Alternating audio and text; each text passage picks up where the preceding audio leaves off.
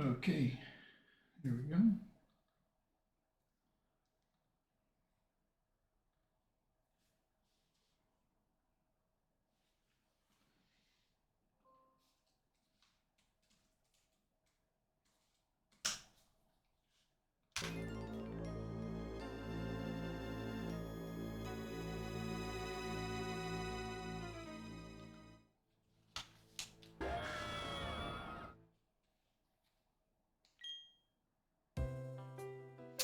Okay, so last time we caught the Badu and the Aaron, which was pretty great. Going to need both soon, I think. Especially this guy for the upcoming. I mean, that's god awful IVs, but I'm going to need him for at least the next rival fight, if I'm not mistaken. Let's switch over to the browser.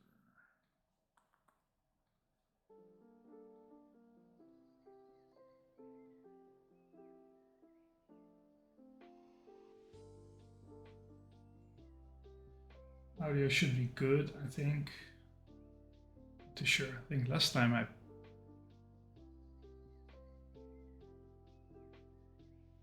got this all the way down to 7% or something. Then it was still. Well, then that moment was not loud. Still figuring all this stuff out. Anyway, these are our mons currently.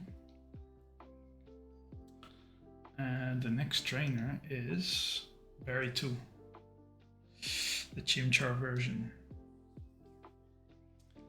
And specifically, my Aaron is going to be very well suited to take on his Talo.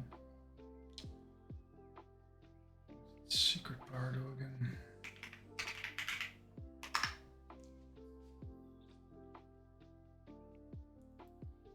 If it's that depends on the environment of the battle. In this case, it's going to be kind of normal. I mean, how do I calc that?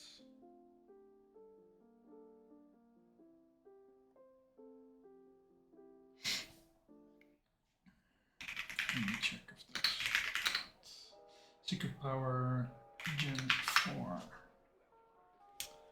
Just checking the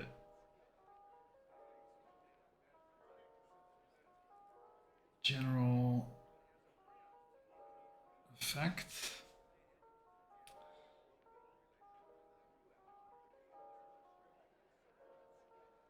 Better on environment, though the last can only be found in the surprise.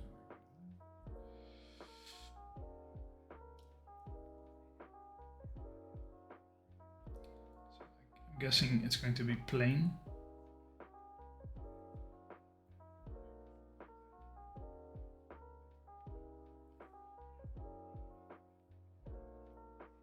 Okay, and I can double check the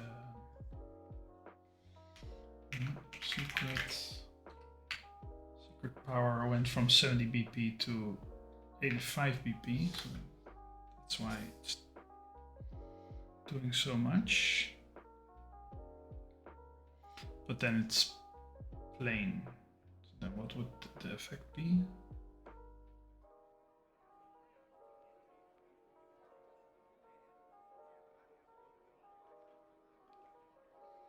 These are the effects, I'm guessing. Plain terrain. Or does it mean grassy areas? It's one of the two.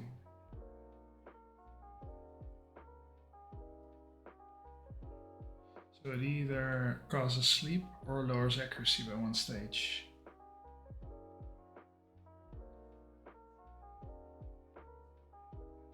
It has 4 AI flags. Do we have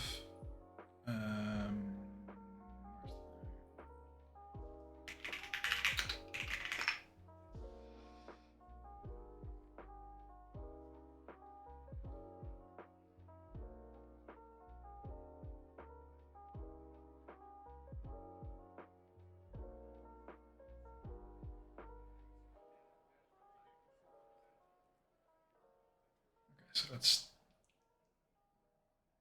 not taking into account the status effect, I'm guessing.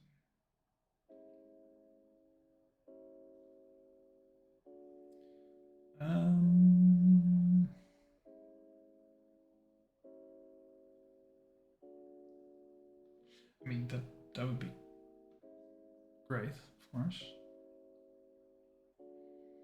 but it's not going to do anything significant. How many rock throw PP do I have? 15. That should be enough.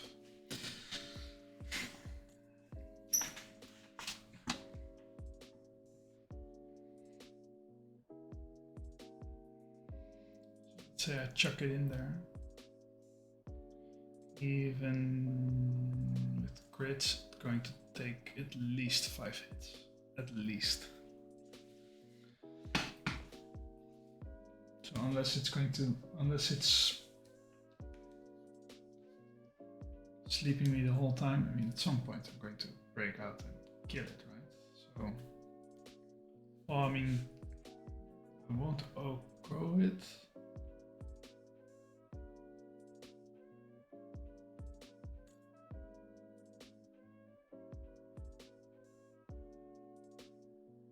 Oh, it's God's flame orb, so it gets burned. Does the burn in this case get applied straight away?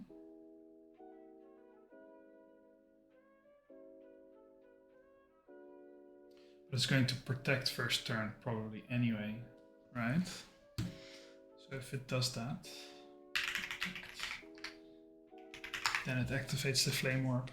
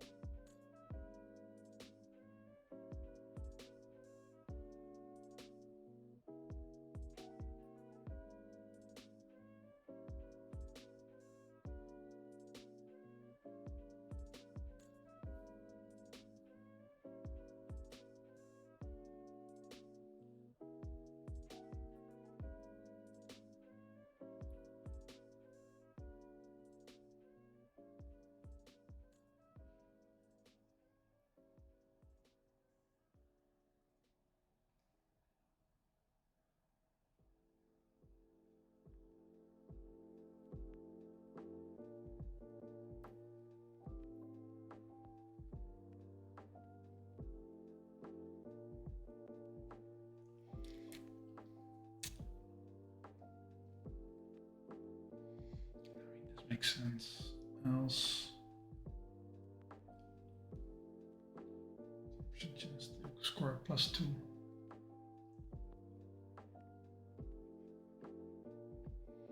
So basically, it is either 0 or +2.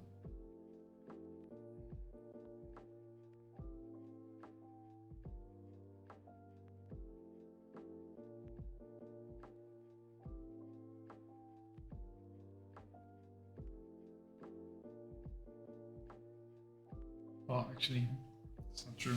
50% chance to score a -1.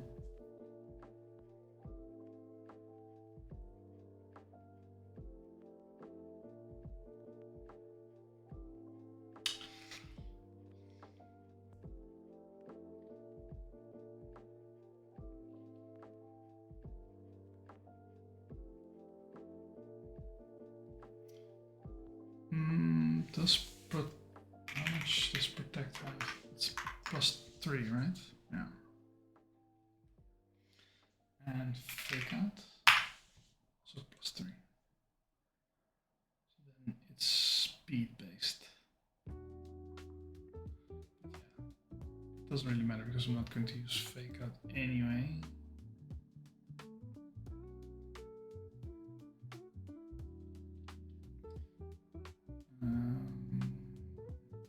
That has also 100% chance. Flinch is not interesting to me.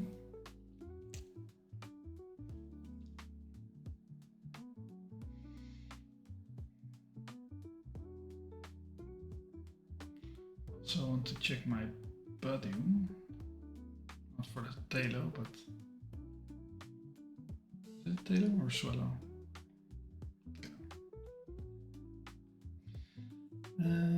So this turns into Roselia at 16. Leaf Stone, which I do not have. But I do have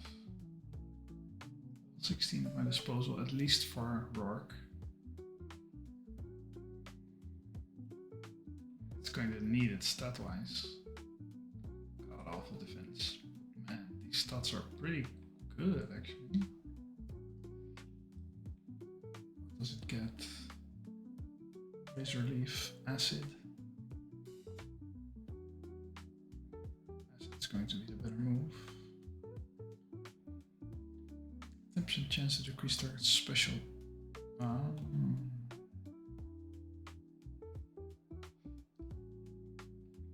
So it will not poison them.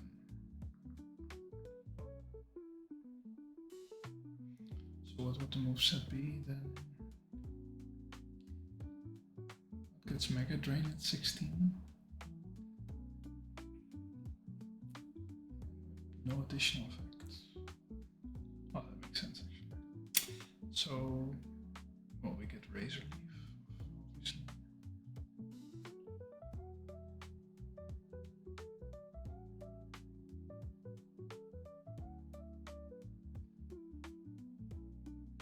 Mega Drain has 40.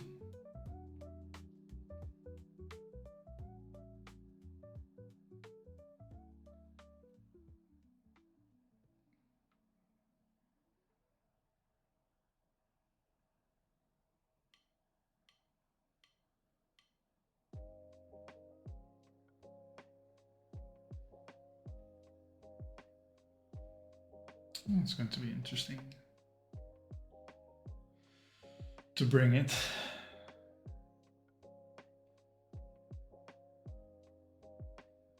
To have like stuff like Stun Spore and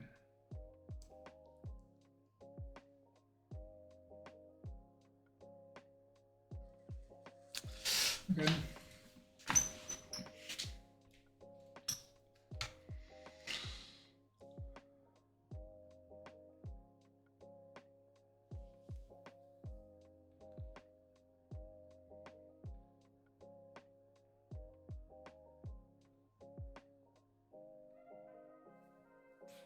Okay, looking at the APOM.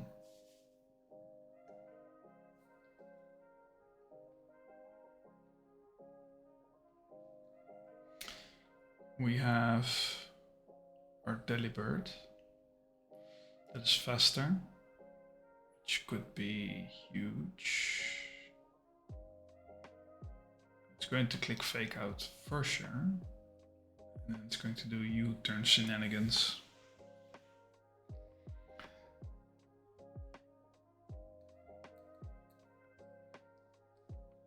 Can I prevent him from doing that? U-turn should not have priority, right? Yeah, it does not have. Okay, that's what I thought. I mean, this is going to be annoying if it's going to switch out into something random. Well, I mean, it's probably not going to be random.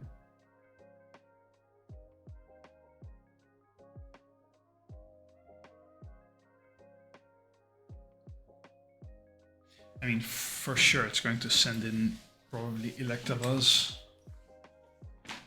What are the movesets anyway? It's like Quick Attack, Wing Attack. Okay, so it's normal flying. Nothing super dangerous necessarily. Other than the fact that it's got flame orb. It's very speedy. I can probably handle that.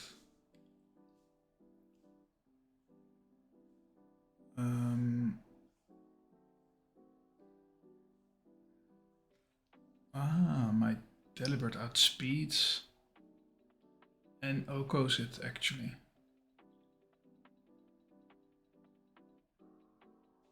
That could be massive. So that could be like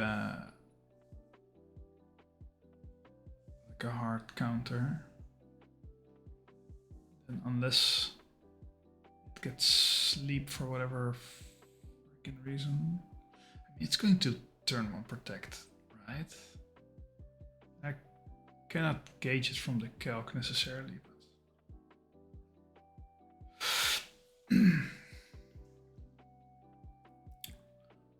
I need to know the secret power thing, if it's going to, if this is called a grassy area or plain terrain. I mean, do we know?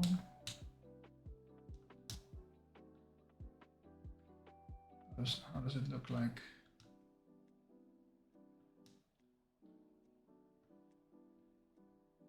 It's just road.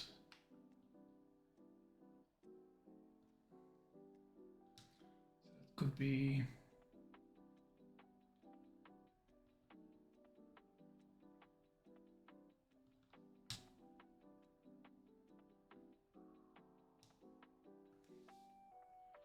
How do I know the difference? For terrain.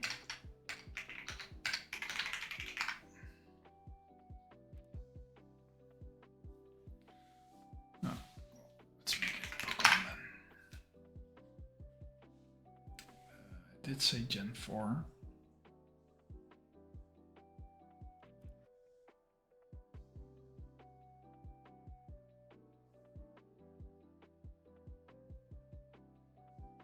So let me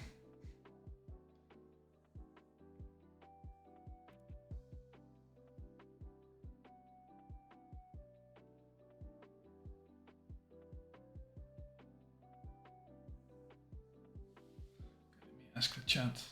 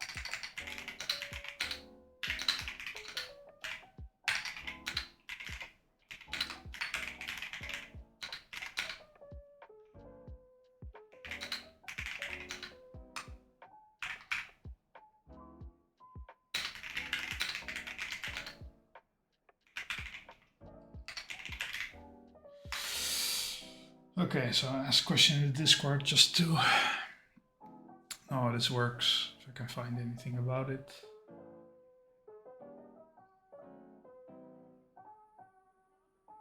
And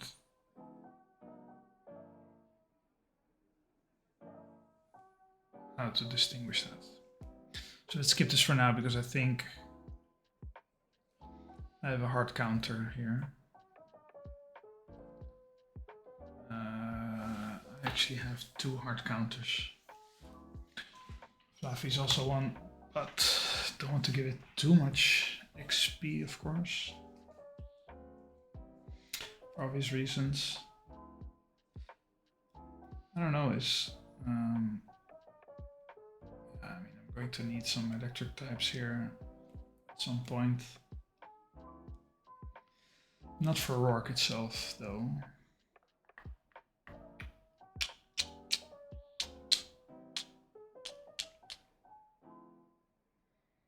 It's probably going to be water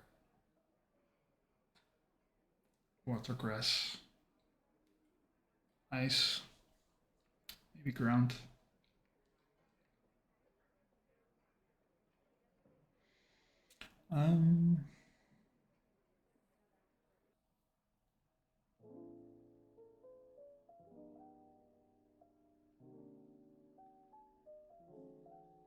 So yeah, I'm not too scared of this one. What about the slack off? It has true end, which is like a chance of it doing more damage.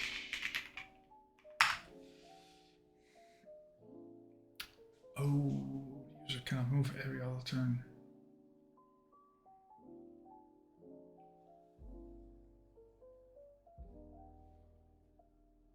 It's a really bad move.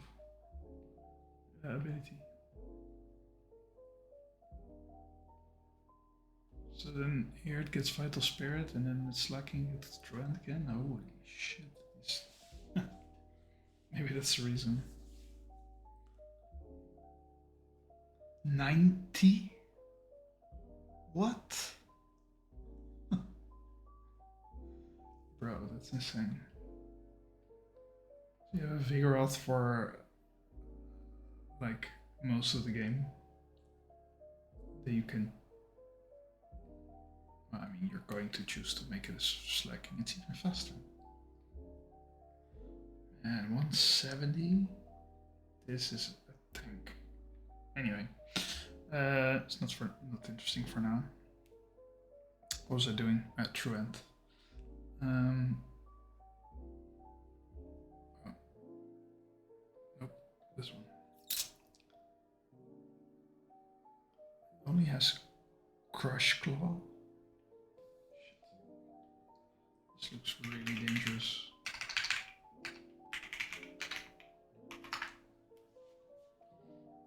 It's not 100% accurate.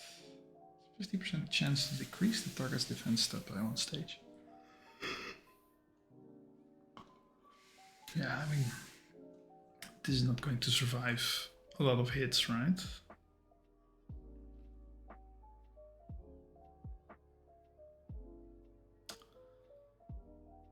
So Crush Claw, even without crit, it's going to destroy my Igglybuff. Also because his defense is horseshit. Buddy as well, but probably I'm going to need to boost some mons here.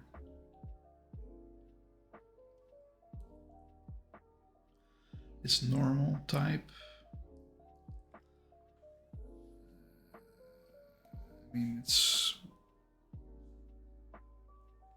What does Choice Band do again? Choice Band.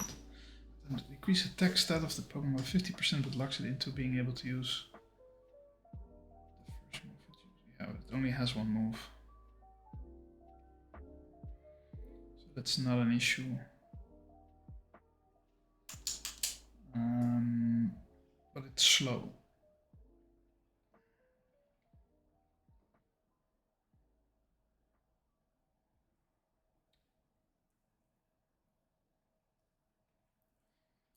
If I send in Fluffy and let's say it crits, there's even a chance it kills it.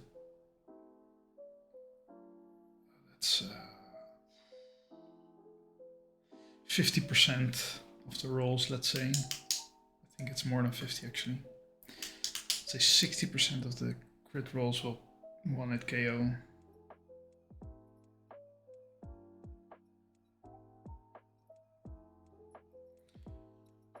Man, this thing is a beast. If it crits, only Aron survives.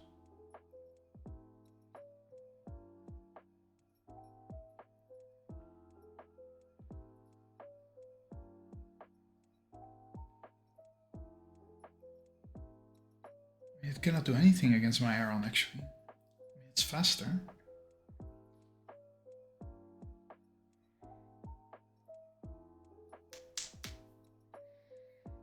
I can Iron Head it.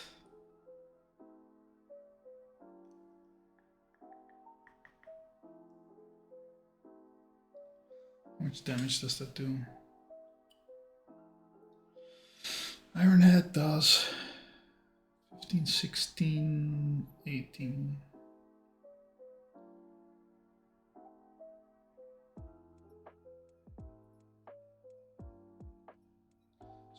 So even if it crits me 3 times,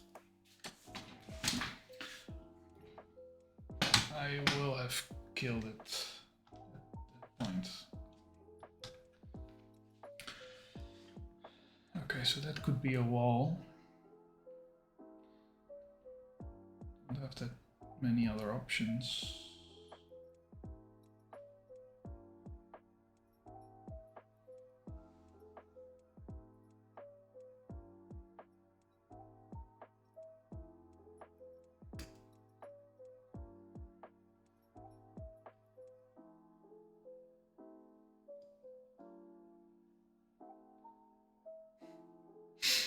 Even if it doesn't crit. I mean, it has draw end, so if it slacks off, I could switch in the queen, get a double kick off for 16 damage. So if Aaron can take the first, then neither end can take the rest.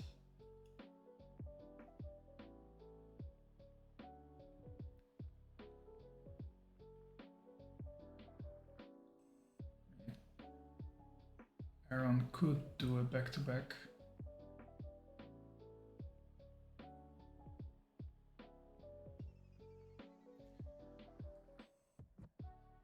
Nobody responded to my question yet for the secret power thing.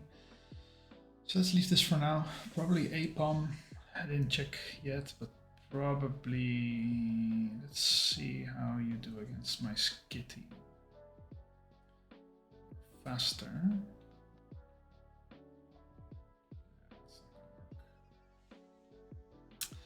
You are faster.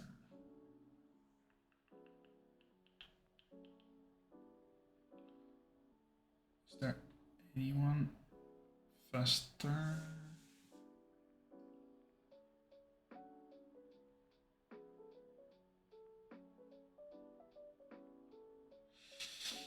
Delibert is faster. Get the fake out first, it does too much damage. Who on their team? Screw Aaron over actually. Cannot be that many.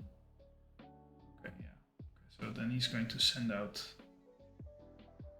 Mankey. So I could bait out specific ones.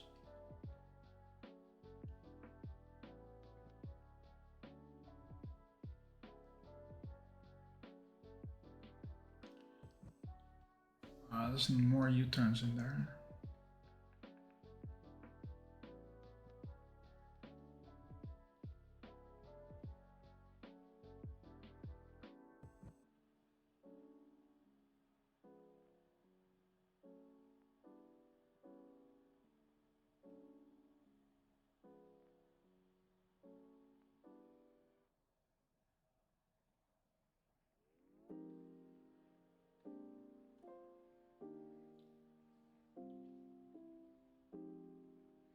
I mean, technically, Delibert can do some work here.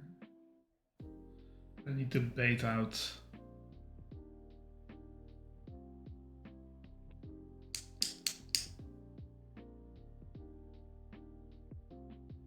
Proper months. I don't want to fuck this battle up.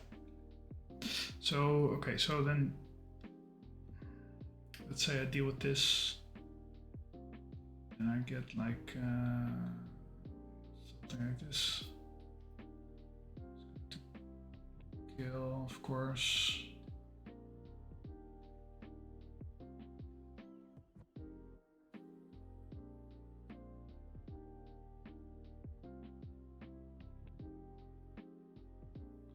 Can take this best. Probably cannot. Can you? I mean, nobody can really.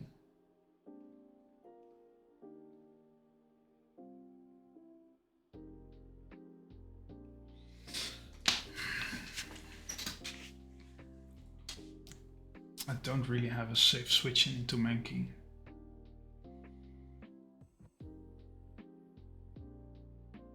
So I need to avoid. Either I need to bait him out specifically, or I need to avoid him altogether.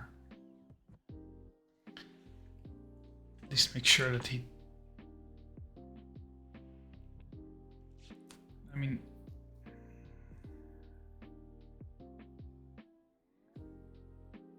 So if he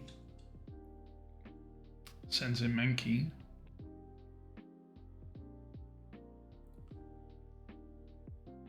it's going to calc with no crit like this. It's probably going to see that you turn. If I can maybe set up a situation where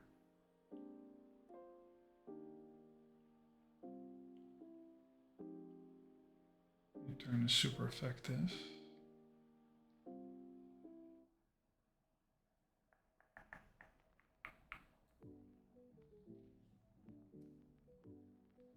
Bug.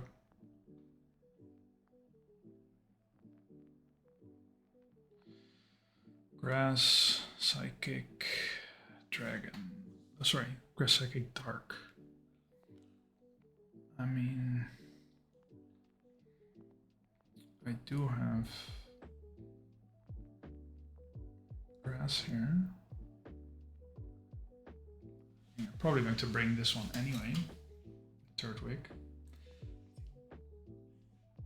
This could also be a guy. It's actually doing less damage.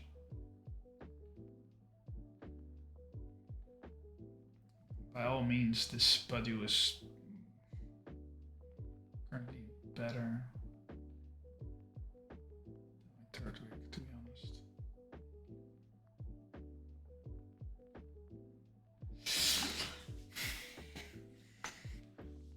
I mean, I have things like Fake Out. My Skitty is going to be annihilated. Actually, it's not completely true.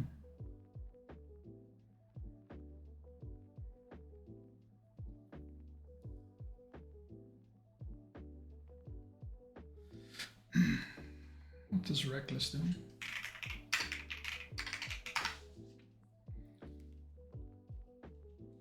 Okay, so that's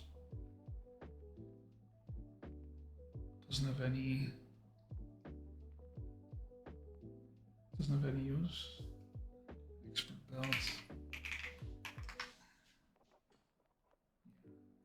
what I expected. Okay, so that's not too bad.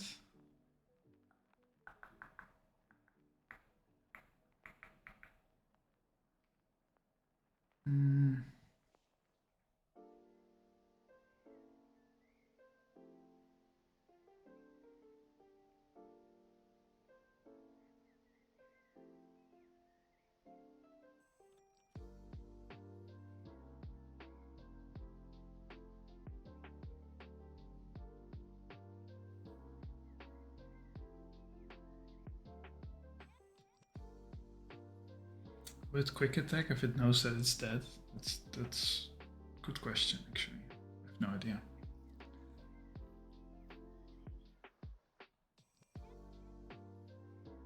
I hope it doesn't. Claw. It would definitely kill, but yeah, I would just send an Aaron just to tank this guy. So then, let's say Aaron kills it. He's definitely going to send in Mankey.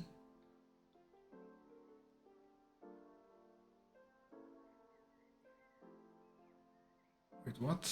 Also has a fighting move? Oh, that's not good. 3 fighting moves.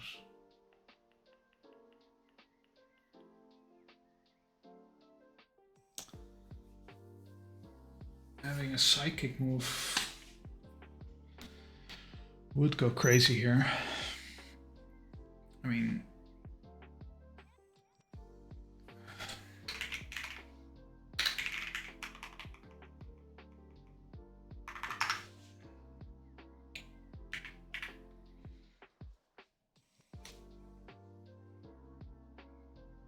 against Mankey. Well, actually, against Mankey, I can just gust. You don't even need a psychic. Against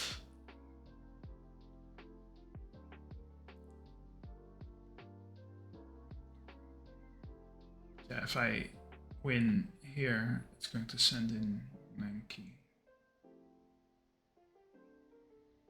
Sends in Mankey.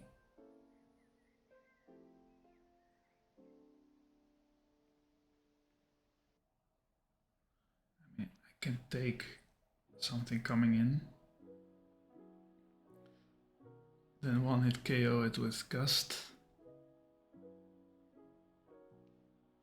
Then I'll have to send in Elekid.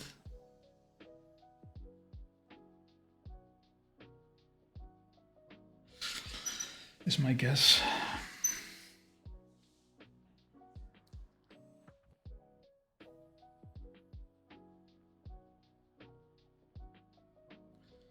Fighting a fire. Return is 121. Is that because it then also always out damages other moves that are also 120?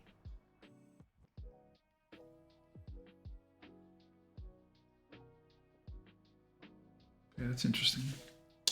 But yeah. I mean, it does see super effective against Aaron, for example. So then we would have to see it has Karate Chop as well.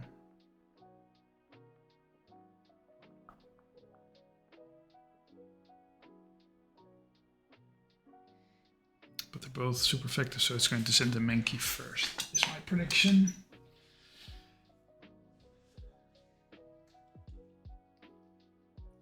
Also will play into its U-turn. And then if it does click U-turn for whatever reason, it will send out these boys.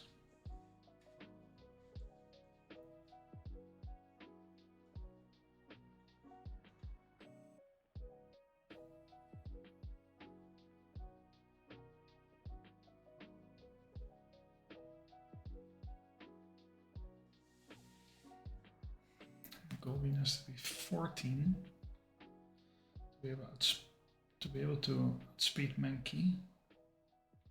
How well does it take its crits?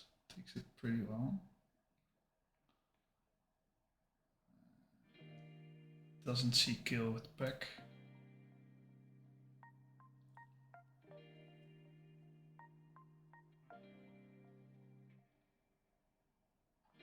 It's not gonna work. And as far as the safe lines go, it's not gonna work. It's going to send it in. I don't kill, then it might see kill on me. Wow, that's not completely true. 45, 45. It's probably not going to U-turn.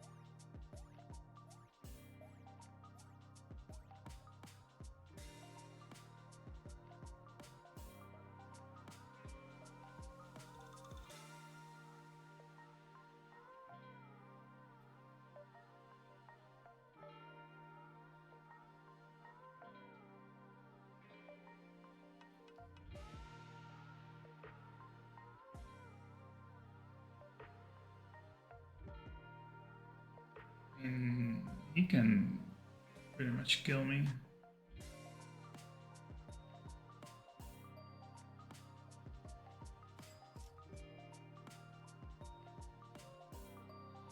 So it shouldn't be able to C-kill because it's calcing with crit, with a non-crit. Check the reply.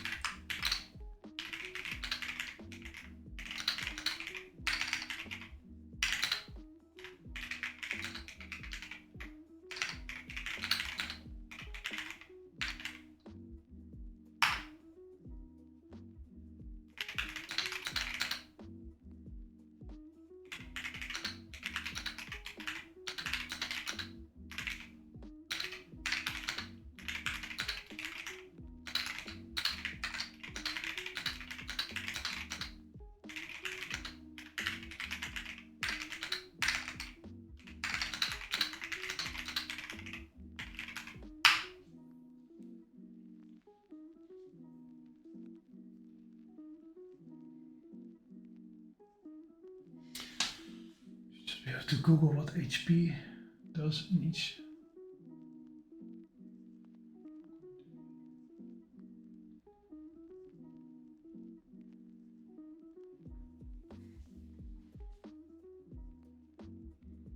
Pokemon DB. It's not helpful. I'm asking.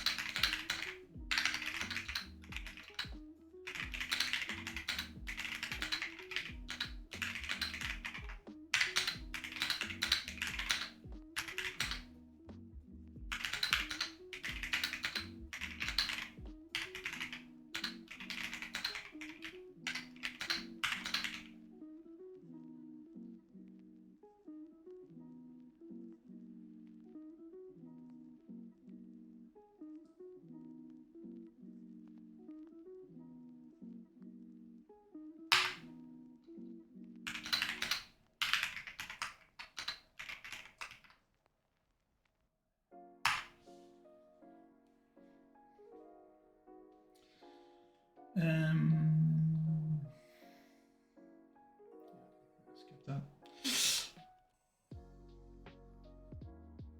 This fight is a pain in the ass.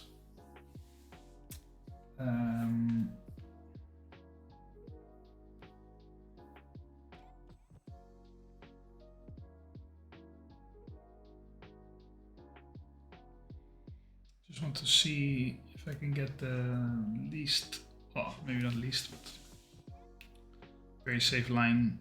And I'm not a quick calcer because I'm not doing this for a long time yet. So this run is going to take some time, but it's also part of the process. I like the puzzles. Still deathless. Want to keep it like that. If I want to beat the Rourke gym, I think even with a pretty good box, could be over before you know it. But I would want to give myself the best chance possible. So I need to start making some decisions and then just see where we go from there. I mean, and I should not be afraid to use rare candies, even though I only have 18 of them left.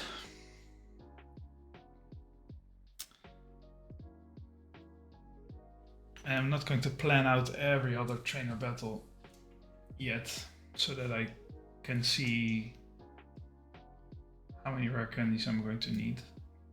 It's going to be painful. Also, I don't know which Pokemon to bring to Rourke yet. I mean, I have a pretty good idea, of course.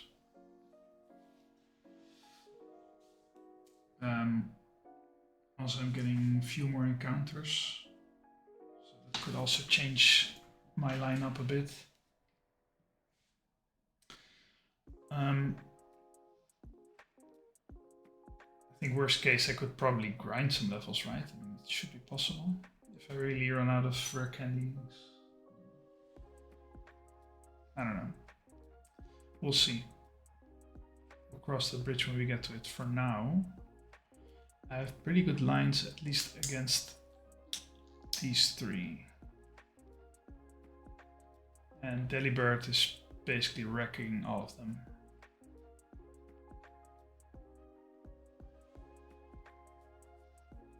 What was the other TM that I had? Toxic and Hidden Power, right. Yeah. So I'm not going to teach him Toxic, obviously. Hidden Power Psychic. It's not really doing it.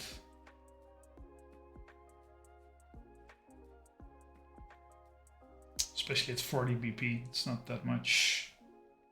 I can add it again, but all my other moves, I think, do a bit more. 40 BP.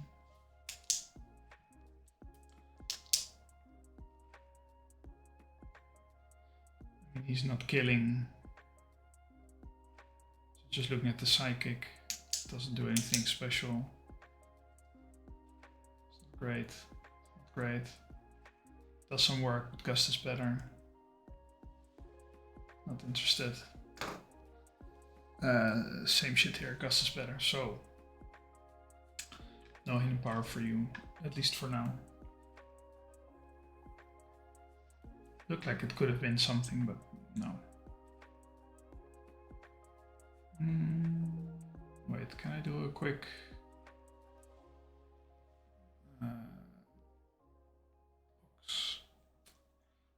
Water Psychic Ground, Iggly buff, sure. It's kind of high BP.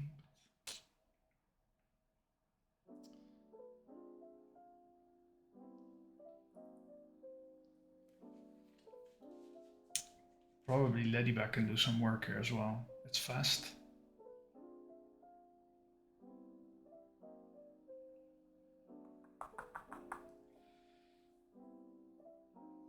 To check that one as well. Probably take a U-turn pretty well. Maybe fighting moves as well. Don't think it's necessarily particularly bulky, but I think it's a good option to have.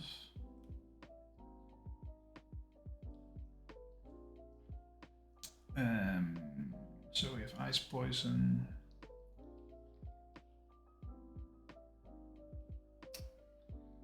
Ground Rock.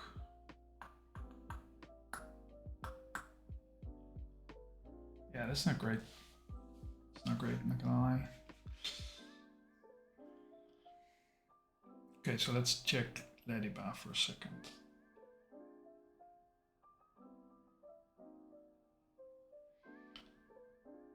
I don't want to give it a level, but if we do that, doesn't see kill here.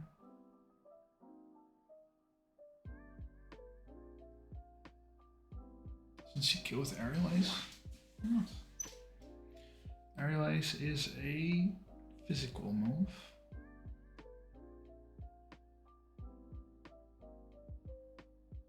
Oh shit, Elekid, yeah, okay, that makes sense.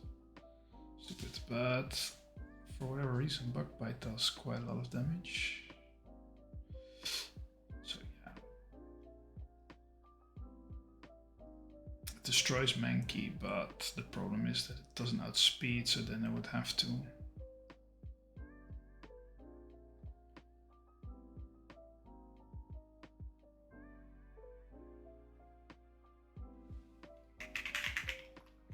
priority on this thing, right? No, never misses. Yeah, I don't mind the miss. I mean, I'm not going to boost it to whatever.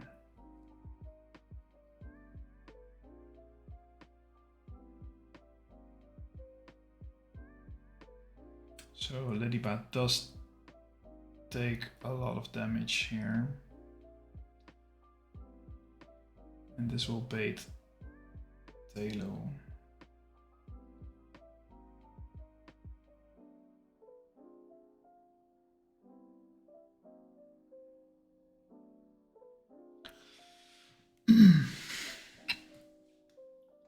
So, I mean, it does do that. Whereas if I would, for example,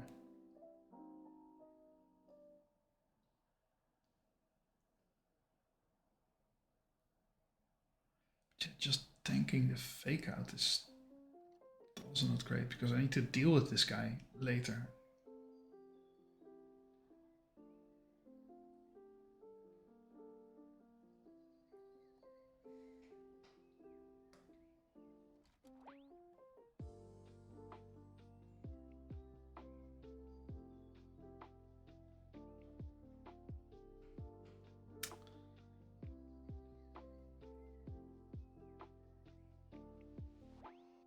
Water pulse, even if I put it to 16.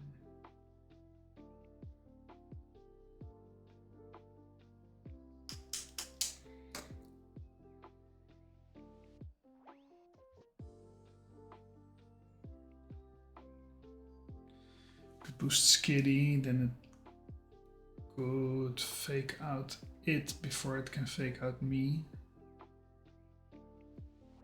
Then Skitty would be out of commission for the rest of the split, and it would cost me like 3 candies already. I don't think I'm going to use Skitty for, probably for the Rourke. I mean, if I speed tide and I do a coin flip, that's not great. Is there nobody?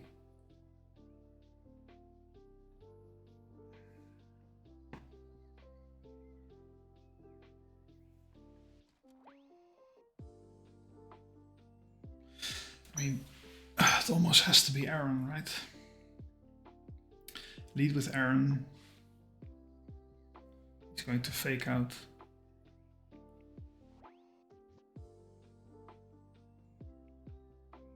And you turn out.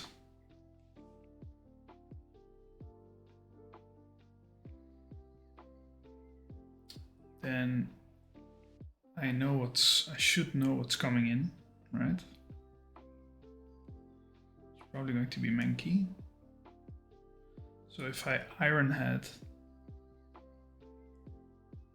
the A-Palm, it U-turns out. So even if I would Iron Head the A-Palm, it would do damage. But it's the only move it can click, so it will U-turn out after the fake out. So fake out, let's say they both crit. I mean, it would, highest roll crit, like 4 and 7, it's 11 damage. I would have 19 left. Aaron is almost.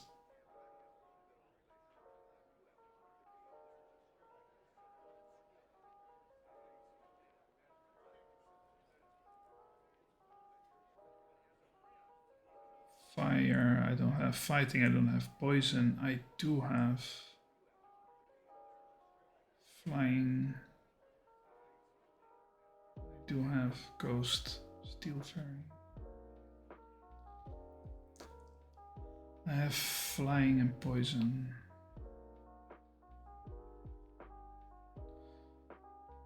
I mean, U-turn still does quite some damage.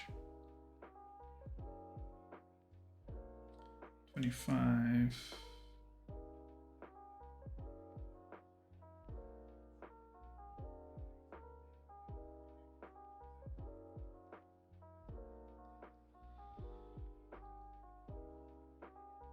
that fake out does way too much damage. Because of the silk scarf. What does the technician do?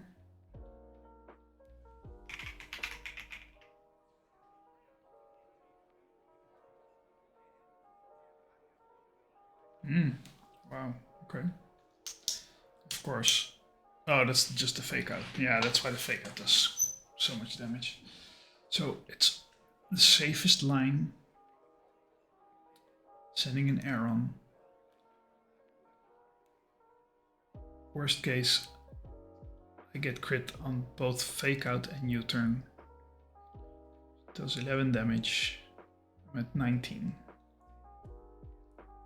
I'm almost certain that it will send out Mankey.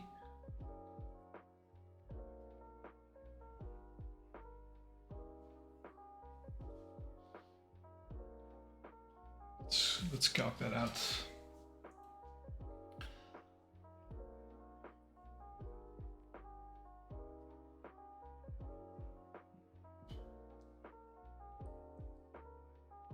Was this the dock actually?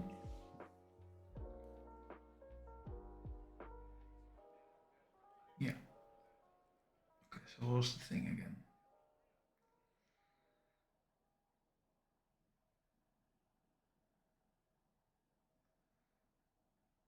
This also applies to enemies U-turn. Yeah. Okay. Best Pokemon with a super effective move.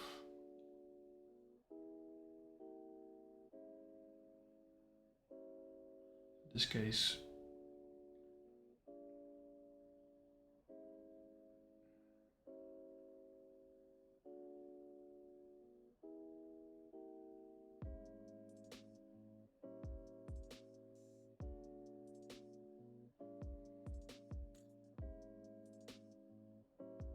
Okay. So it has one that has a super effective move. One that doesn't will send in that.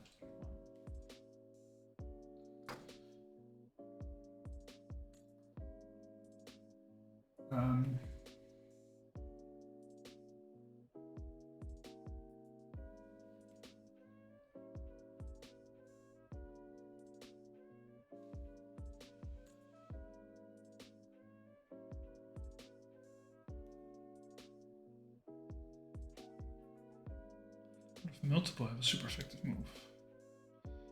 That is the case. Okay, so this is the calc, right?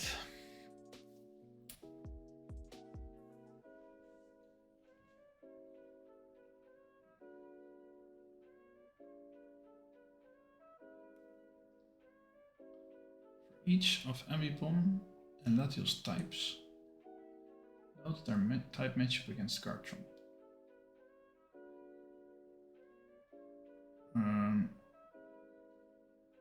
So it's their own type matchup.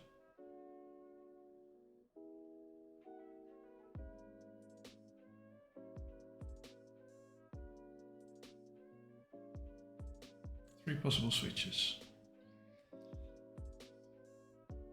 Both Ambipom and Latios.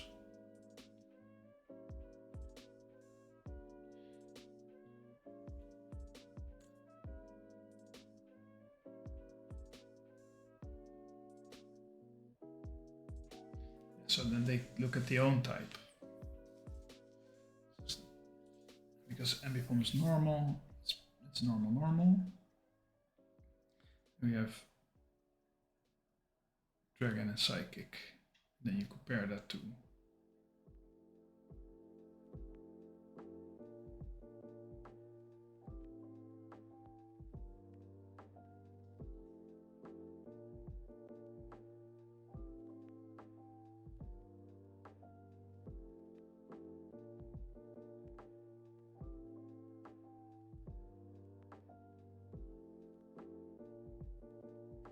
okay. Let's see if we can get it based on that. So let's say I tank those things. Ambipom will U-turn.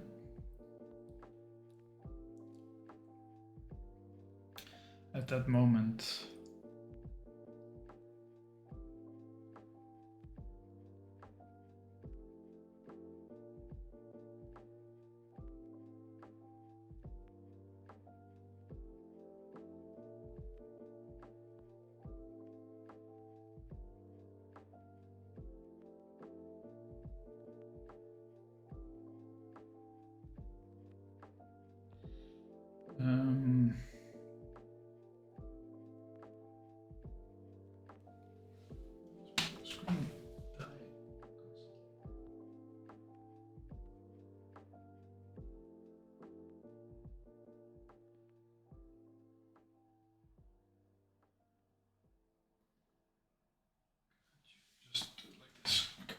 Um,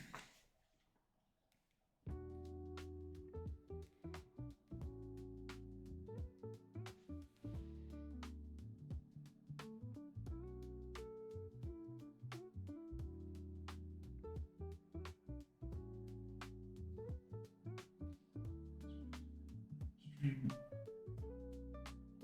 Okay, so now it's doing something. That was weird.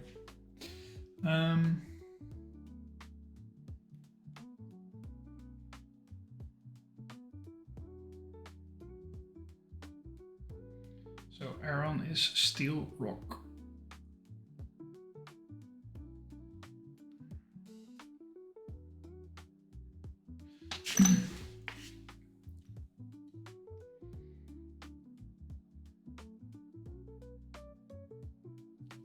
I mean, there's no super effective.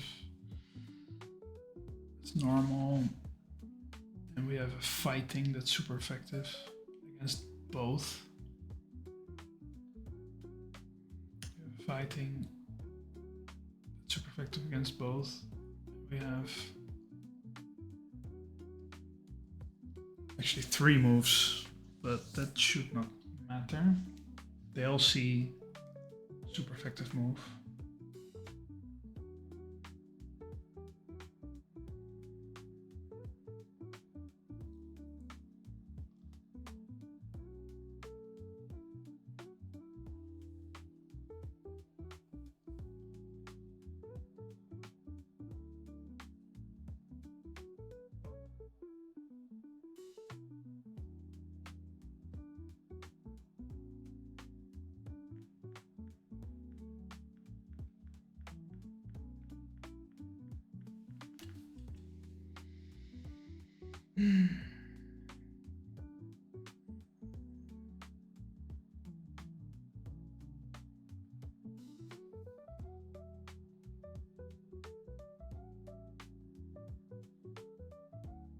Only issue that Aaron should not be able to take a lot of hits here.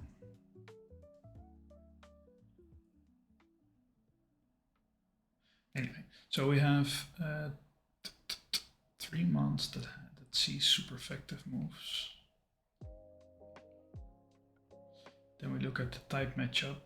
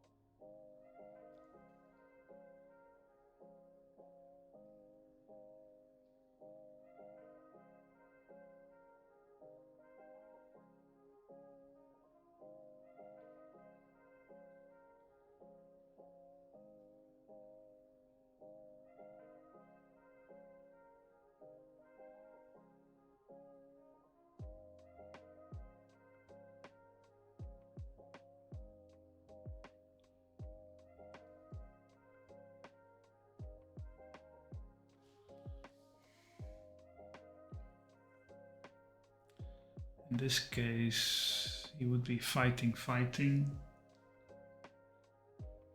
is strong against steel and rock, right?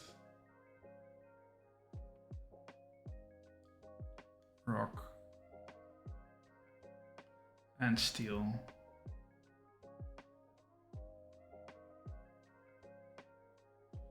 So that would mean that he would be quad effective on both its types. That would trigger the overflow.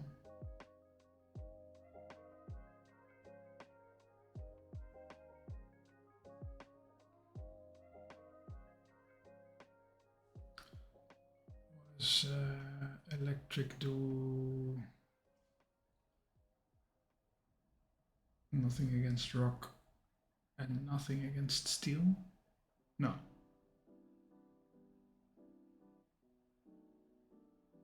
Should this not be 0?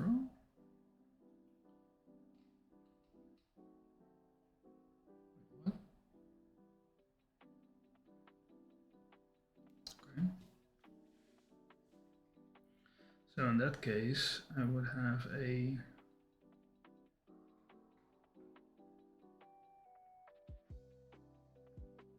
basically an immunity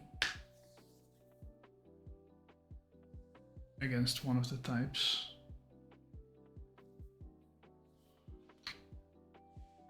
How does that work?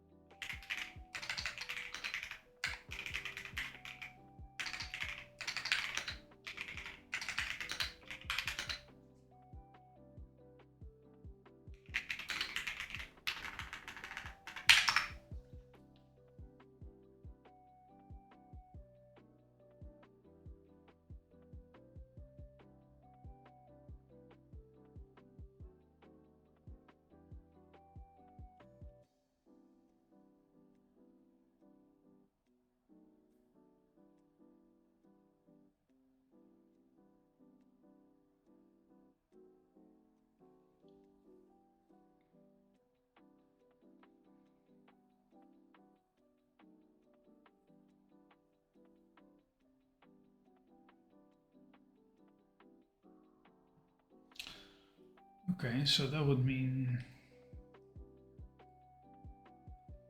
electric is normal against both according to the sheet. So that's actually true.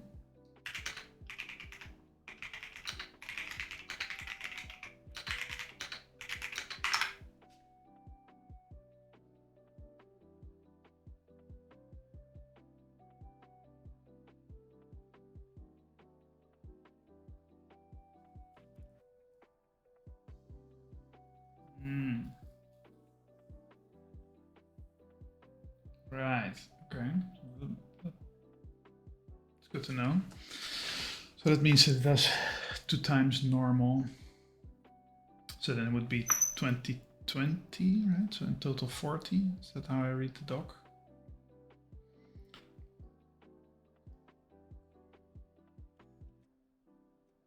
So it would be electric, normal. What's times 40 means 80. Okay, it's also fine. So then I get 80 on this one.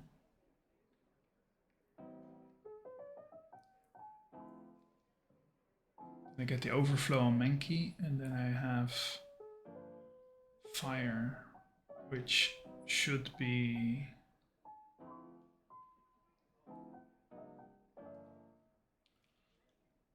fire is half against rock, 2 times against steel. So that would be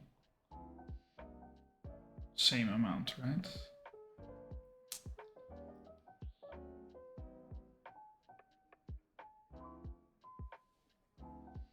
And then also do 2 times and then half.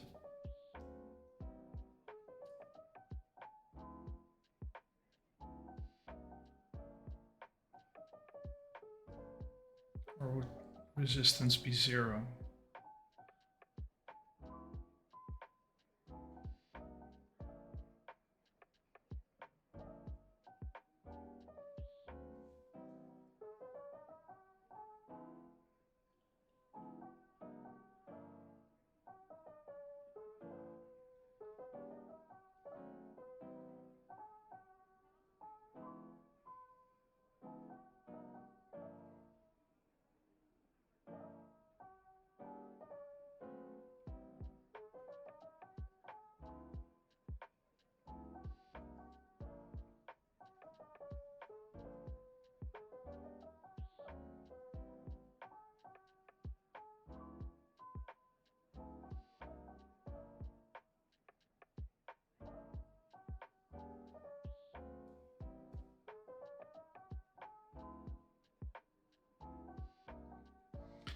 so it would be 320, and then 320 would actually be 64.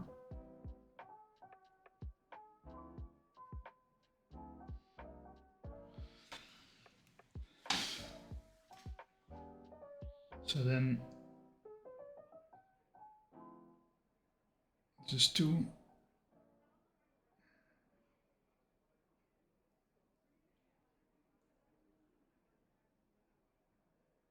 So probably it will send an Elikit then, right?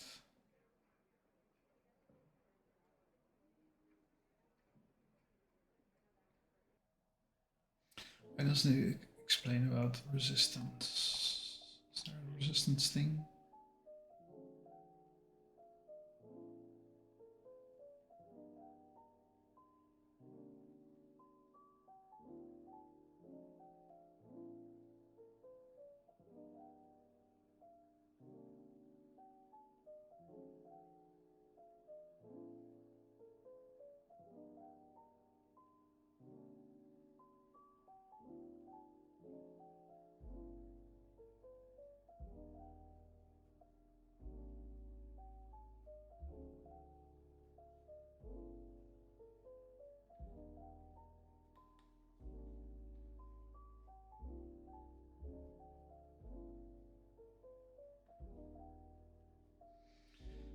So you want to check for the immunity. Okay, so let me read this.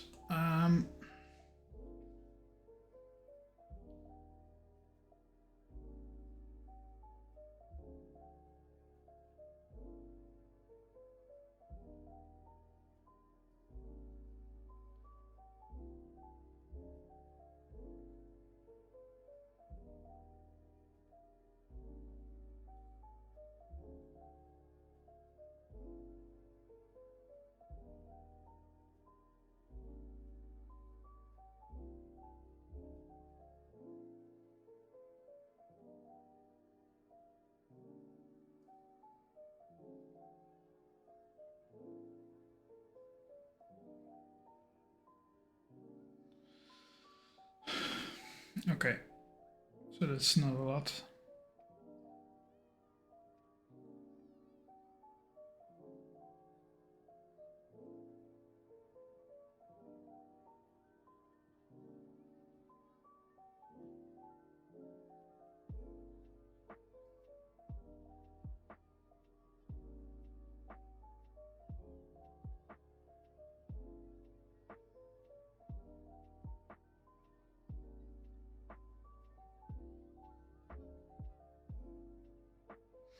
Yeah, okay, so we're not going to check for this one,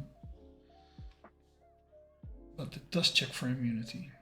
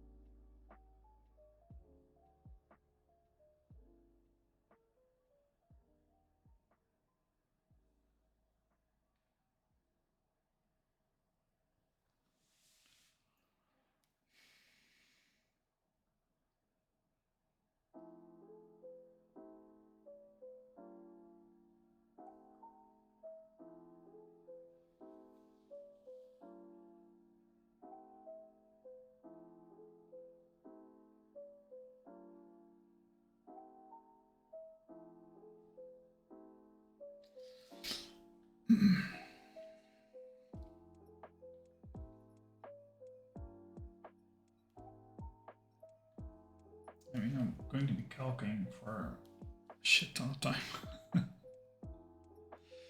It's crazy.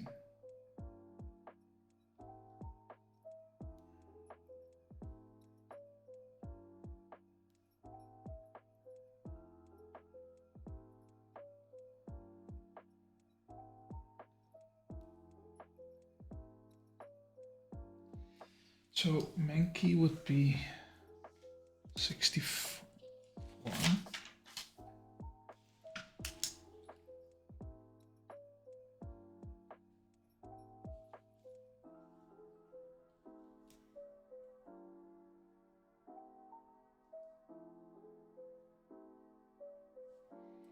Allocate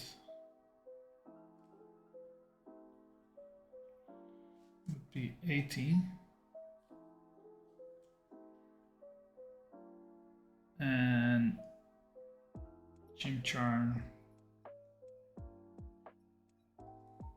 would be fire. So if I understand this calc correctly, 1 times effective, so it also means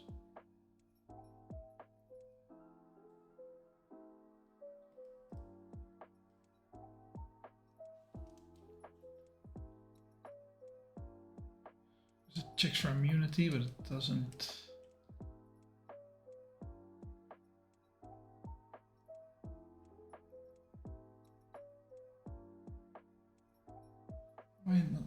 Why not include a resist in there?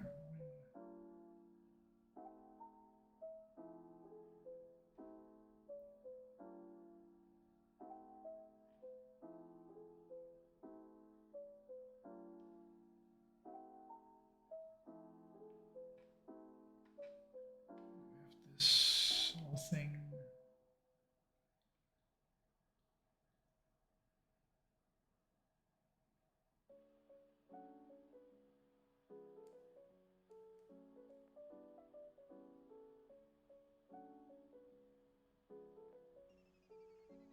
This the damage stuff.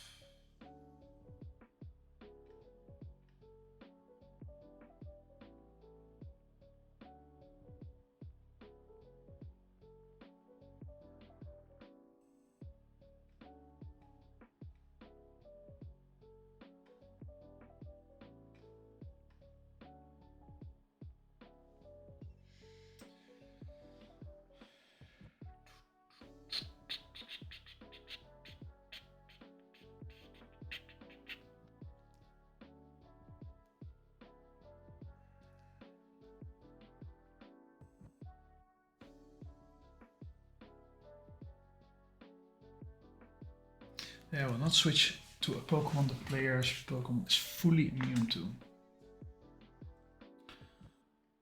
Jolteon cannot switch into Grab Jump. Yeah, that makes sense. But the resist is not calculated. No turn type matchup, then multiply this by 40.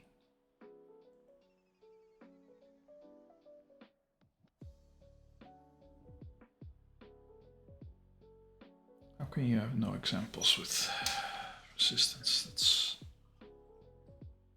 really annoying.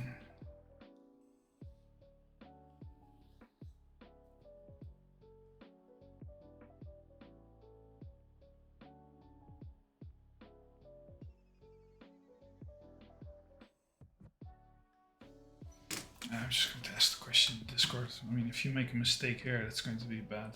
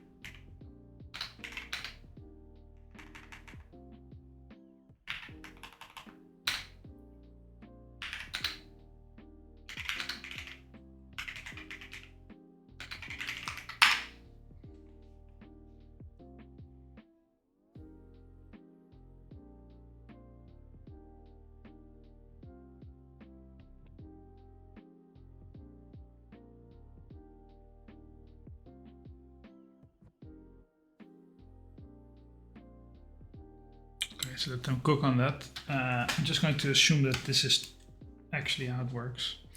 So that would mean that I have, again, fire against steel and rock. So fire against rock is half. 5 times 40 is 20. And then I have 2 times 40 is 80.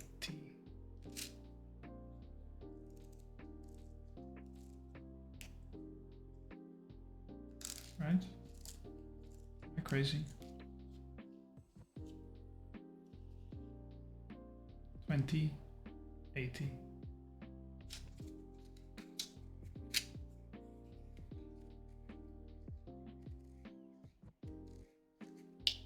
So that's 100.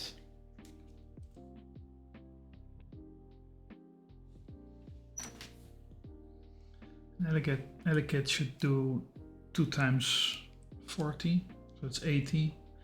Mankey does 4 times 40 and 4 times 40. So, and then it overflows to 64.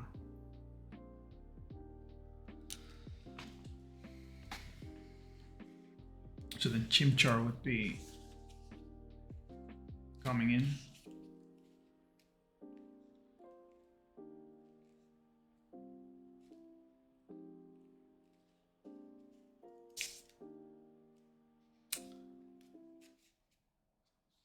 I mean, if that happens, if I rock throw,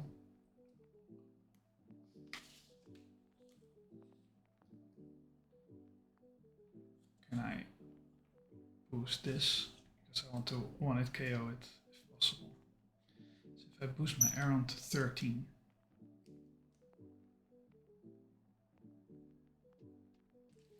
also means it will take less damage from crit fake out and U-turn. Will be 4 and 6, will be 10 damage, so he will have 26 health left. It's a bit better. Aron needs to do some work here. Does it learn something at 13? It learns headbutt at 11. So add that to the list. It's not going to do crazy, I think, but it's nice to have. 4 types. That's great.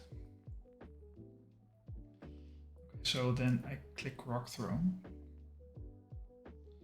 It U-turns out. It has to send out Chimchar, according to my calculations, which it OHKOs it. So that's a good trade.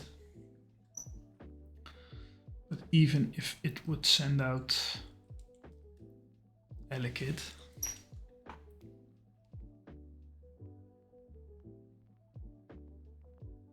that Elekid would eat the Rock Throw for a minimum of 16 damage.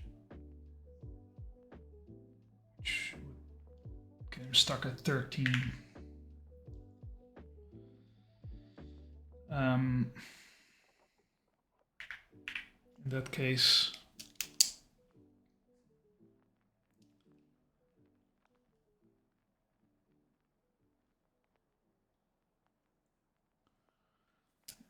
I mean, he becomes a bit more scary.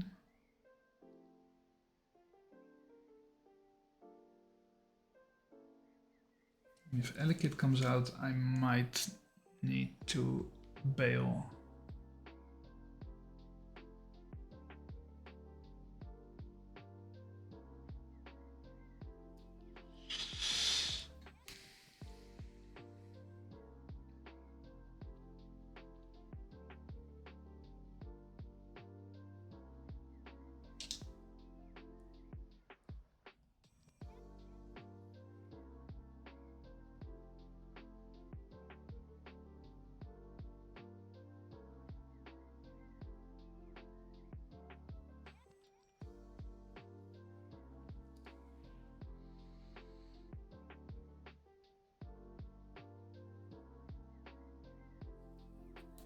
I could give Aron the Quick Claw, but that just gives me a chance to be more safe. I cannot rely on that. Also don't know what is the proc chance. Probably not that high, maybe 10%. Probably a bit higher than 10%. But yeah, so if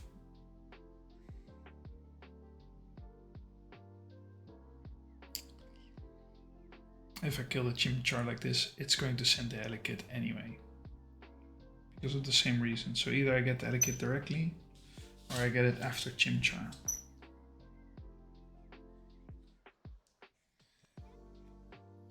But then if I get it after chimchar, I don't get the rock throw damage in.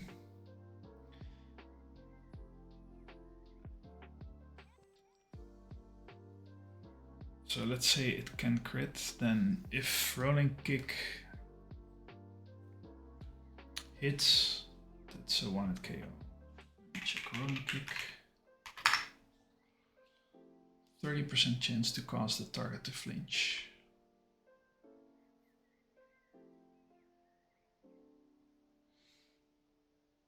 That's annoying. Okay, so doesn't really have a setup move or anything crazy. It does have static.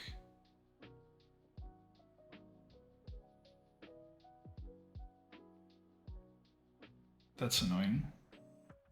So it's going to click rolling kick.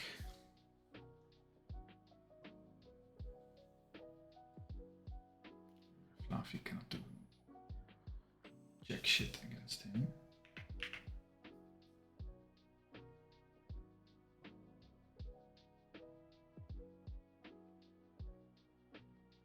Well, to be honest, doesn't do that much actually.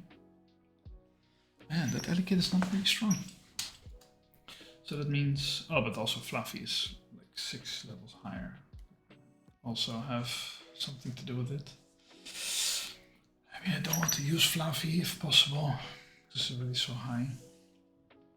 I mean, it can 2-hit KO it. It's swift.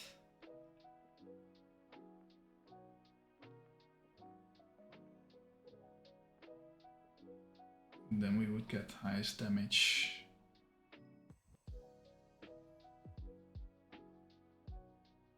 In return, which would probably be Slackoth.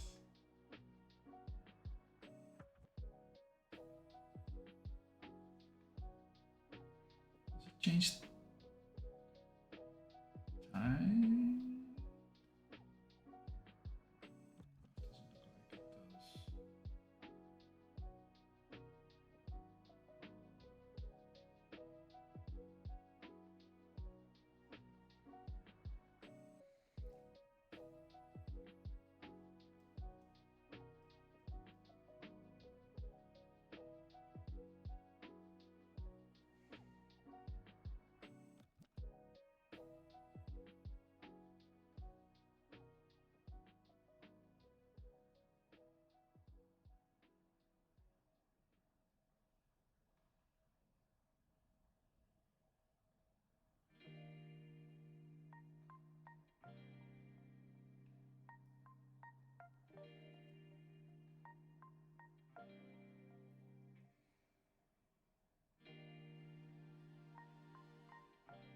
Also cannot really do anything to it either.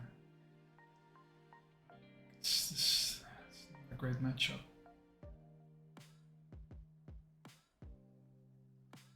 I mean, these are all going to get hosed. All my water types. So is my Lediba. So I think Fluffy is my best bet, to be honest. You hate to see it. So can we check the box?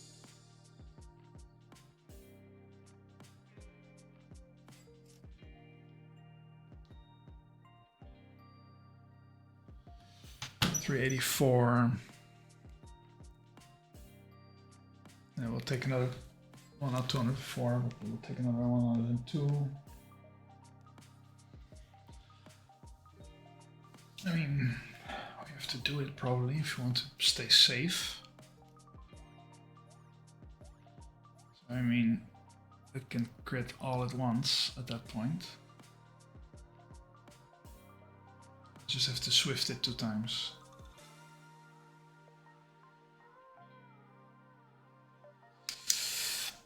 So, Aaron.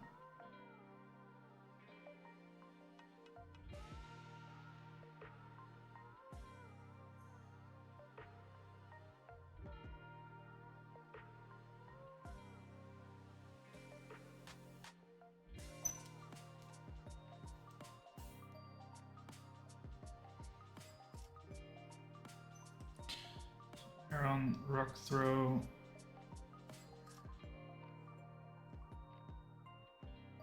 On MB Pom, but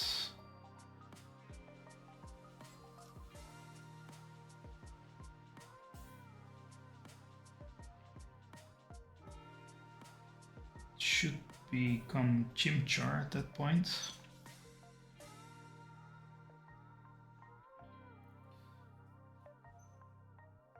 That should become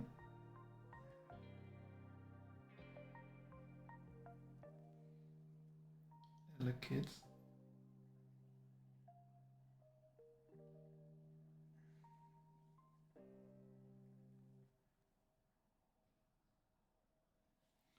Fluffy.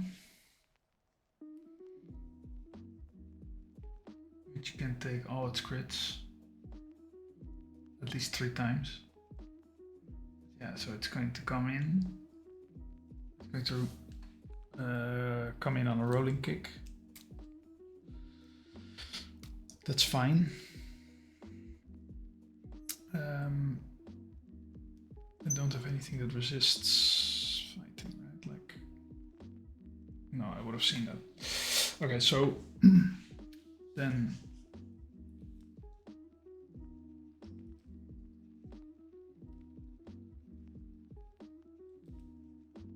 it will probably shockwave, I'm guessing.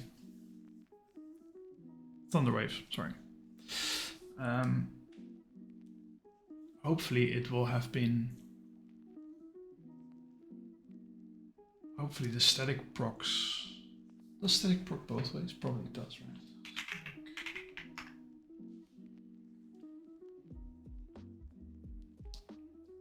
There's a 30% chance to paralyze Pokemon that make contact with the user.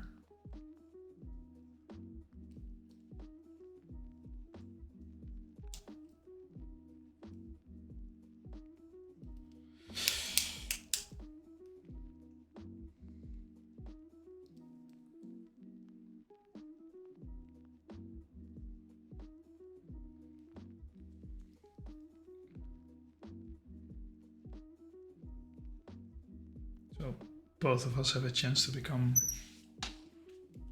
paralyzed. I mean, it already outspeeds me. That could become a big issue if I get paralyzed. That's probably the only way I can realistically lose.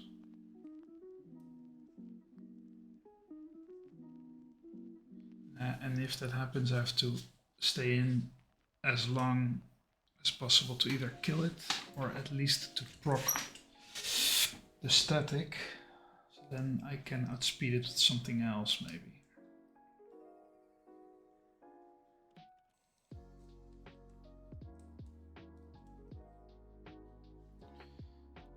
Yeah, Fluffy is going to swift it. Then we have 4 months left and a Fluffy that's out. So we have against electric, we have ground. Only ground. Sick. So that means no one sees a super effective move because they do not have the remaining do not have any ground moves. So then we start to calc damage, raw damage.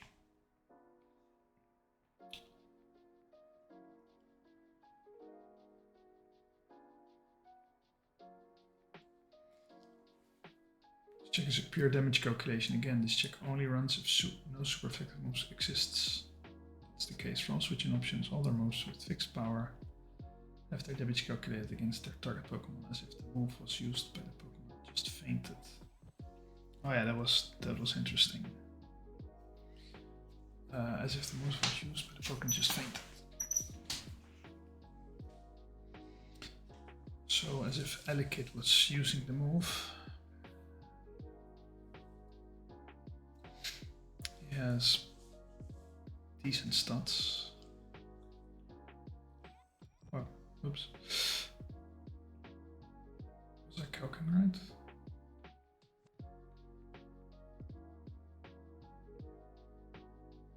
Was right. So this was like crit. Yeah.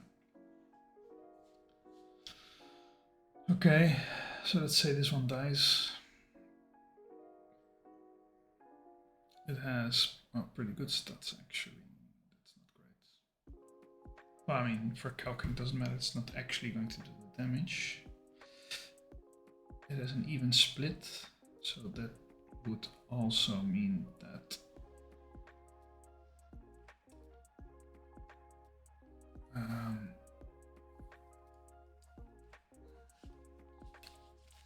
just knocked out Gastrodon. Yeah, I can switch to either these two. First Goldex attacks. Damage 88 from Surf.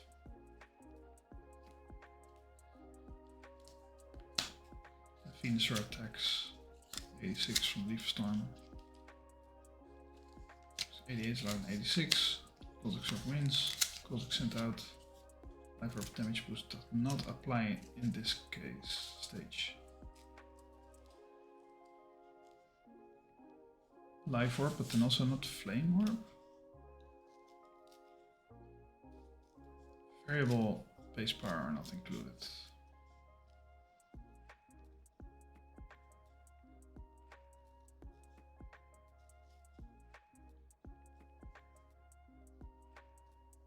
Moves with a base power of 1. These moves are ignored. I have none of these, I think. Waiting for me.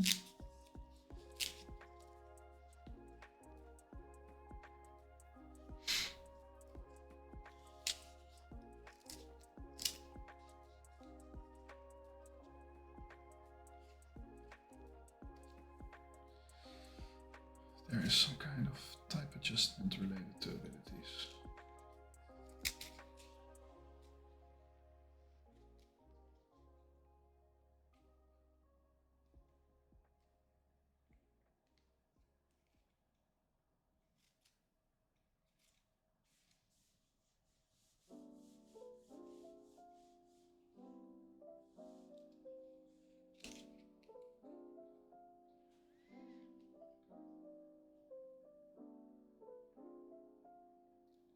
Just listening to the same shit over and over.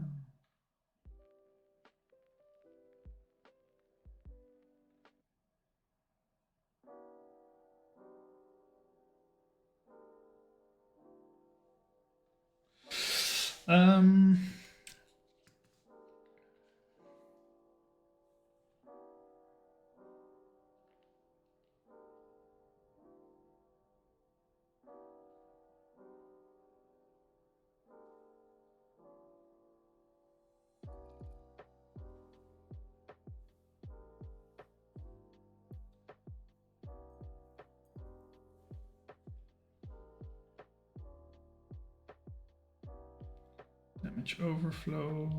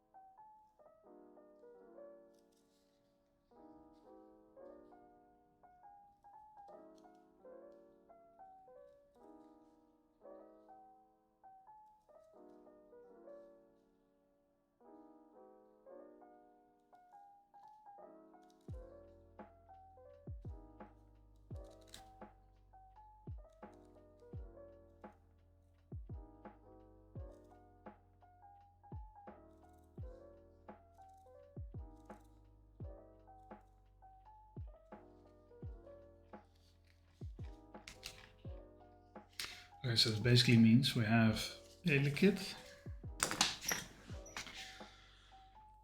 and we give it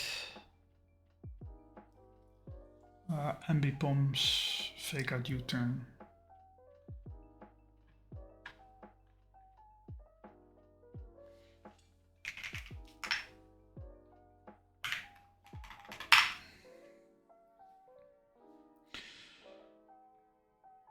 Fake out is 5, U-turn 9.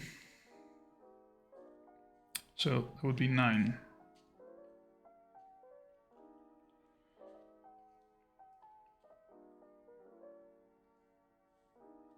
Crushing claw. No, it's crushing claw. Yeah, crush claw.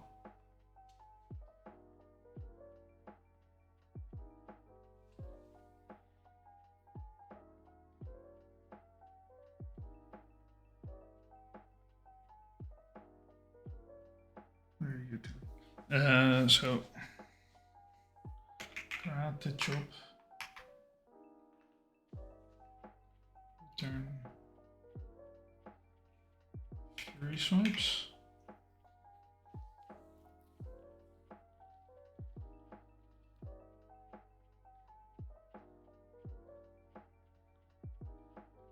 $12.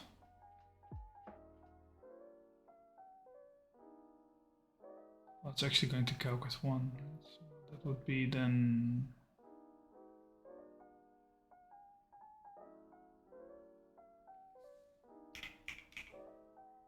3 swipes. Should calc with 1.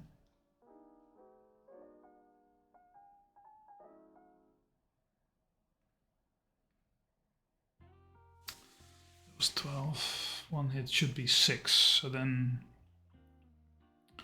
or the other one again, karate chop. 6 also. 6. Oh, Fury swipes actually 4. 6. And U-turn was also 6, right? Was U-turn's 9.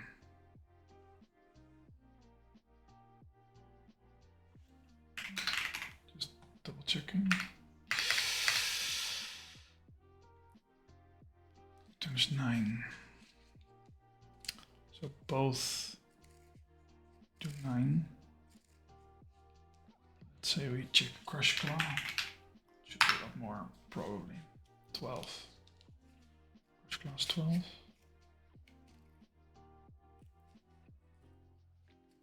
have quick attack, wing attack, secret power, protect. Quick attack. Wing attack.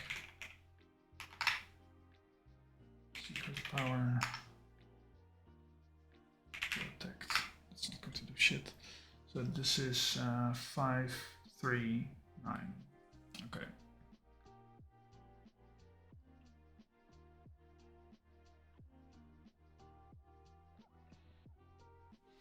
So 2 have the same power.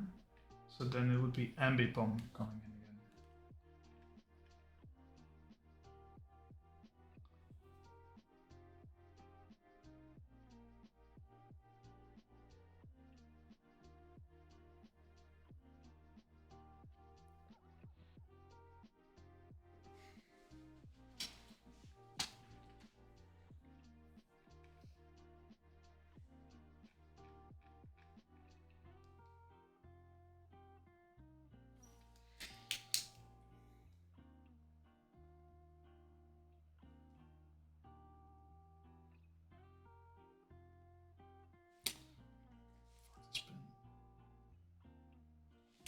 I'm going to destroy this pen in a second.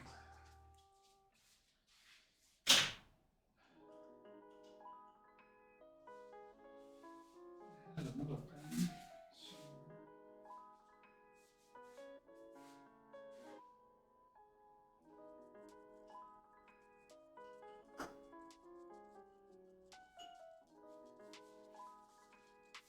Not sure where it went. It's probably here somewhere.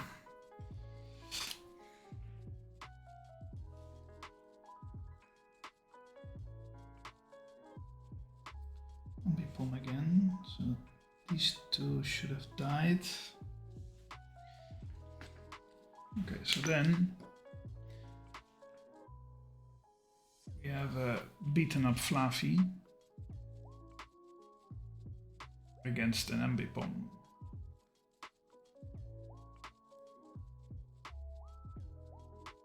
That's looking to do the same shit again.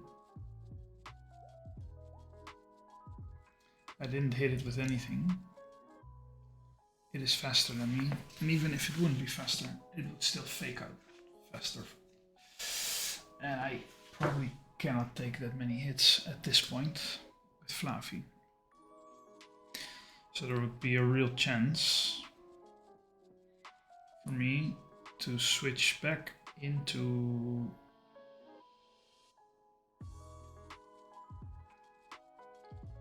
I should have taken 10 damage here already, so I have like 26. Switch in Aaron again. It's going to fake out again. And U-turn again. I mean, if it doesn't crit, I only take 5 damage, but let's say it crits everything. It's not going to do. Then I take another tenner. So it would be 16. Which would give me an option for maybe an Oran Berry. Just to get me back to 26 if I really need it. Which I might. It's a valuable resource, but one I'm willing to spend. So it's going to U-turn out again. Because I'm not able to hit it. Then it switches into Mankey, which I can then I can Ironhead. That's going to be massive.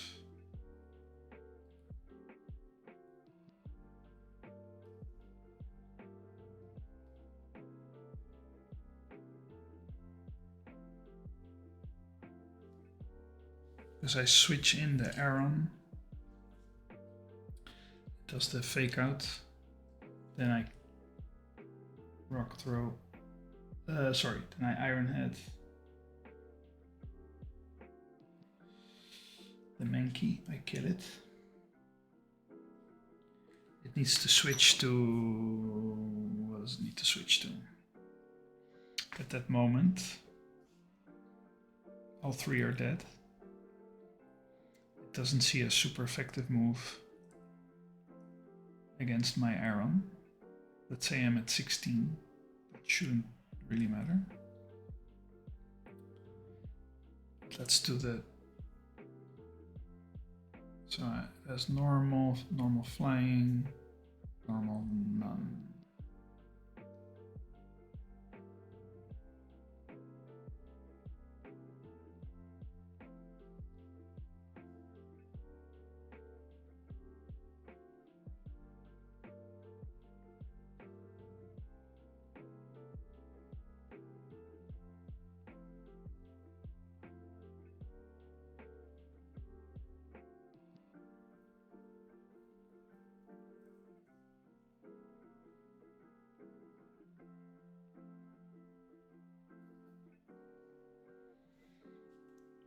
If the Mankey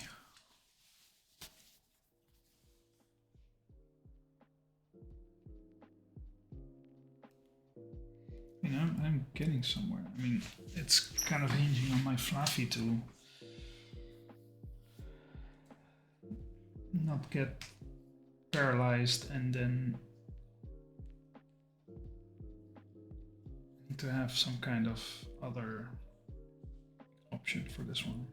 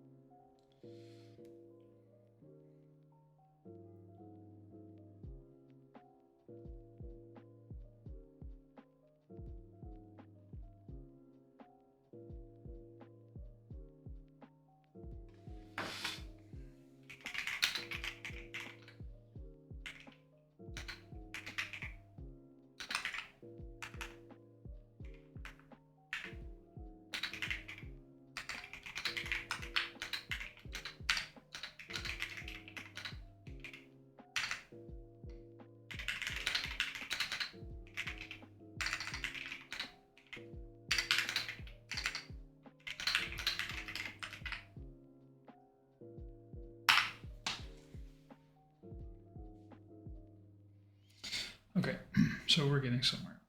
We have to check the typings. First, let me check the damage because Mankey is dying. Then we check for the Crush Claw. Crush Claw. That does 2 damage.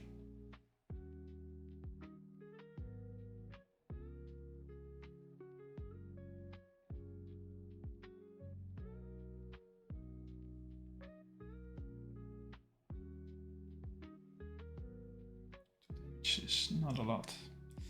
Fake out and U-turn.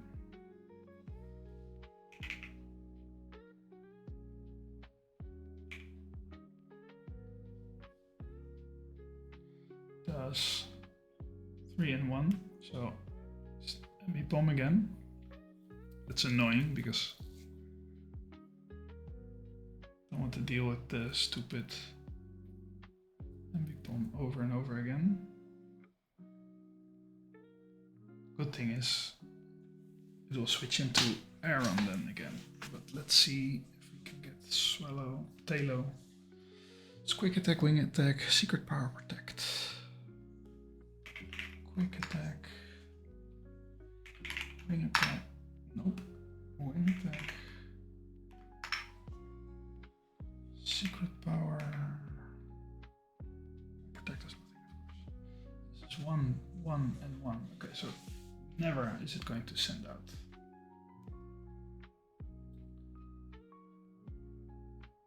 Talo. So then it should send out Ambipom because of fake out.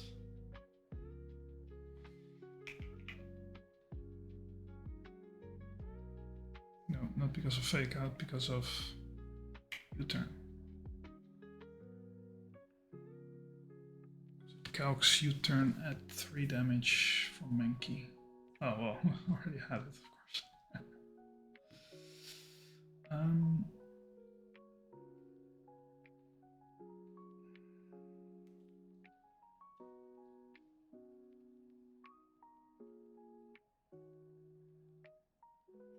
So it should send out Ambipom again.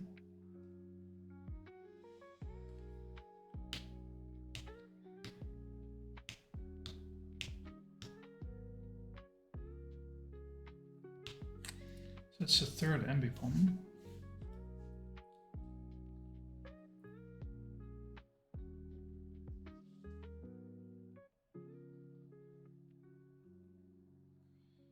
So that means in the most dire of situations, I would get 3 times 10, which again is never going to happen.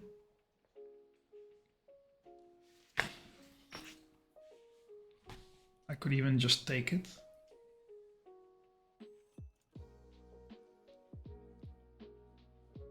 Let's say I do.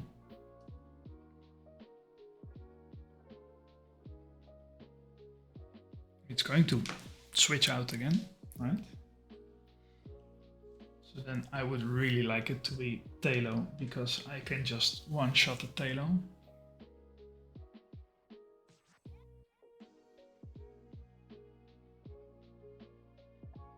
Even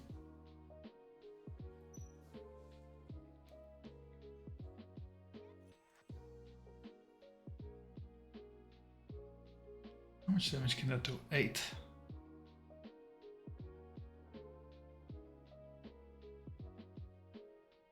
I could probably take all of them at this point. How much XP does Aaron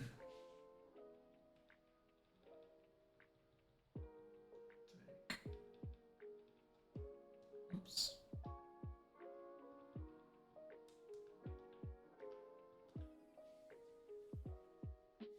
$400. How many kills does he get? He gets all of them basically, except for Delicate.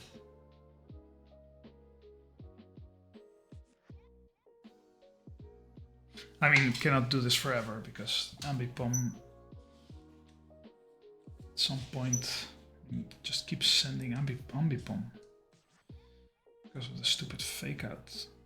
No, U-turn. That does a bit more damage. But yeah, this is my safest line, man.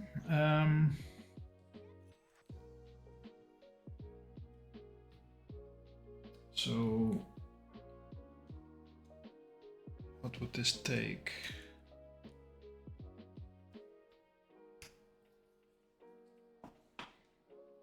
This should be a 1-hit KO with Iron Head.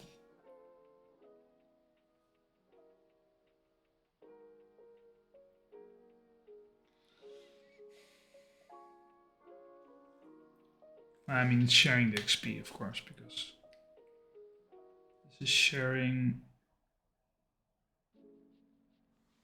No, it's not sharing anything because it's Ambipom gets switched out.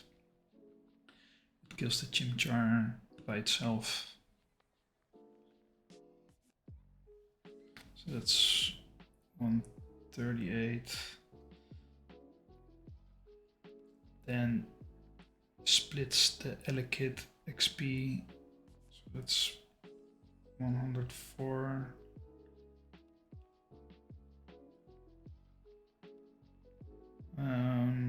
Then switches to Ambipom. Then switch, kills the Mankey solo. So that is 142. So it's probably not even leveling yet. Well, especially now if it's level 13.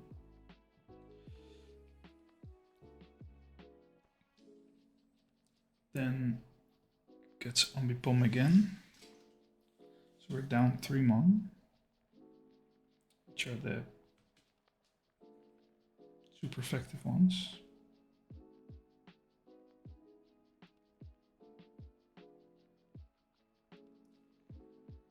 This is assuming everything goes according to plan, but I think everything is riskless if I understand the docs well.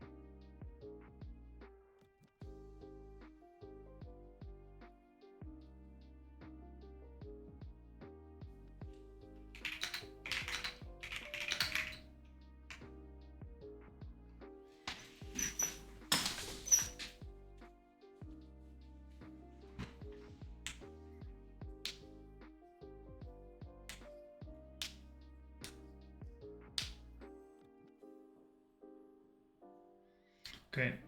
Yeah, I was checking Discord. There's a discussion there about the terrain type. They also think it's going to be plain terrain. So then the Talo is going to lower accuracy by 1 stage, which is a 30% chance that will actually happen, if I'm not mistaken. Secret power. Yes. Okay. That's not too bad. Okay, now we are back to Ambipom. I took already 1, 2, 3 times 10 damage, or at least for this Ambipom I'm going to take another 10 damage, maximum if everything crits. So then my health would be at 6. You turns out.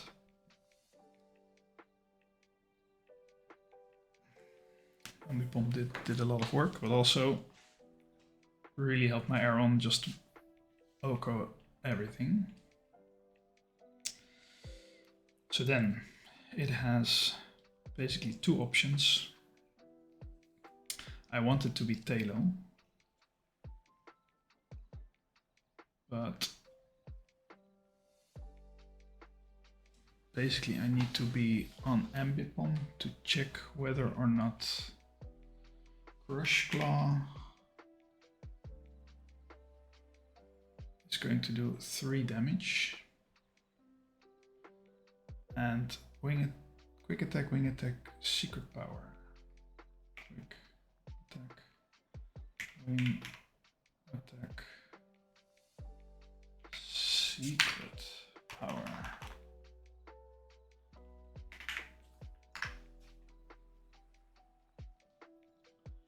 Yeah, that's unfortunate. I could have probably killed.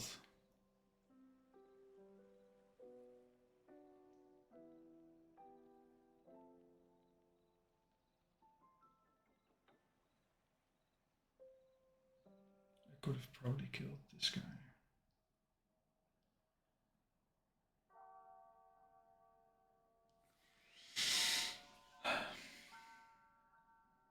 No, not probably. I mean, I could have killed this guy 1 hit. It would have been insane. But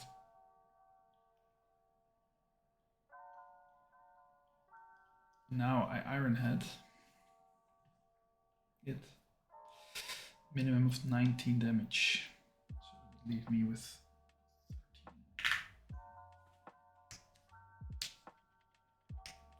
Minimum.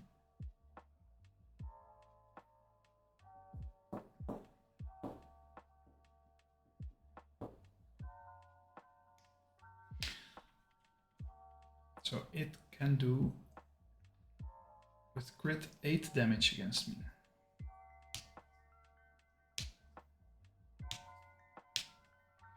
If I give this an Oran Berry, I get 10 extra HP.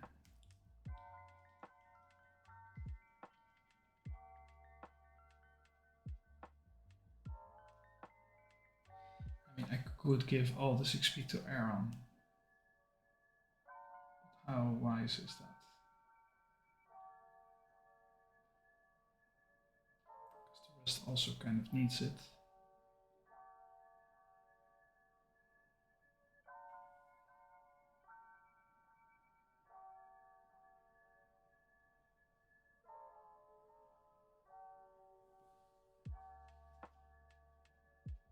Really going to cry about that?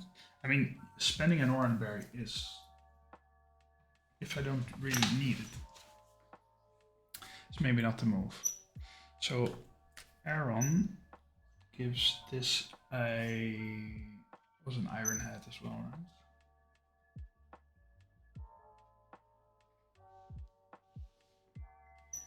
To slack off.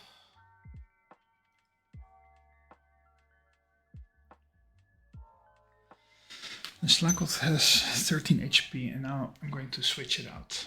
So it's going to Crush Claw.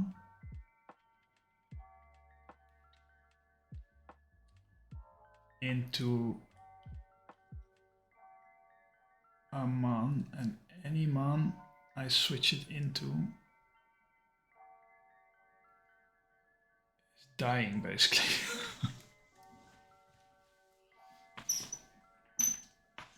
So Aaron is, so if we talk about safe, it's pretty safe. I mean, if Aaron could take the hit, I could also do, and it's going to be not fun. I mean, realistically,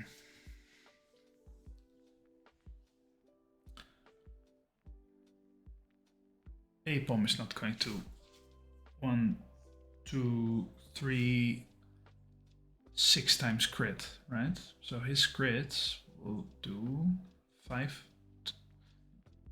Let's say they did 10 damage. If he doesn't crit, it does 5 damage. So the range is between having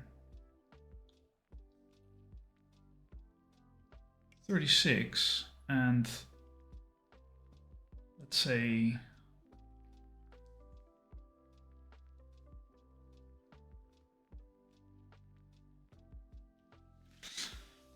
between 36 and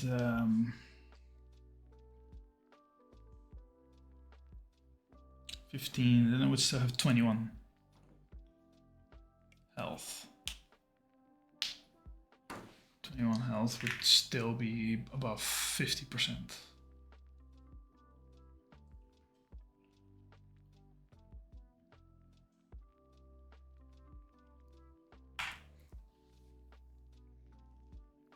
If that's the case, I can easily tank a crit Crush Claw. I just need to make sure that I do not kill it, which I can do if I dig. So if I dig,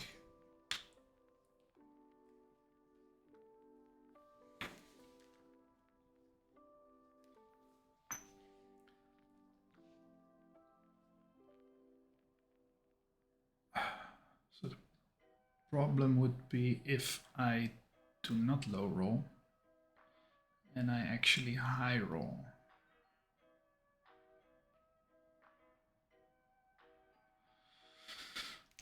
So maybe I should just rock throw instead. So if I low roll, I have 20.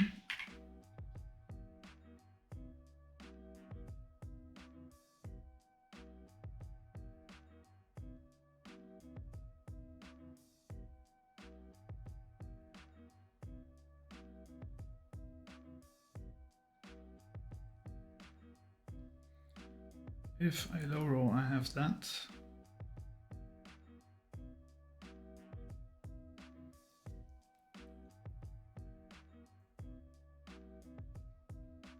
I mean, then almost all rolls of Iron Head will kill.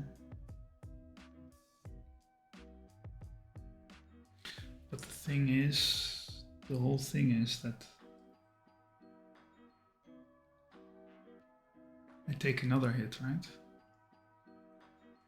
So I come in from MB Pom.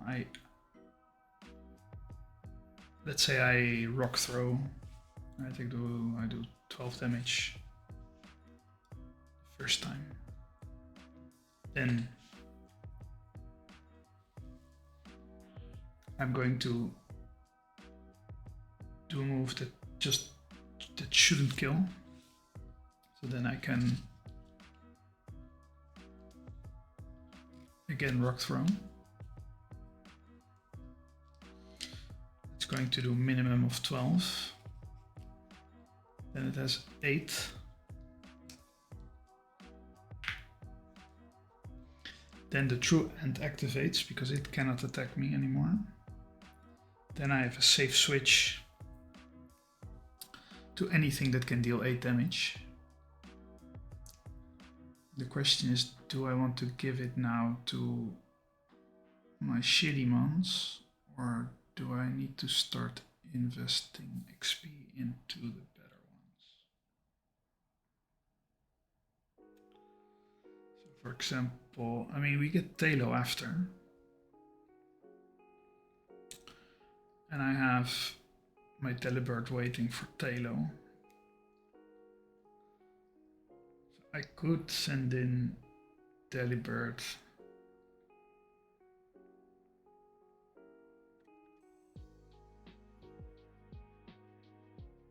Well, it's not completely true actually. So I could send in Delibird. Takes nothing. It outspeeds. Can do whatever to kill it.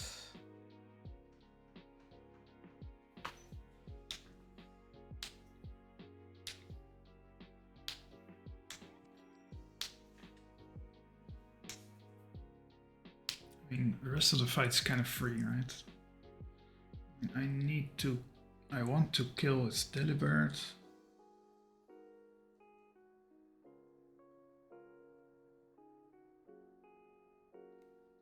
Because I outspeed, protect, but then it will maybe quick attack, which is fine, and then I just kill it. I could kill this one as well, so then we get shared XP, and 100% XP is just like 200. How much does it need? It needs 413 for a level up. Doesn't even get that. So I can probably just do it. It's fine.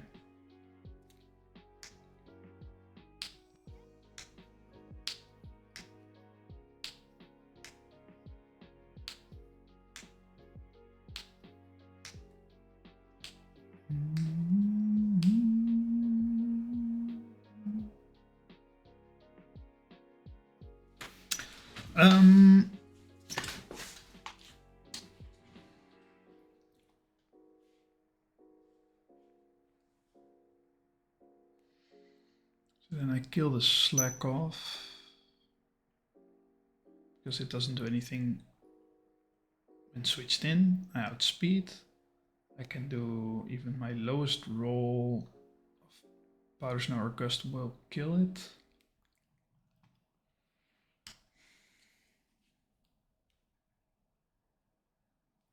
The question is what comes in. That's the question. Because I can switch in whoever, but the one that's going to kill needs to bait out the correct mon. I mean, if I send out Delibird, it's going to be full health, right? Finishes. Finish Slackoth. Slackoth with U-turn, of course. U-turn and fake out. Does 7 and 12 damage.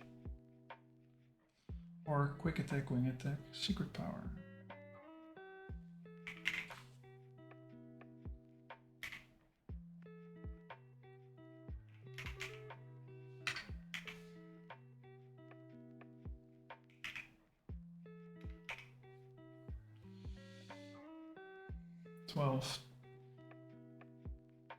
Ooh, secret power does 24.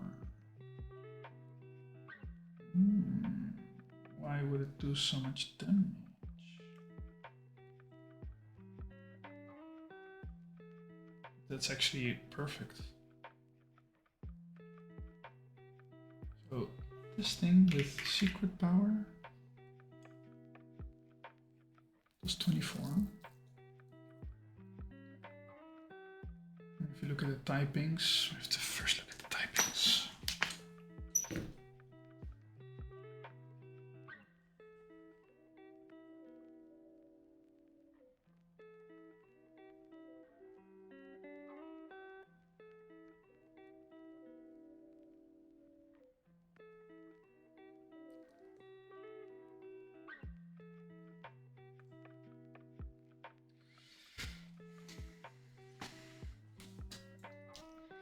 need to be able to pivot if something like this happens, but I don't have too many options, I think.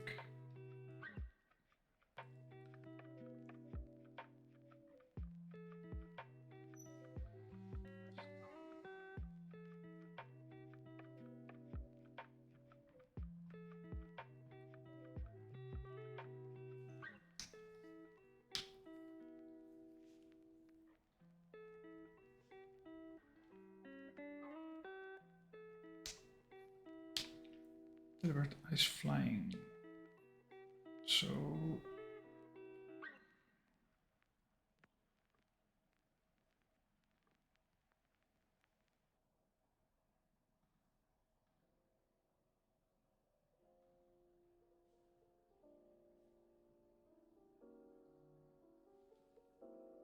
it's a bit more complex than maybe I would have liked, but ice flying.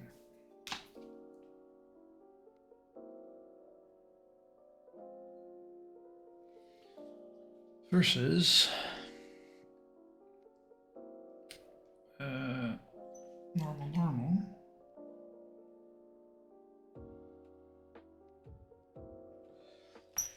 And normal flying. So the flying could be an issue. So normal would be 40.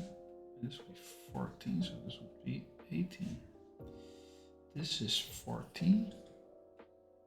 What does flying do against ice flying?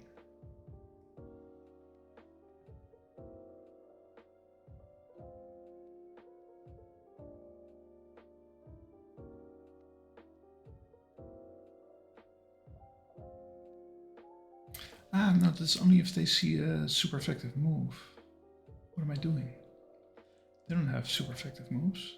It's not their types that count. Jesus.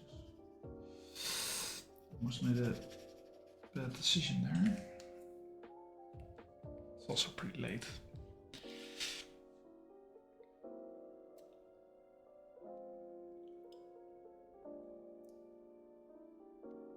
So basically, this is normal. Flying bug. Bug is strong against. Okay. So that would mean that sending out Delibird, killing Slakoth.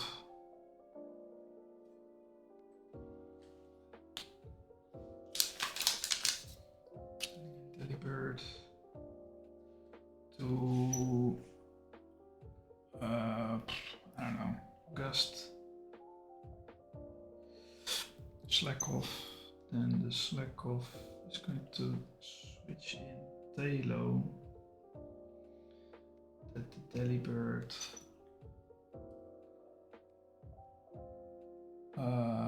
Powder Snows, it's faster as well.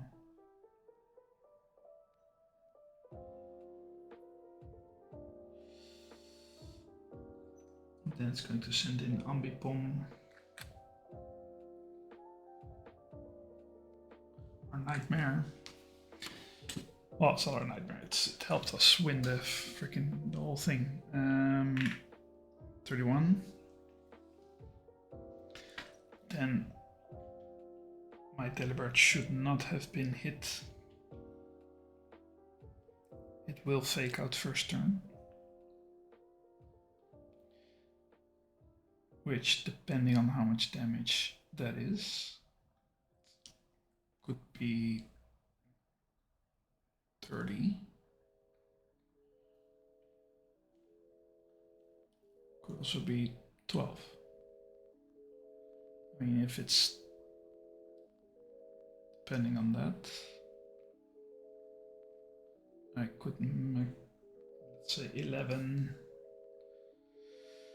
So I could take 27 damage from fake out. So if it doesn't crit, I'm fine. If it does crit, only low roll crit, I can take a U-turn after the fake out. If I can, I will waddle it down with either gust or powder snow. And then we'll switch out for to give XP to.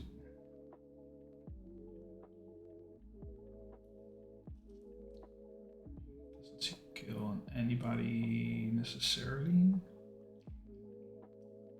I could give Turtwig some love.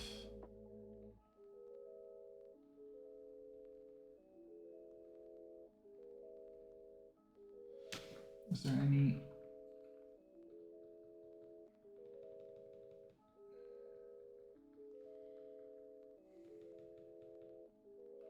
Skitty needs quite a lot actually.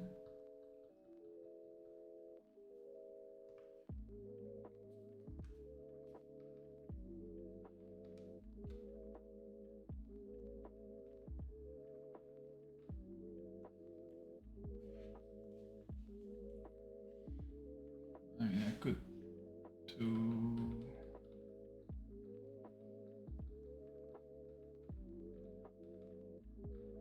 If I do neither end, for example.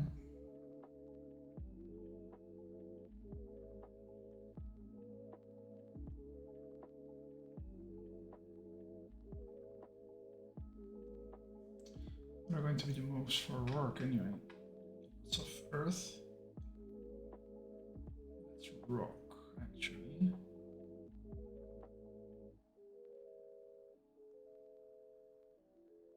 here, Earth Power. Just one. Only the one? Teddy Bear is a hard counter for this guy. Probably. Don't know what kind of speed we're talking about. But no ground. Well, oh, okay. Never mind.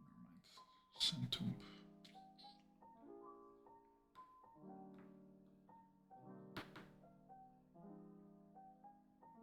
So then, does it make sense? Kind of does, right? Could be a heavy hitter. It's pretty fast. Ah, it's actually not that fast.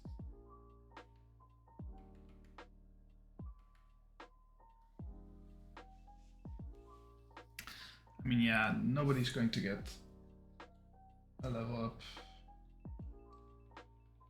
anyway. If I would give it to someone, I probably would give it to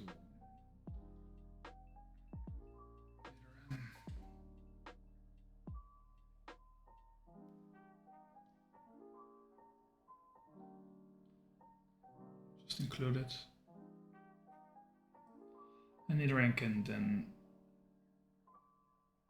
take highest roll. Well, it will not take the fake out, because it will take a U-turn.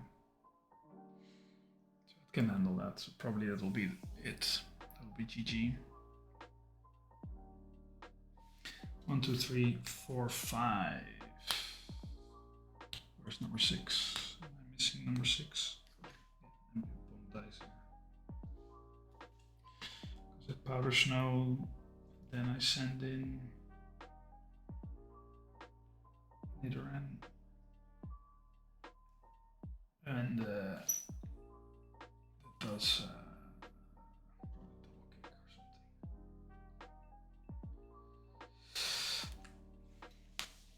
something. So then bring Turtwig.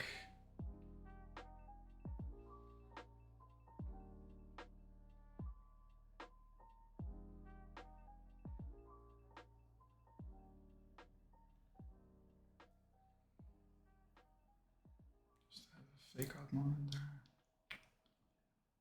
It's not great.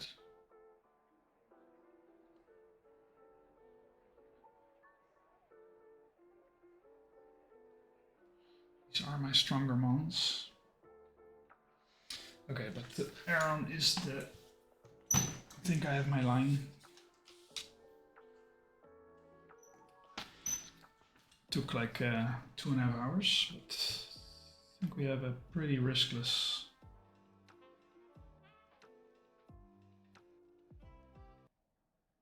Okay, so let's switch back.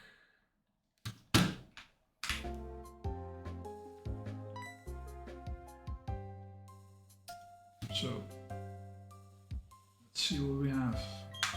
We have Fluffy. Everything is going to hinge on this guy not fucking up. The rest is kind of free.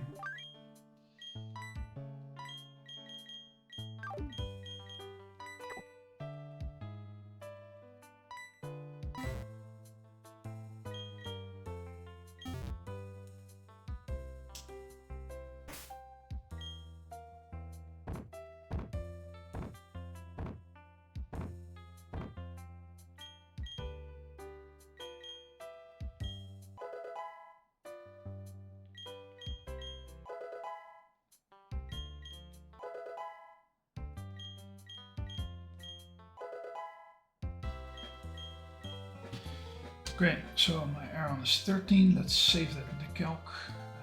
It has headbutt as well now, save that as well in the calc.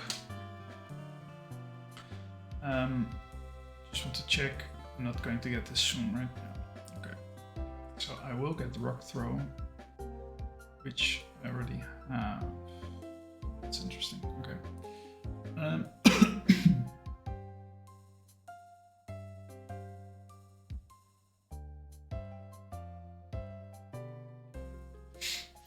So, okay.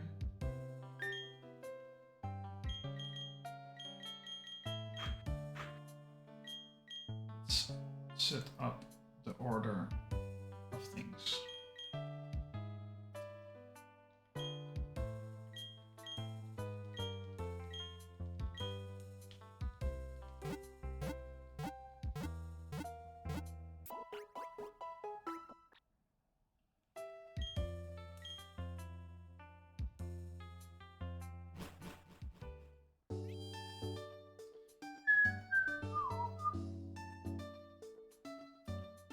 Okay, so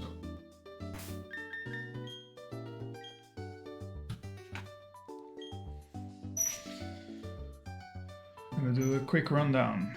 So we get the Ambipom that does fuck all damage.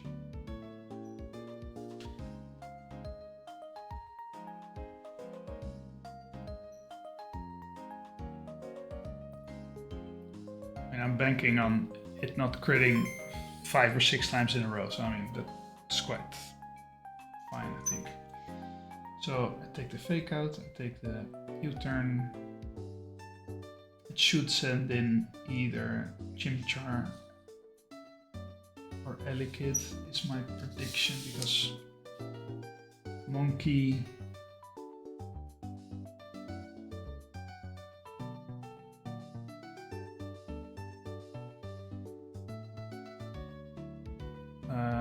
just want to check something. Iron Head and Rock Throw. So the only annoying part about this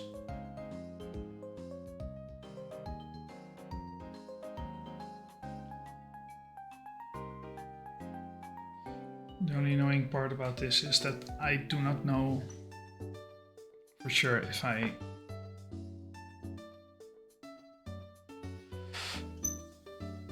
did the AI switch calc right, because this is quite new for me, but I think I did.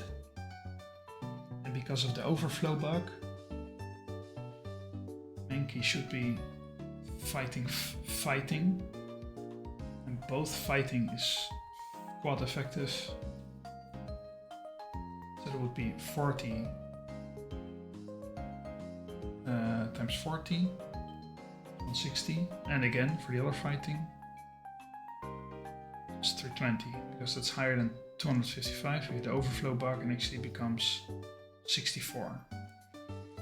By that logic, it should switch in Chimchar.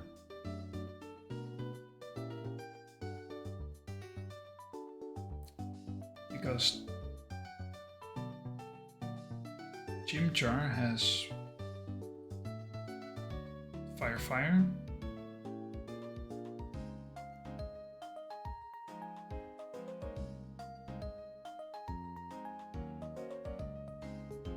And Fire.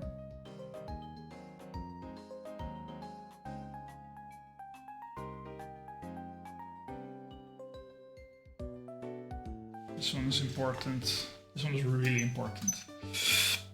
I mean, it doesn't really matter that much. The only thing that matters is which move I click. And if I know that Chimchar is switching in, I 100% am clicking Rock Throw because that kills instantly. If Elekid switches in, I want to click Dig.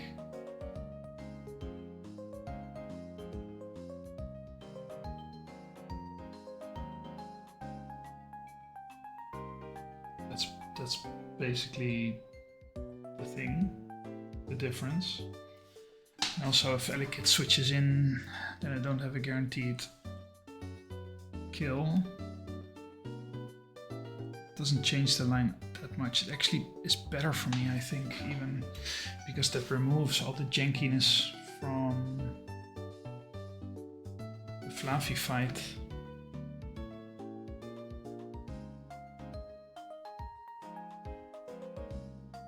I think I'm right on this, but I still want to, just to be safe, calculate the Chimchar.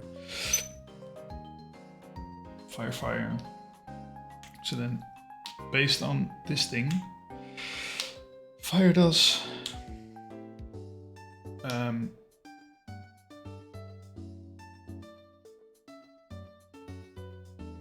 what was the thing that they sent me again?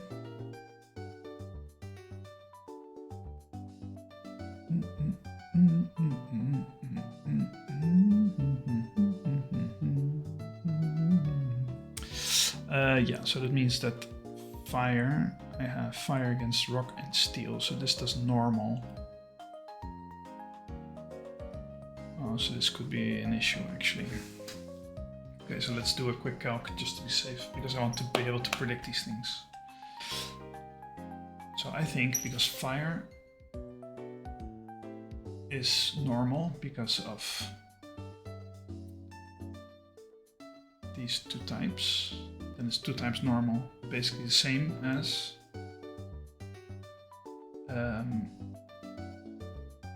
Elekid would be, because Elekid has electric 2 times, and that's normal.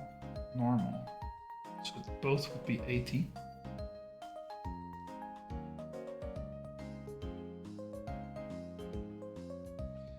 If both are 80,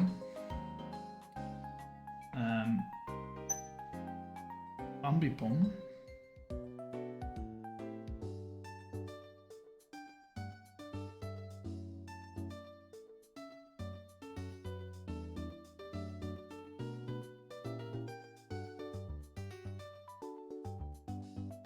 no, I need to make sure I'm not making a mistake, because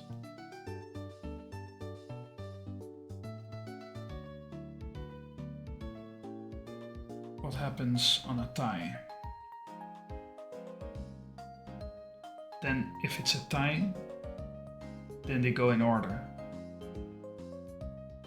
If they see super effective move, which they both see, they see a tie, which they do, then they go in order. Then Elekid comes out first.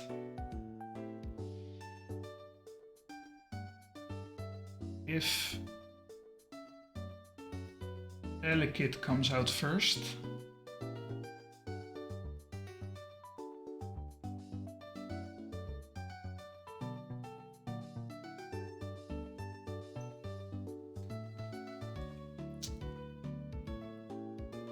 I mean, if Elekid comes out first, that's not a big deal. If Chimchar comes out first, and if I expect it to be Elekid and it will not be Elekid, and I click Dig, I mean, this It will mess up my whole line anyway. Yeah, no, I have...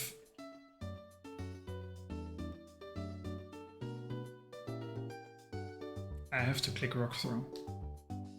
Because if it is Chimchar anyway, I kill it. If it's not Chimchar and it is Elekid, I do not kill it. I have a potential to kill it with Take, but I don't want it to die. Because if it dies, my whole line gets fucked up. Because then I get Chimchar after, and it's outspeeding my arrow and it's going to kill me. So I cannot do that. That would be pretty bad. So then it's best to rock throw, to not kill it. And I switch to Fluffy. Then we have a Fluffy Elekid battle, which Fluffy should win. Then once Fluffy wins, I did the calc.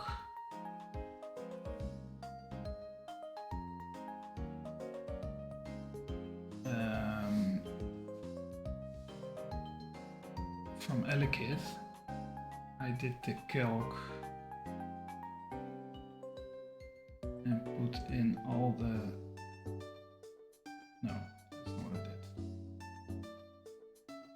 I checked if anyone had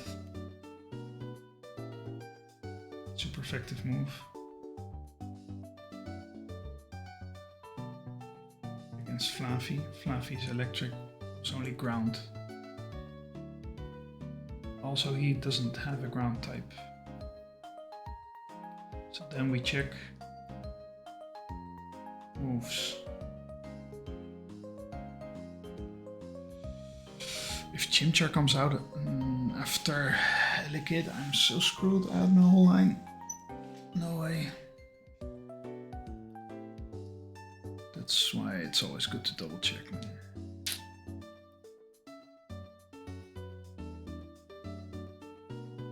Probably return is going to do more damage than, because I have all these stupid moves.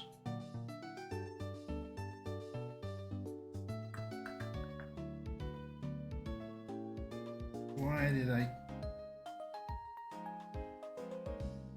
I decide that the Ambipom goes first?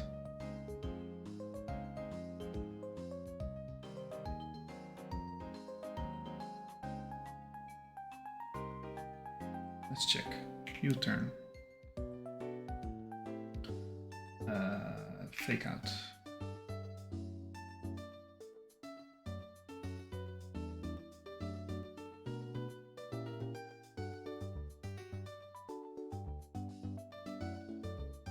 Nine for U-turn, 5 for fake out.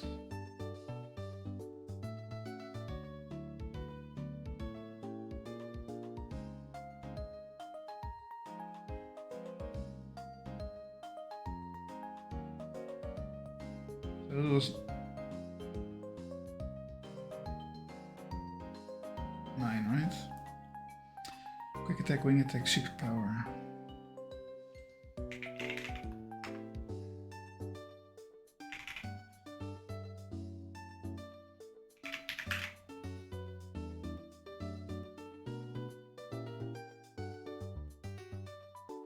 Secret power is the same.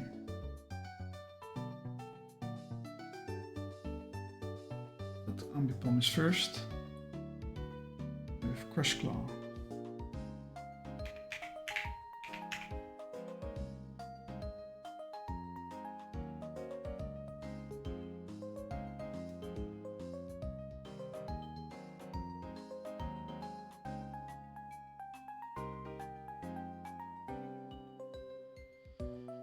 Why did I think Ambipom would be first?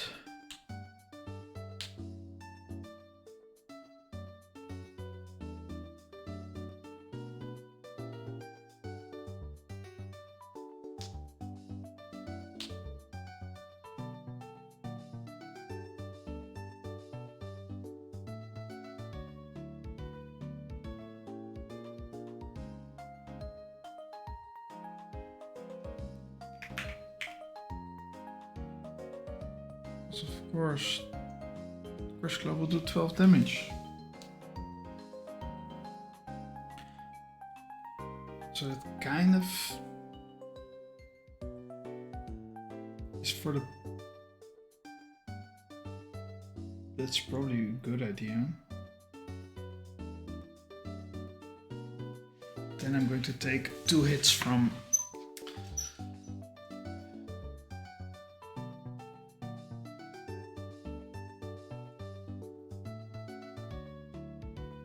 I think I was calcing maybe with Aaron out there.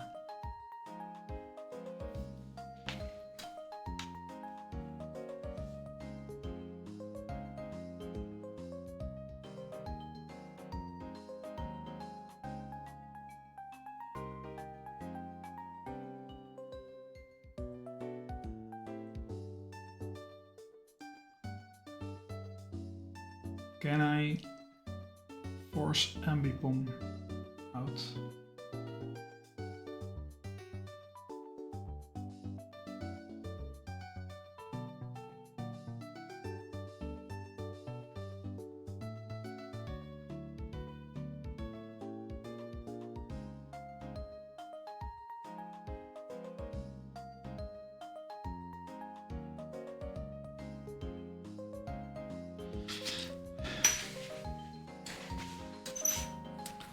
So let's say I trust Doc.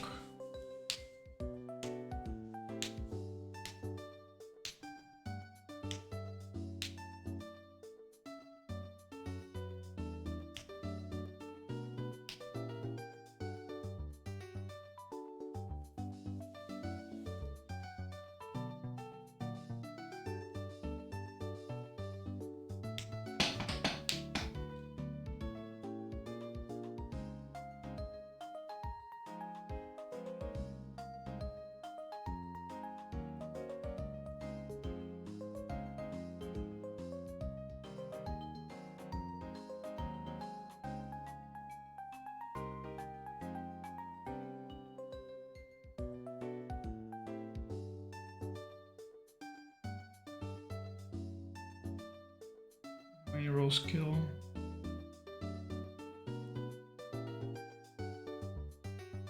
I don't want it that. Only the highest roll kills. If I don't crit. I probably just work through. 13. You always do 13 damage. Let's say I send in this guy. Minky comes out and deep shit again.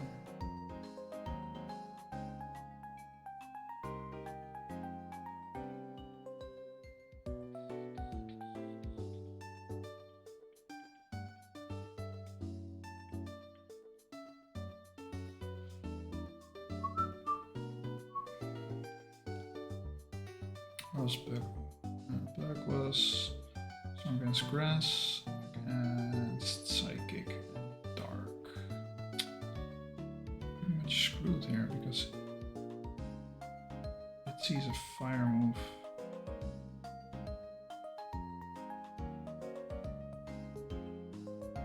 You do Grass Poison.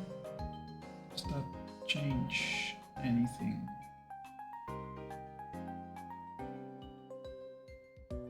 Actually makes it worse.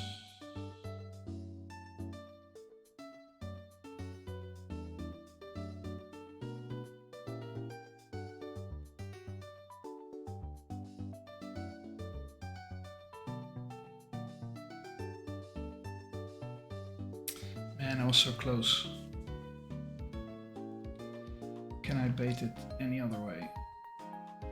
So it basically only has return. Yeah, if I send in and if they're all the same and no, then he's going to come out. But maybe I just need that to happen.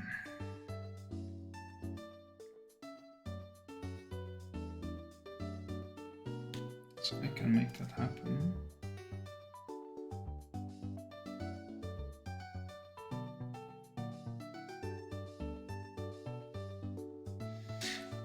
if I get Slakov early, I will still be able to kill it.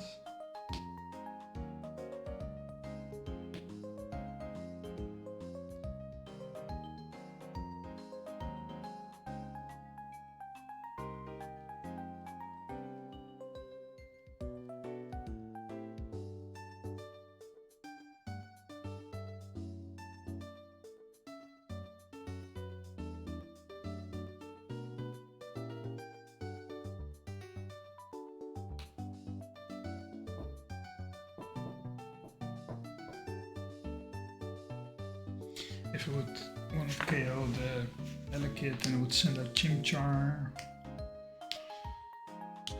Do I have a Chimchar wall? I think that can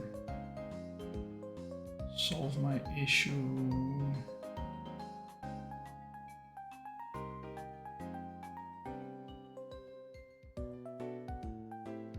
I cannot ever risk this.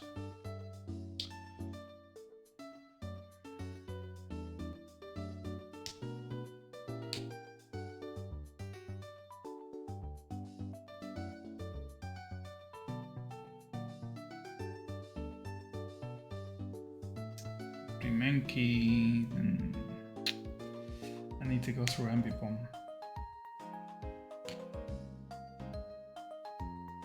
Why would it be Ambipom?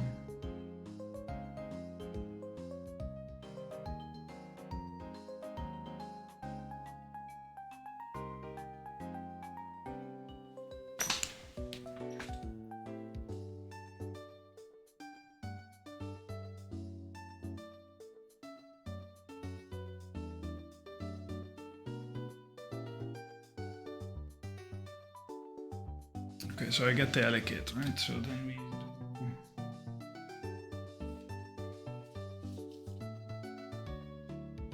our own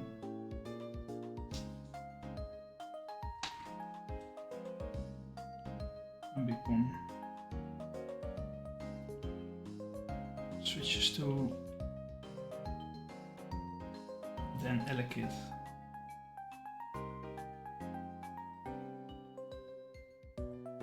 Throw.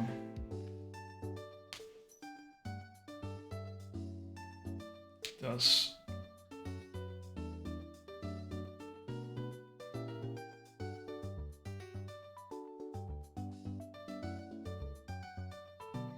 So if for whatever reason this comes out, this totally makes up for our line. If it doesn't, which probably doesn't, I hit this guy. Then we send in Fluffy.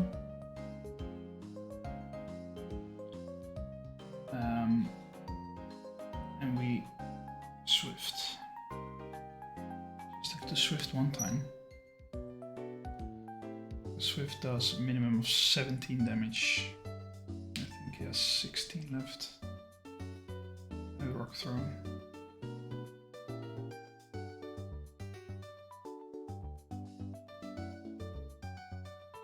Oh, that's not even true. 13 left.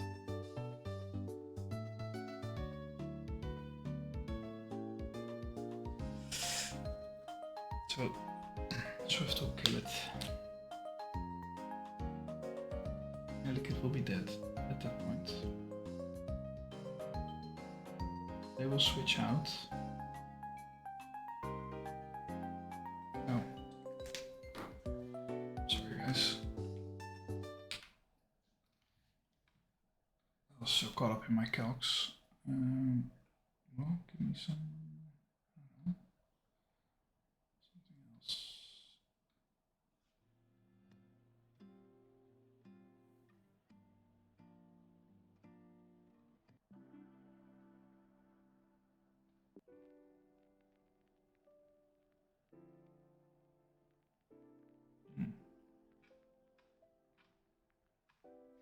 Anyway, yeah, so basically I'm calculating again. And I'm writing a whole lot down on my note, on my sticky. Because I had my line, but for whatever reason I said that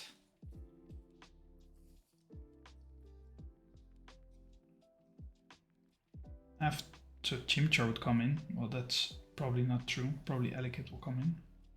It's just a mistake. That's fine. But I also said that after Elekid, an Ambipom would come in after I would kill it with Fluffy. I don't think that's ever the case because I do get the fact that Fluffy, nobody sees has an effective move on Fluffy because Fluffy is electric and there's nothing that's aside from ground that's super effective against electric, and none of them have a ground move. So then, if Elekid dies, we calc damage. And Crush Claw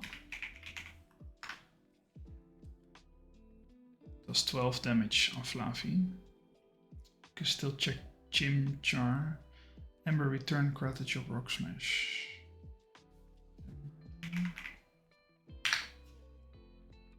Karate Chop. Rock Smash. Return.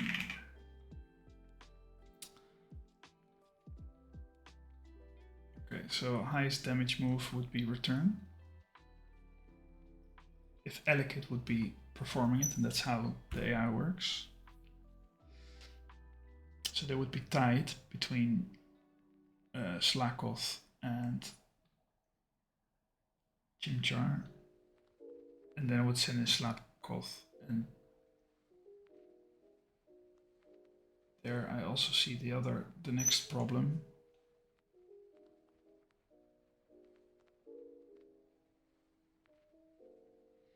The Chimchar also has the return, which is going to cause it to come out just like Slakoth. So just because Slakoth is first, it's going to come out first. There's no way to make Ambipom come out before Chimchar, because if they both don't see super effective, then they're going to calc damage and Chimchar is going to do more damage with return. So that's not going to work. So that screws up my whole line, just because of the fact that Chimchar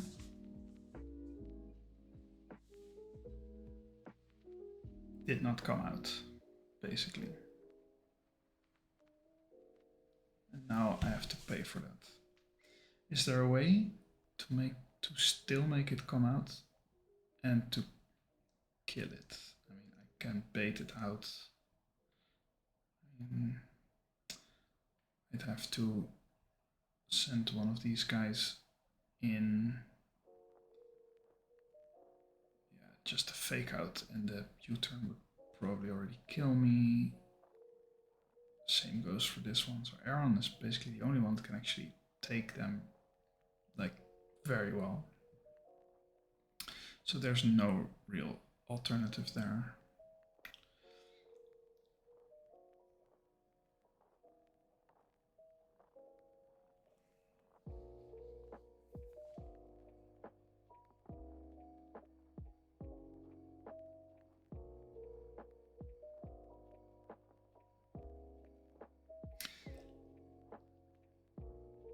But yeah, okay, so we have to deal with this now. So we kill Elekid with Fluffy, like I said. I mean, presumably I can maybe switch around.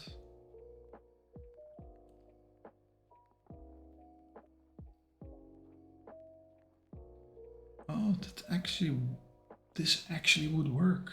Wait a minute. Of course. If I send in Turtwig instead of Fluffy,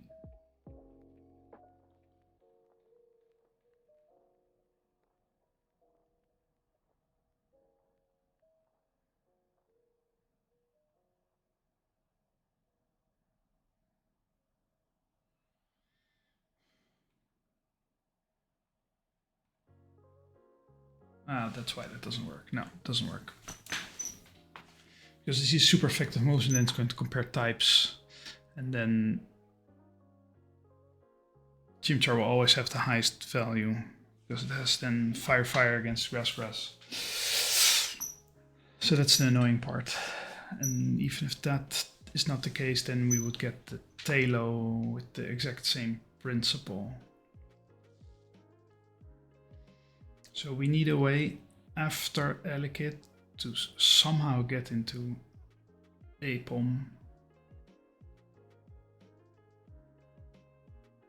Because from Apom we can do the whole line basically.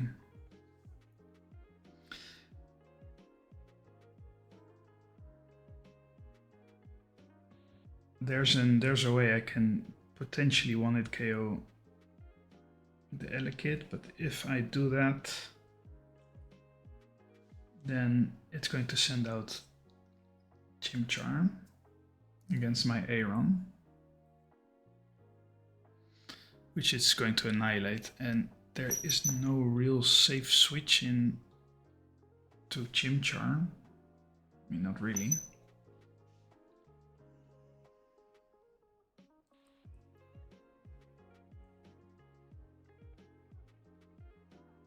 I mean, then I could send in Fluffy anyway. Take a return. No, what is it going to do? It's probably going to Ember me.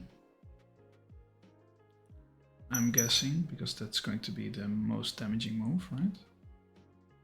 It's not going to Calc Crit. Oh, it's actually Karate Chop. Okay. So then I send in. Who do I send in? Turtwig, I said?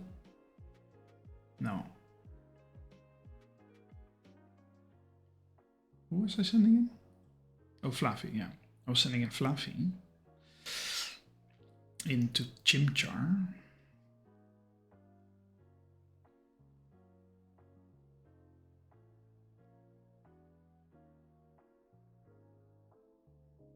So that's if. So if I click dig with Aeron, and it would kill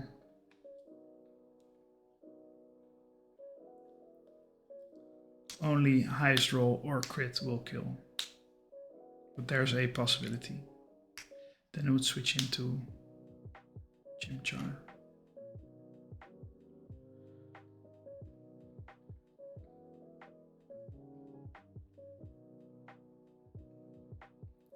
I could send in Fluffy. Fluffy will take the Karate Chop.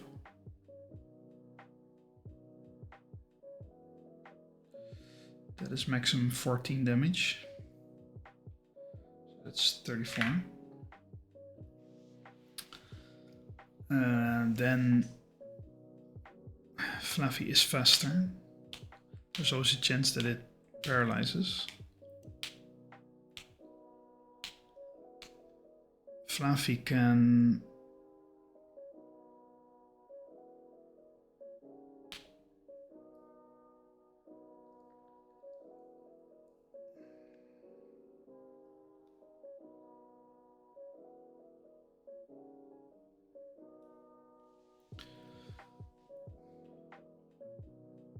Fluffy can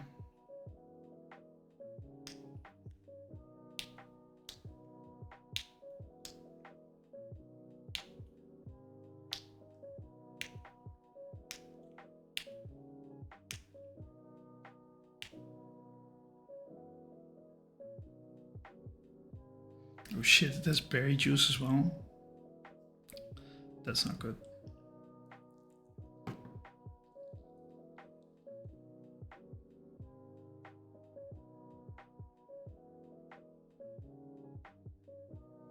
I mean, Fluffy can then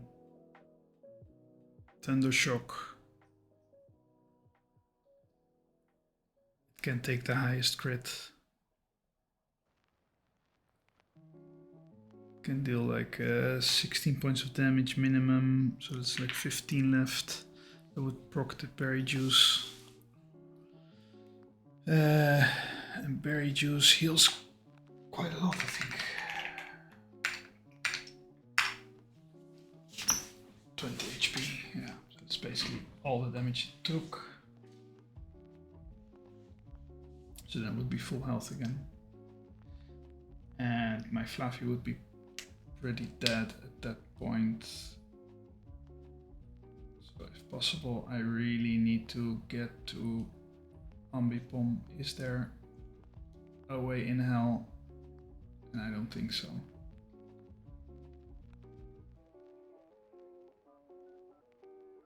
Man, I thought Ambipom would...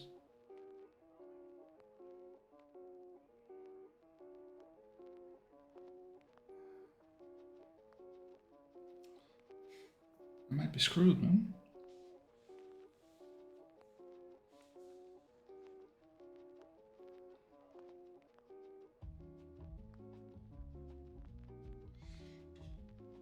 Okay, so let's say Fluffy.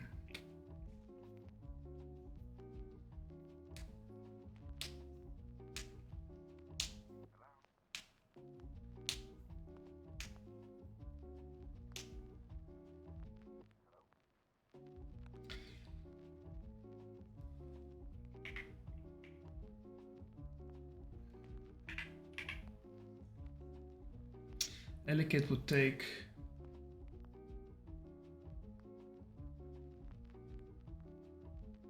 let's say a rock throw.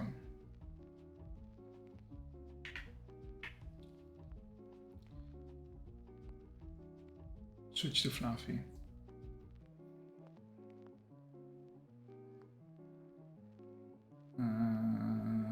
Probably either Thunder Wave or Rolling Kick.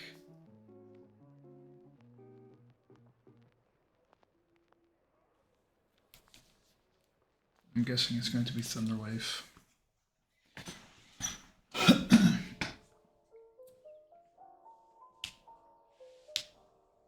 And I cannot stop that from happening.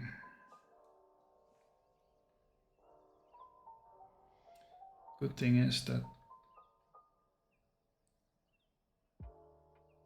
it's kind of like a free turn. Then being paralyzed.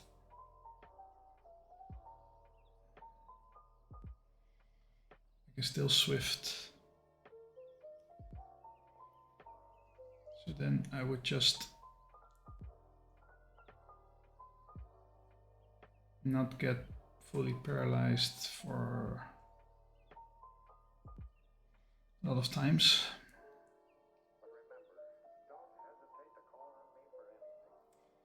If that happens, I could switch into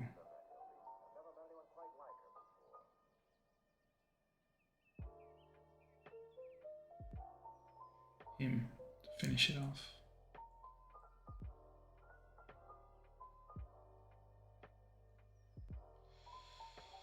Ground, psychic. Okay, so they do not see.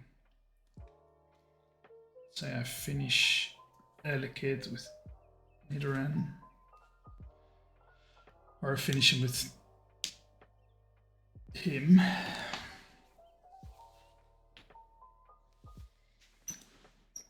The issue is I can never get to Chimchar reliably.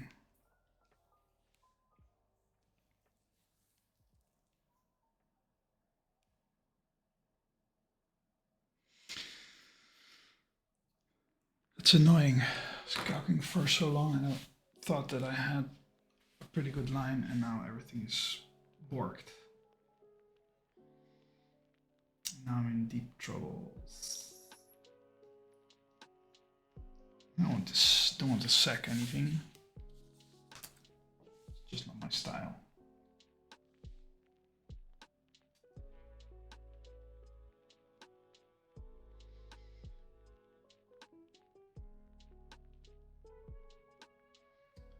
So the Elekid has 13 health, which basically gets destroyed by anything. I could, well, apparently not by fake out, jeez. Only if I boost it by 1. Even then. Jeez. Okay, that's not going to be helpful. Okay, so let's say I do switch in. So I mean, preferably we take it with Fluffy, I think. But let's say, and if we kill it with Fluffy, then Slakoth comes out.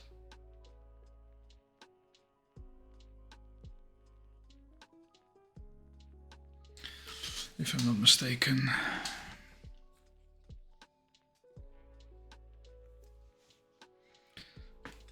They changed my line a whole lot.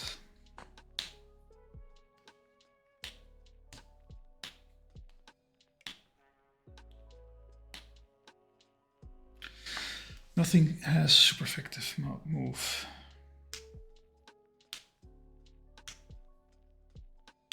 So it will send out the thing with the most damage, which would be, let's check again, Curse Claw, and will it return? They both have the same, so Slakoth will come out because it is first in line. So then we have a Slakoth over here.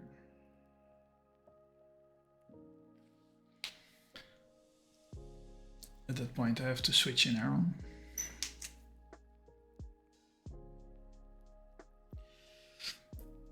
He will take a Crush Claw, potentially a crit.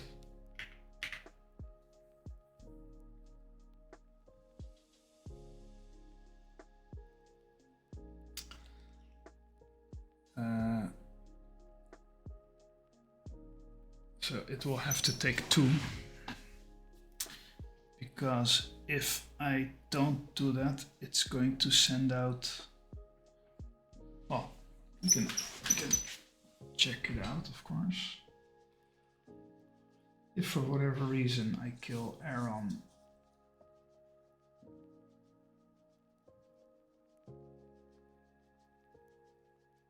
Elegant is dead, so then we'll send out Chimchar.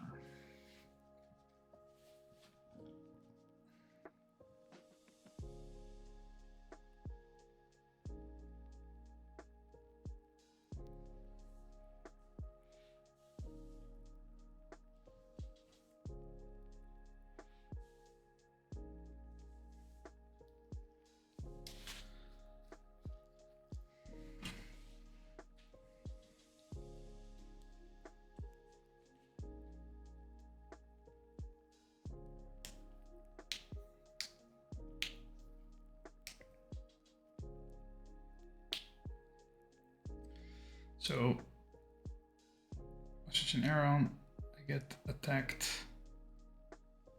I click Ironhead. 13. It slacks off. Then I have to take another one. But let's say I use that turn also to kill it. Then it will send in Chimchar. And I'll have this exact same issue. But if I kill it with, let's say I would kill it with Nidoran.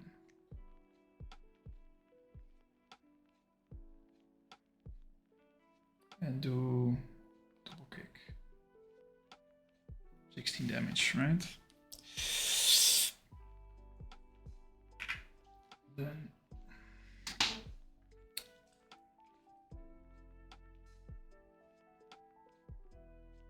I need to check fake out U-turn. Well, because Again, poison. Let me double check. Poison's ground, psychic. Nobody has that. So there's not going to be a switch based on type. Then we do damage. So we have fake out.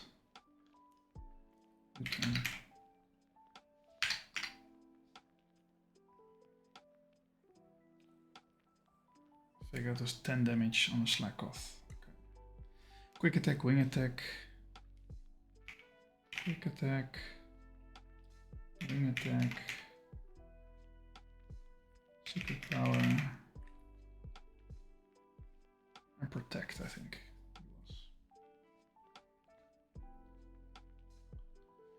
21 damage on the slack off with secret power.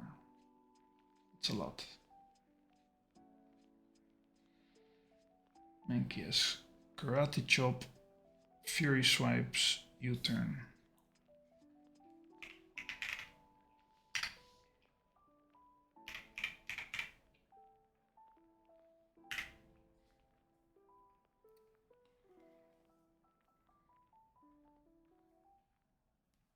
Great. Then we have Ember Return, Karate Chop, Rock Smash.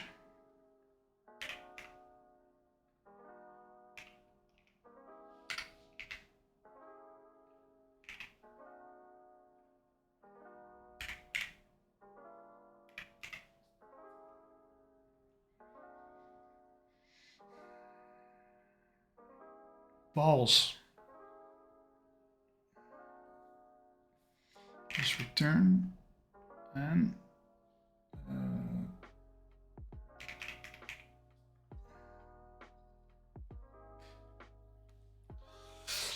yeah.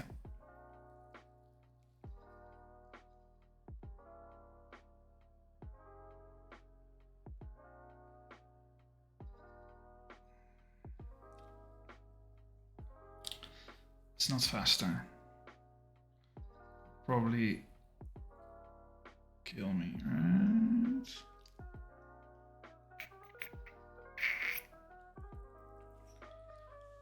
I don't know what it's going to click, but it will probably return.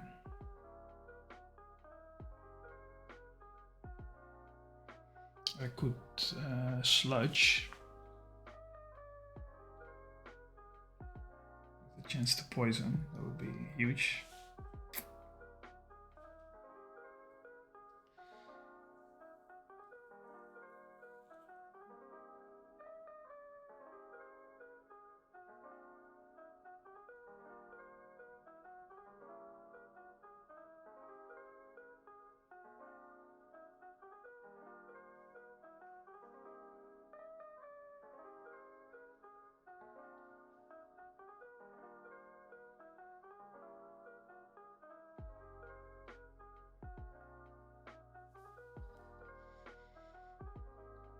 So the Chimchar needs to go.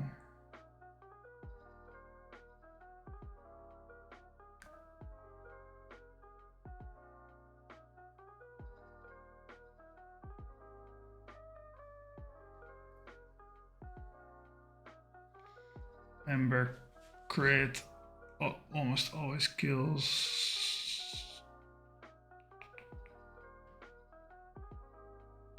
Only on highest roll crit it will kill.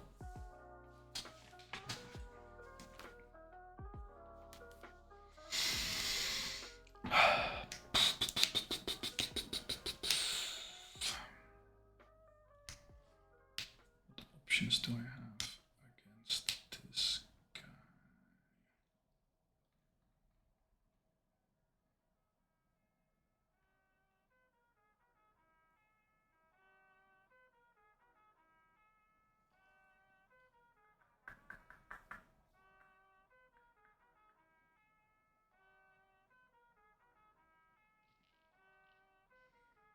Problem is I do not survive 2 attacks. I might survive 1.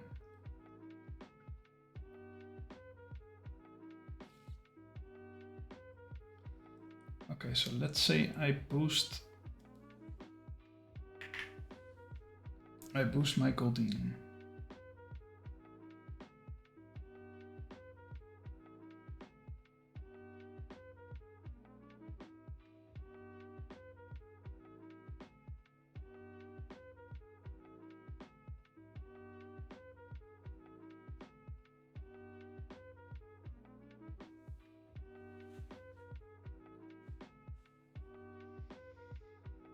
Goldeen is water.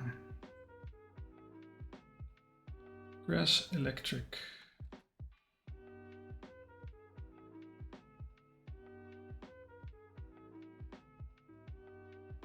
Okay, so that means that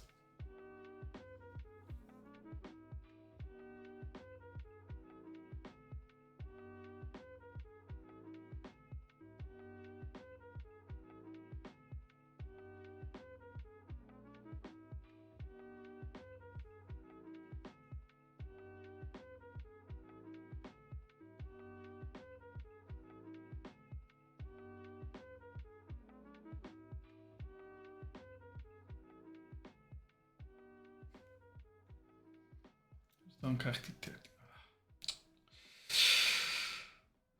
Okay, Goldeen is not going to be helping here. It's pretty shit. I mean, it has some good IVs, right? That's great IVs. Yeah, it's just not gonna cut it.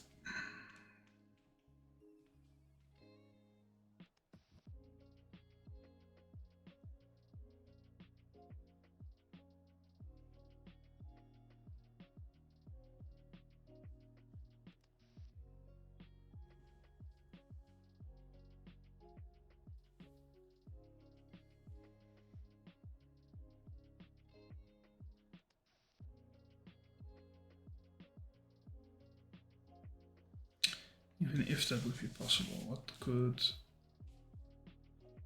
It has to be Halo.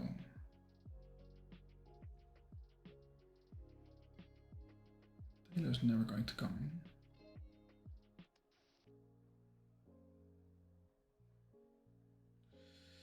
in. Otherwise I cannot ever bring it into Talo fight. So I need...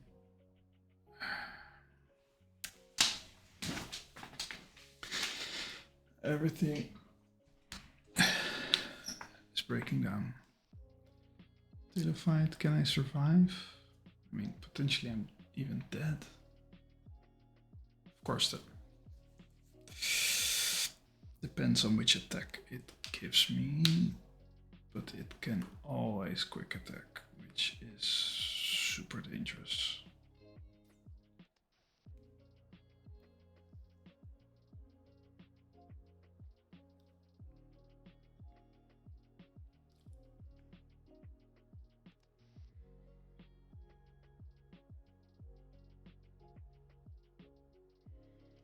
Who do we kill?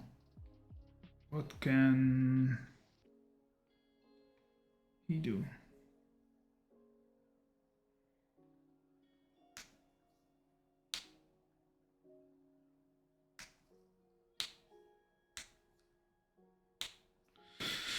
Wait, this actually might be something.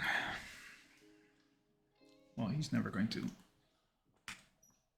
be sent in, of course. It's electric again. Oh, but that should not be an issue.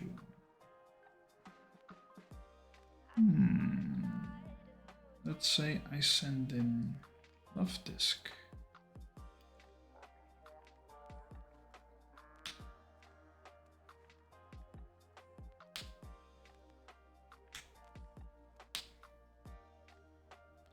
I mean, I take 2 hits, right?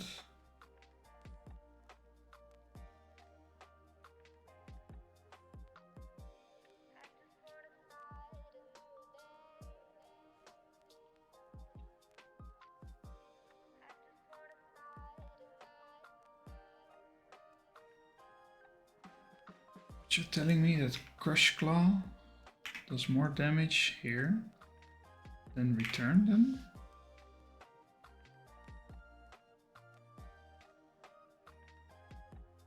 Flavi. Oh no, they did the same. 120, 121. Yeah, and then they go in order. That's why. That's the only reason why Slackoth is coming, which is fine.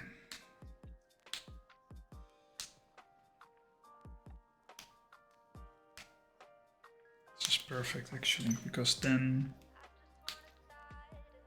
I can whittle Slackoth down with Aaron by, I don't know, I have some ranges. I have from 12, from 10 to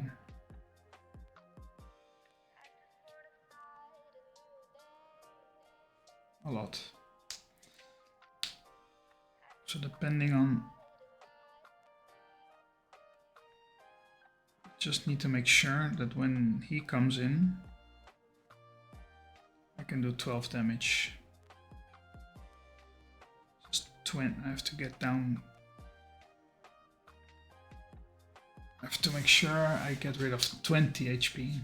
So I get 2 hits, which is fine.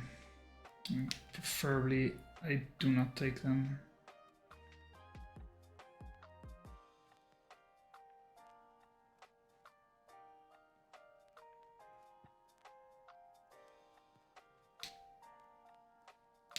I could kill the Ember Bomb, that's not an issue with Aaron if it survives.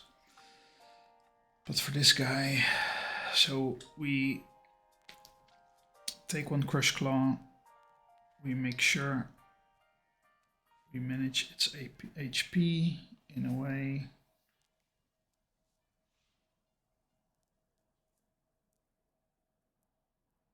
where it is below a certain amount.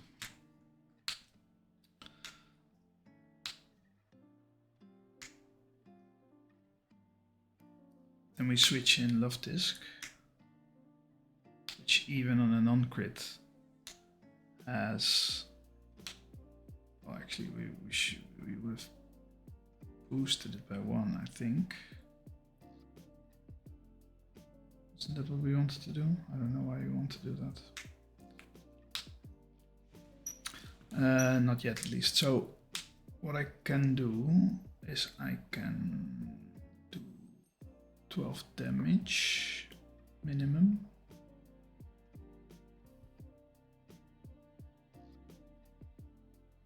We can make that happen, I think.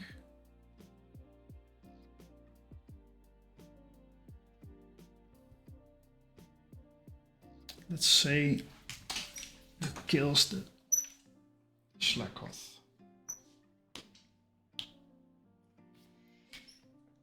To, for example, the Love Disc.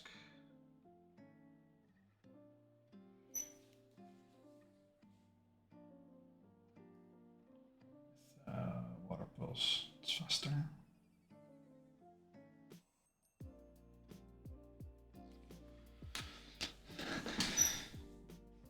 What was Truant again?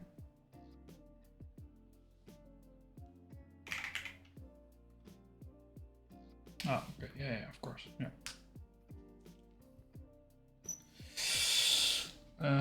So we Water Pulse, and if it hits us and we don't die, we just flail the heck out of everything, probably. Okay, maybe not so much. So Slackoth then should die. If Elekid is dead and Slackoth are dead, then there are no super effective moves against the water type.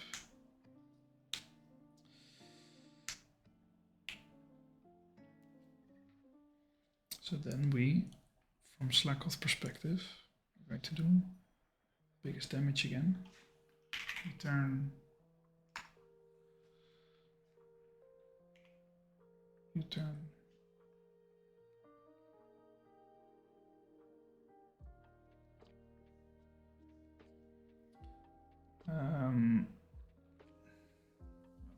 check the damage. On left disc. 16, 36.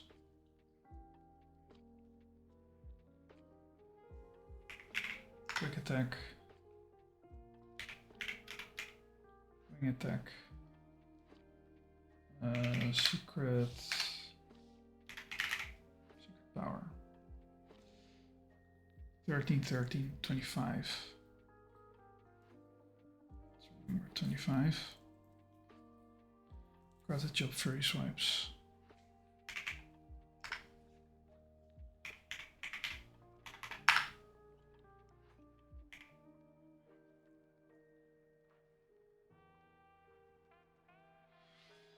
Okay. And then we have return. We have Ember. We have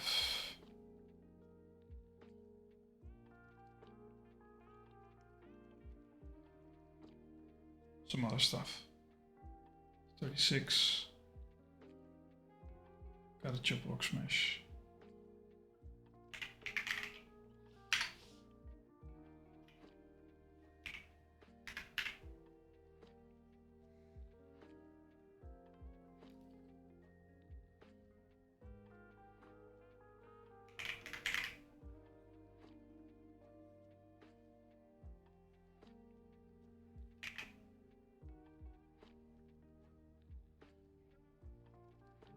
Turn 36.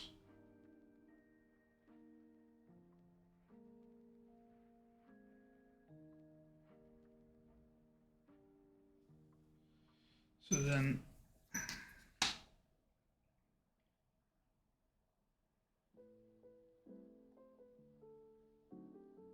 Chimchar would come in against Love Disc. Love Disc should be undamaged at this point. If not, we can sack it.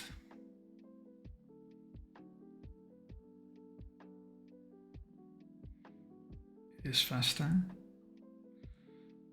Water Pulse can probably confuse. That would be insane.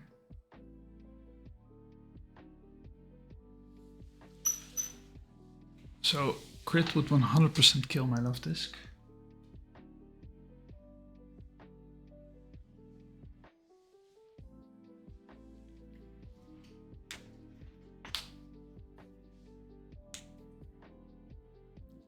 That's the only thing that can kill. Probably will click return.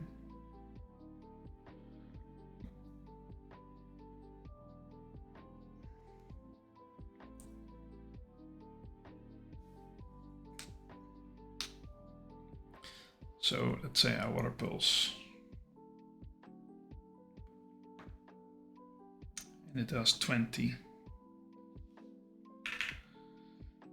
Gets the berry juice, 31, right? Then it doesn't have berry juice anymore. And I switch out. Chances are it's going to click.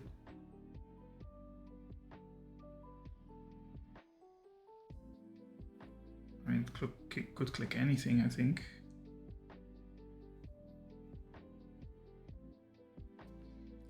But I'm guessing it's going to click return.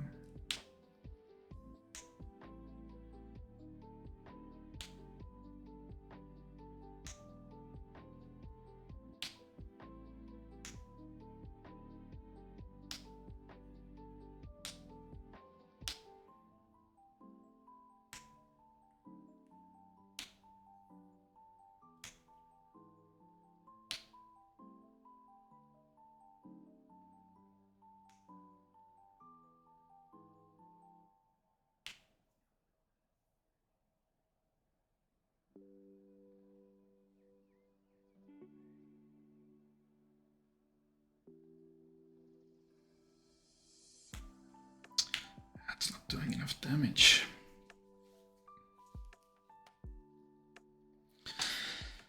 The Fluffy probably takes some damage against the Elekid.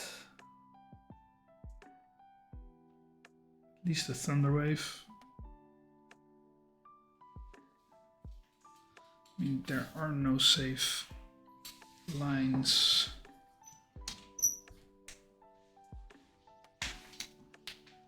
I mean, it will not click Ember, so the first time it will be safe. But then they all don't survive 2 turns.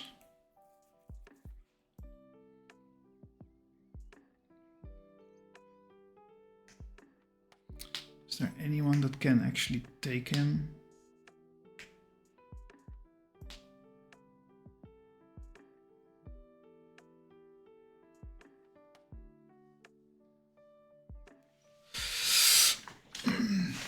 So let's say I make this 15.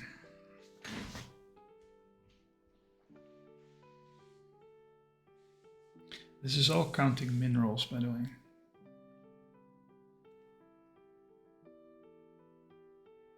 At this point we have Love Disc.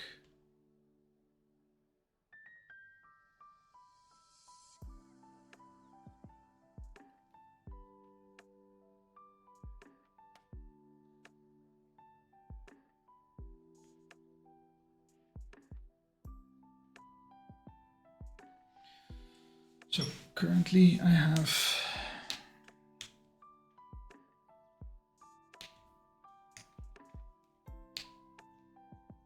hopefully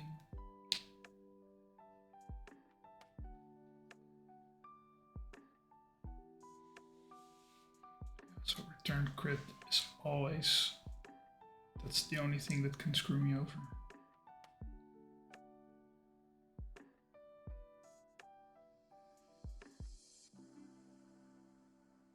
Let's say I do 14 damage. That will make it 17. It's not in range.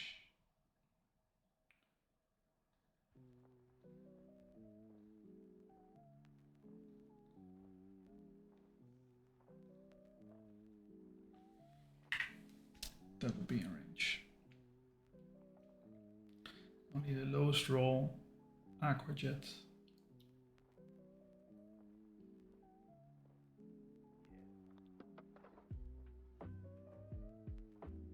Wait a minute, I can actually...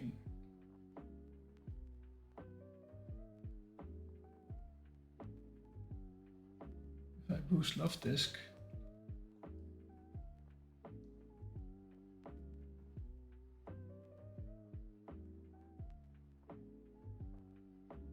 No way.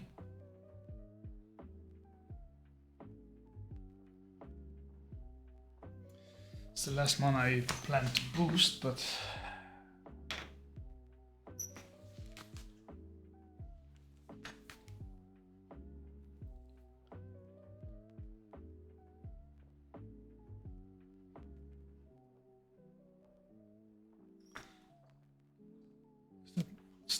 necessary.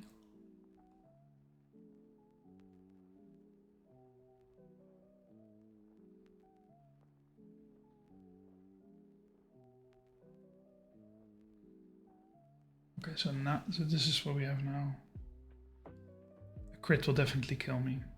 A crit might kill me. A crit will never kill me.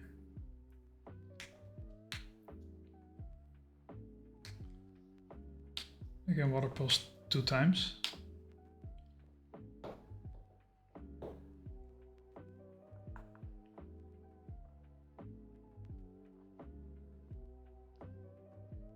Does this work?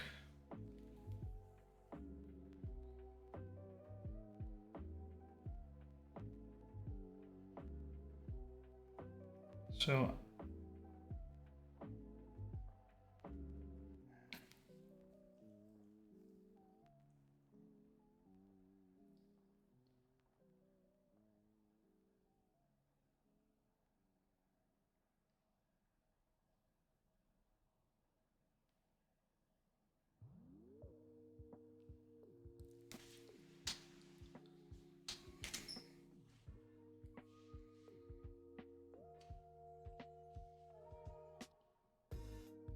That's the water pulse.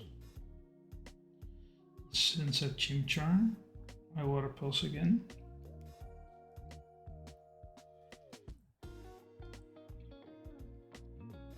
Cannot kill me. Water pulse second time.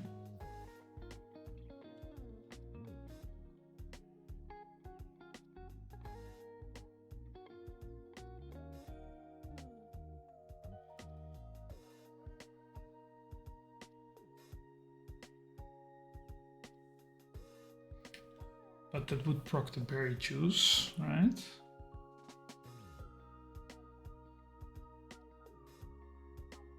Right, so the first time I berry juice,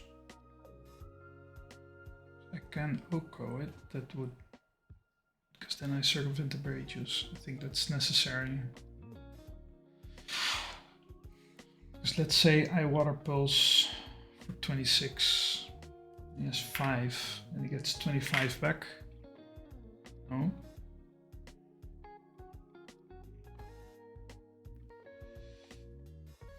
That's not what I said. I do 26 damage. He gets back to 5. Berry juice procs.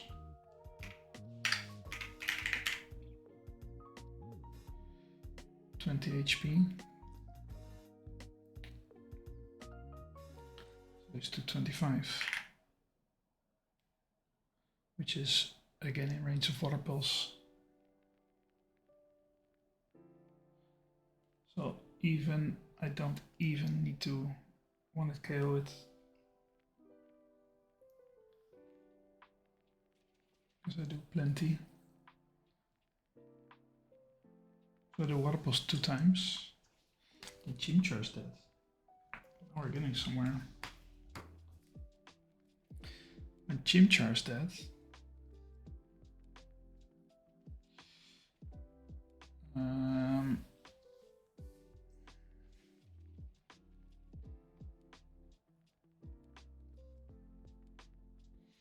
I have a love disc out. Then again, nobody has super effective. But if I am not mistaken, I mean, super effective guy is out. Slakoth is dead. Chimchar is then dead. Then there is no super effective again. So we calc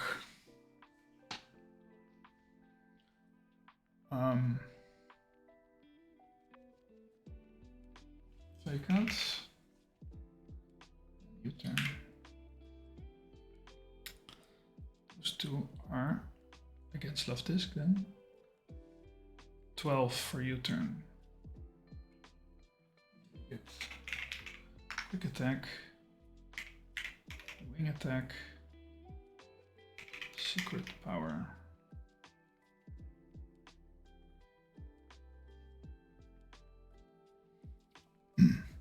Also 12, that is interesting. Then we get Mankey. Karate Chop Fury Swipes.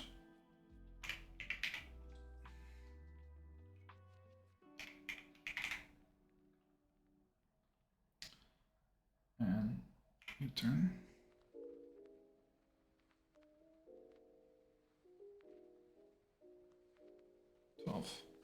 So they all see, the 3 remaining all see 12, which means Ambipom will come out finally.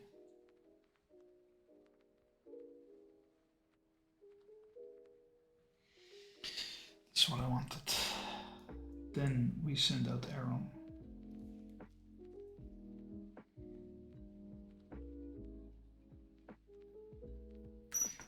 Then he sends out, finally, Mankey, which we Iron Head. then it sends out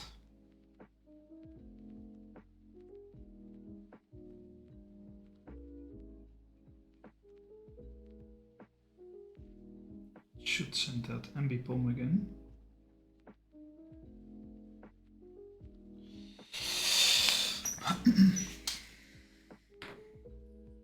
Because then from this perspective,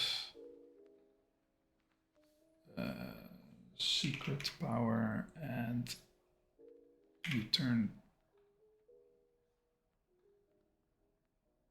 the same damage reading. Oh. What about fake out?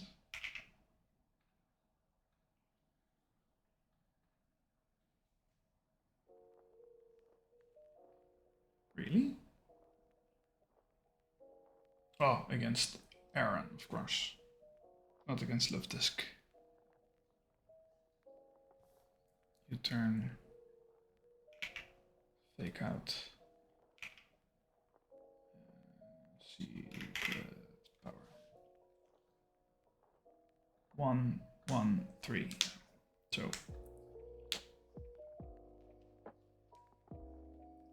then we'll send out ambipom again.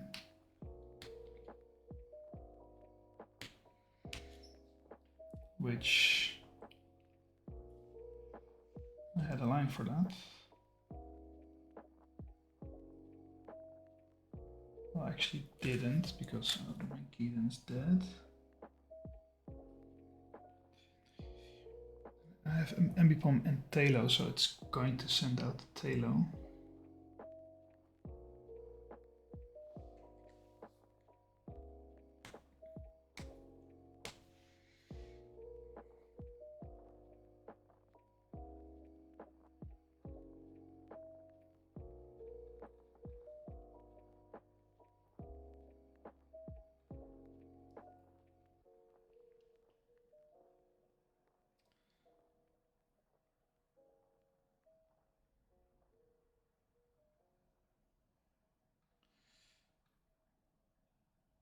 Cannot do anything against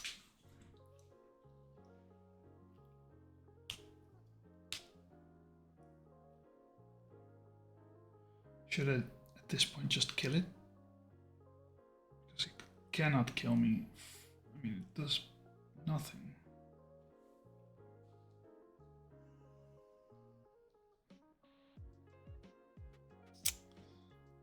That would be the play, right?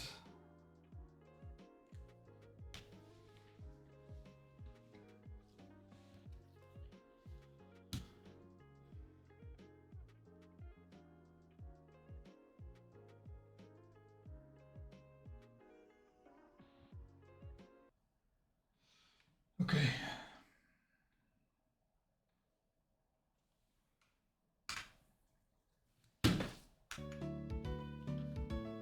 I have a new line. That is probably risk-free. There's only, again, the Flavi shenanigans.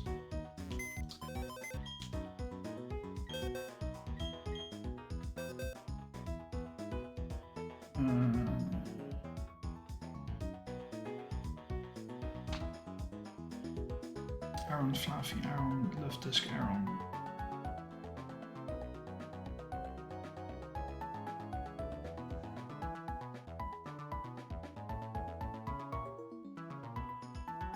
Okay. Only.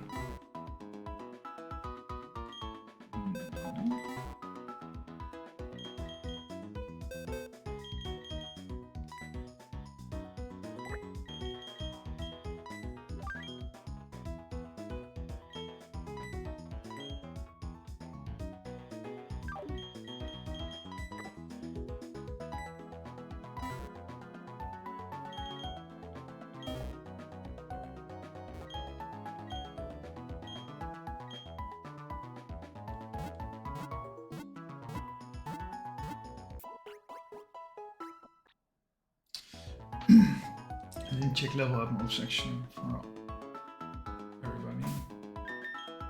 But again, I'm going to have to wear candy unfortunately love disc, which was not part of my plan initially, but to double check, Chimchar, boom, boom, all the crits. That's a risk. That is not. That's basically what we're dealing with. And also, this puts it outside of berry range. Full heal with berry range, so it's kind of necessary.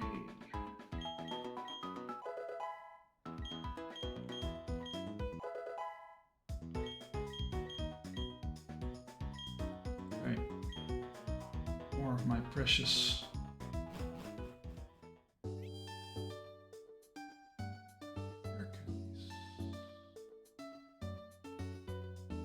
Get tiresome, but also I think this is maybe the most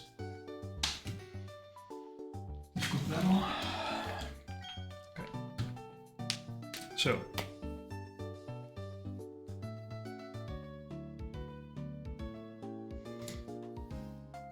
this all hinges on the fact on a few things. A lot has to go right.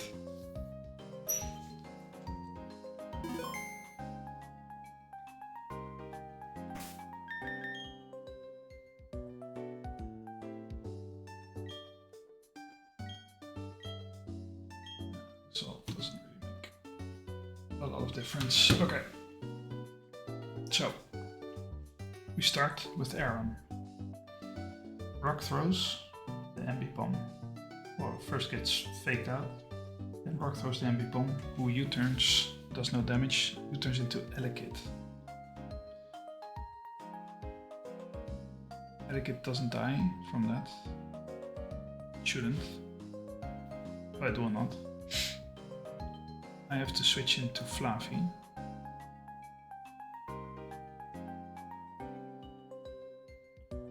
Which probably will take a Thunder Wave. If not, that would be best, but probably it will. Then it will have to Swift the Elekid to death and not get fully paralyzed. That's basically the most important thing here. We kill it, we get Slack off.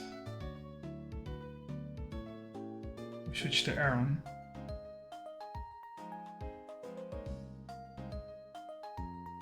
Get it down to, 26, then at that point it can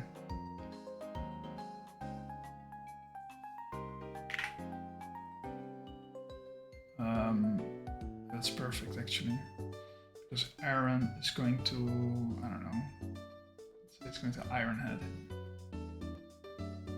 So it's going to do 19 damage. Maybe I do 2 low rolls, maybe that's better. Even if I do 12 and 12 or 15 and 15, it's not dying. I need it to not die. I could also do, let's say, 10 and 10, or 24, 10. So if I have 1 crit, then it's going to get a bit shaky. If I get even 1 crit, it's going to be shaky, but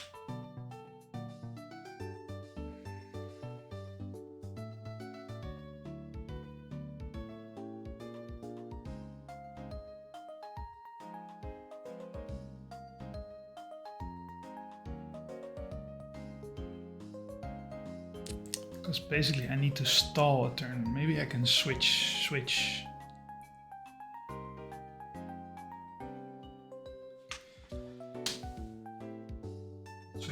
takes 2 turns.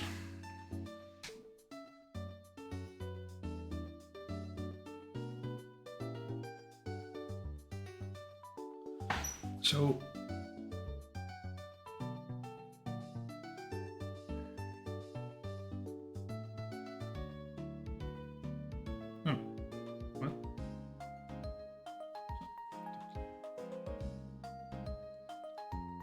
What was I thinking? Which number did I check?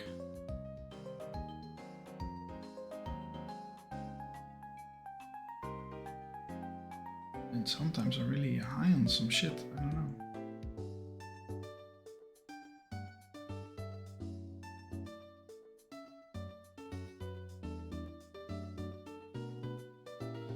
Anyway, maybe I was checking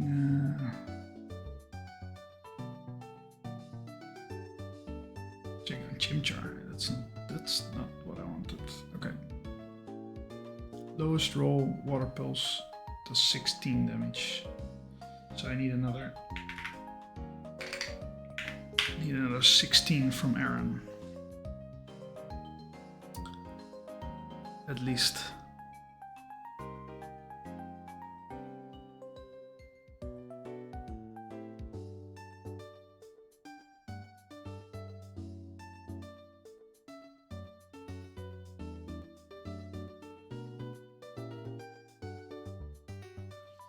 So what I can do,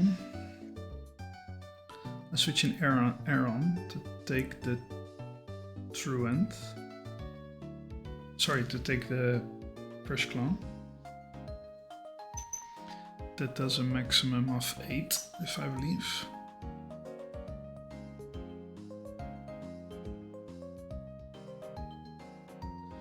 Then I do some damage.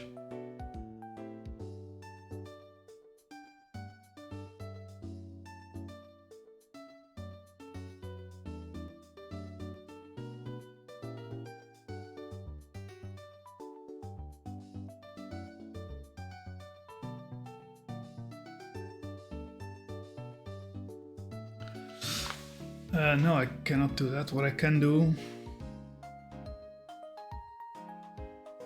switch in Aaron, take the damage, switch in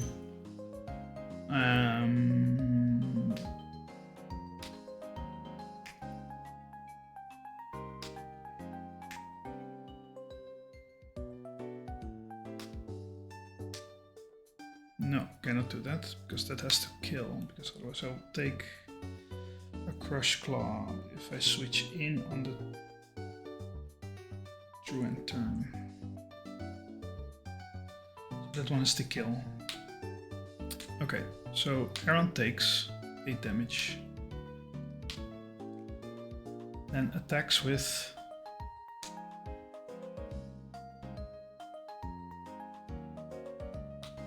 Iron Head.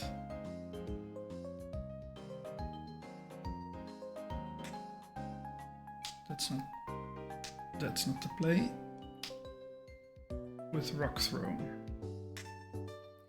Maximum Rock Throw is 30, which does not kill. Minimum Rock Throw is 12. That's not enough.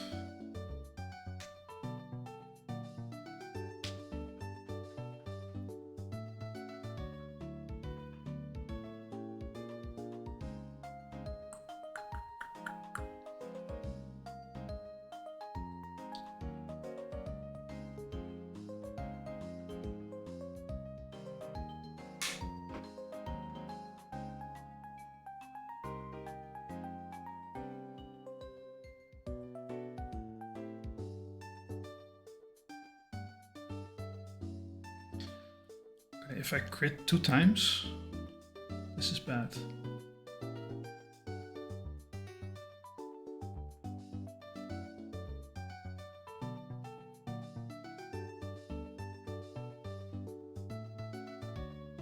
Even if I high roll once, this is bad. 12 damage. Rock throw is not enough. Iron Head is enough, but kill for sure.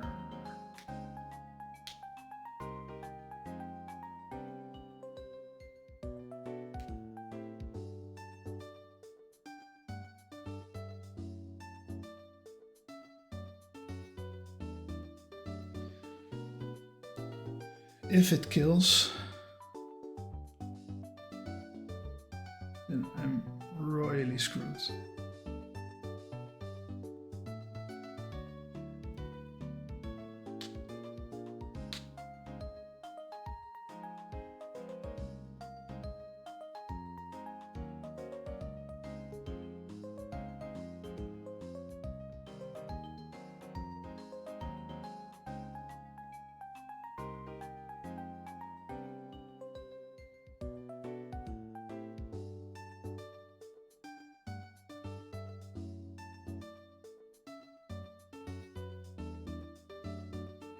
What does a fake out do?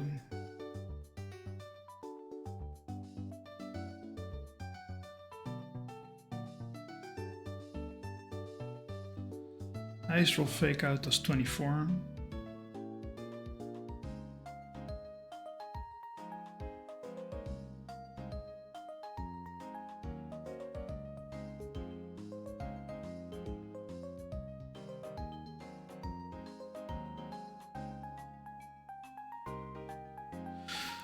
Only the highest roll fake out will be an issue.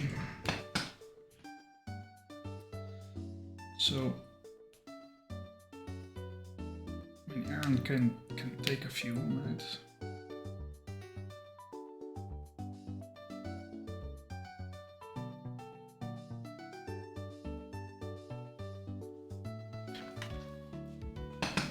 Yeah. Okay. So again. Fluffy Swift's the Elekid. The switch to Slackoth. Slackoth needs to be killed by Love Disc, so Aaron has to take a hit. Does 2 damage.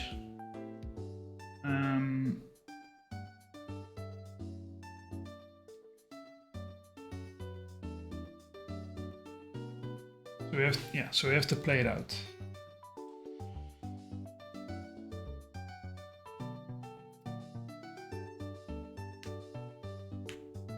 Fluffy and Slackoth. On the Aaron switch, Slackoth does a damage.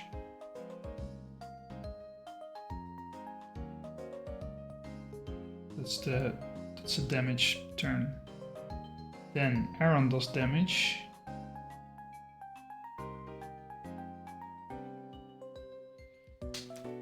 On a Slackoth truant turn.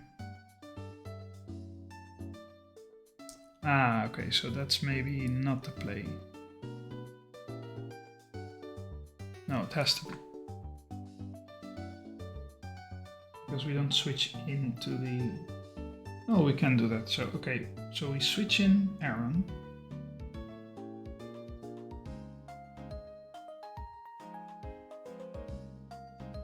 Switch in Aaron, we take the damage. Then there's a truant turn. We switch in Skitty. That moment will be, next moment will be a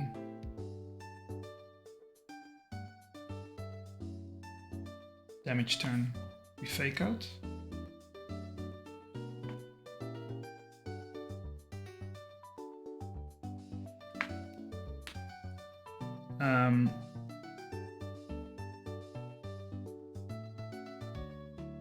We fake out, then I'm not sure if that counts for the truant, because I don't think so. Cannot move every other turn, so I don't know, flinch.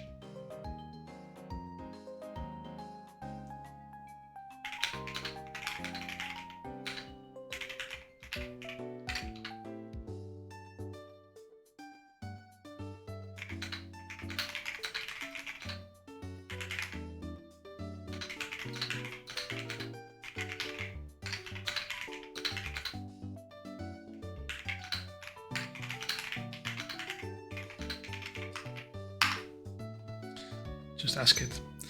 So let's say, because it gets flinched, it does not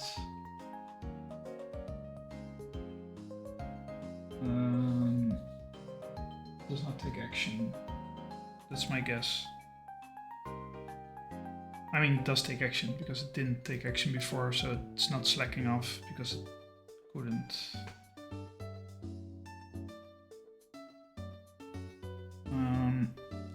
So that means Skitty does the damage, which is 9. It's 9 damage. So if we put that into the calc, it's going to be 23 left. Then I think the next one is going to be an attacking turn. So then we switch out Aaron again.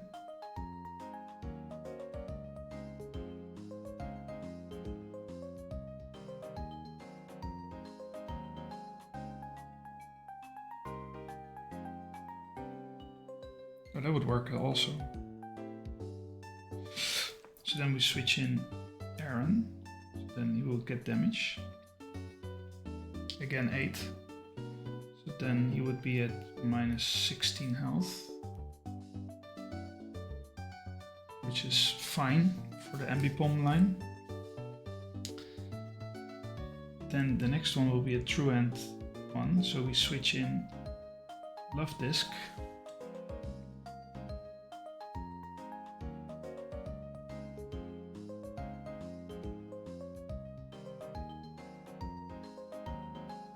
No, that's not enough.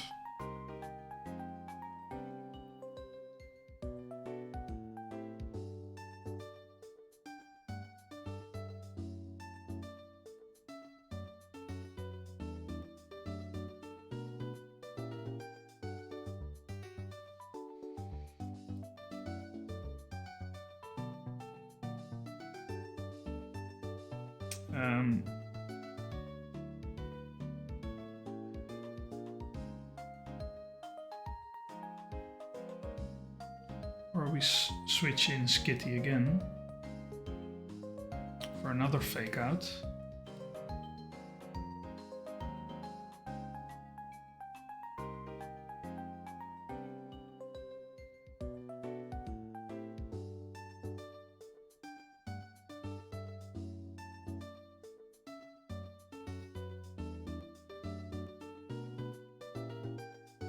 We switch in Aaron again for the damage turn. And he has taken 24 damage max. Well, that means only if he got crit 3 times. And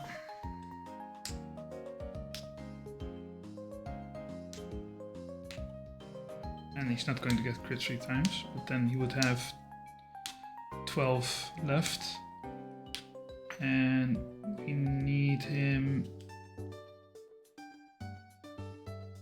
to switch into ambipom.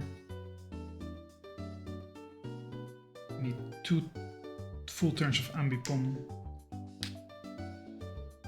and only if it crits everything.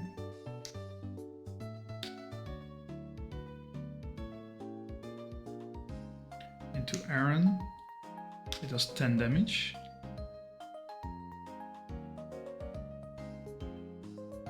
If it doesn't crit, it does 5. And I would have 12 left. So if we would crit 2 times, let's say he crits the first 2 times.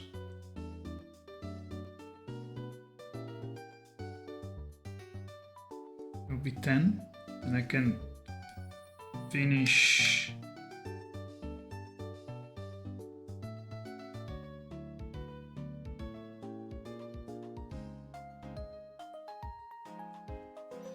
then we would have 2 health left with Aaron. That would not be enough because I can kill the Mankey, then ambipom comes in again. It's going to U-turn. Well, it's going to fake out U-turn, and that's an issue. At least the fake out we need to take. This is only when we get max rolled every time.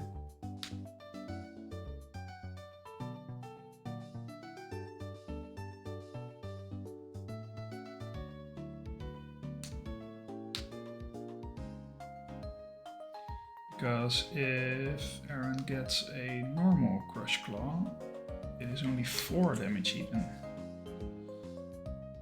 And the crit makes it... Oh, the crit makes it 8. Yeah, no, that's true.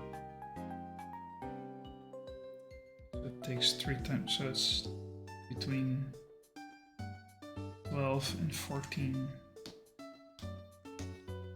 I'm really willing to risk that. That would be a crazy amount of crits. I'd have to stare really bad.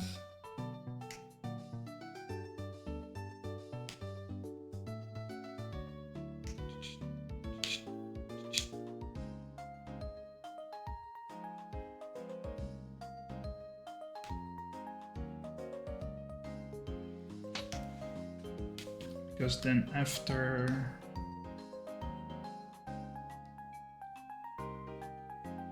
then we use the needle one instead of the third week actually.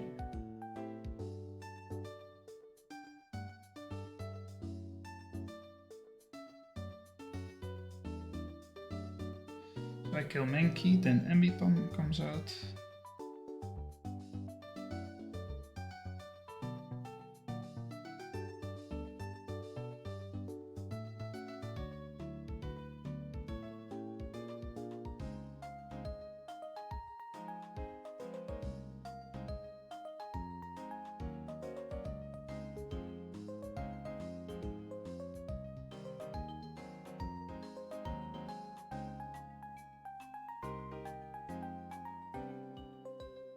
Ambipom comes out.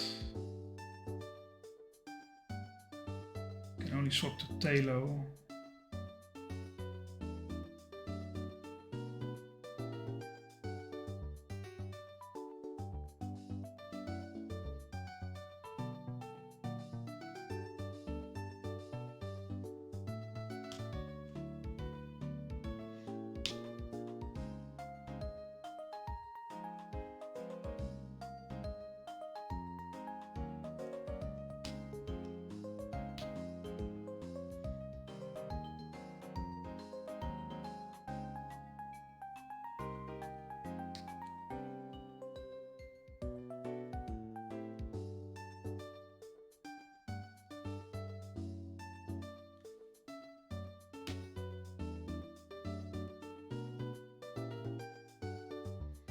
So I need to use Skitty 2 times to fake him out.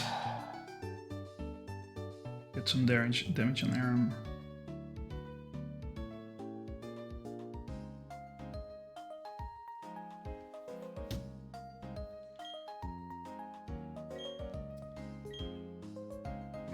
Switch.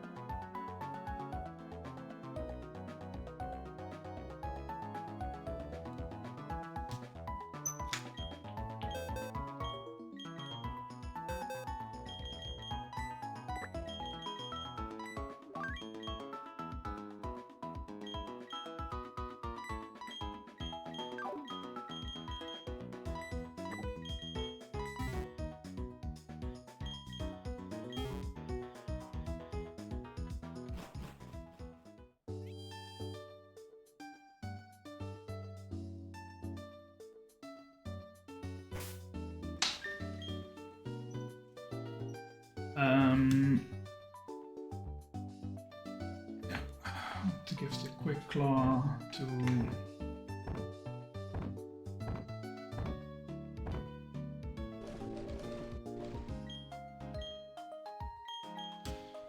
so that even if he's paralyzed with the Thunder Wave, he might act first. Might be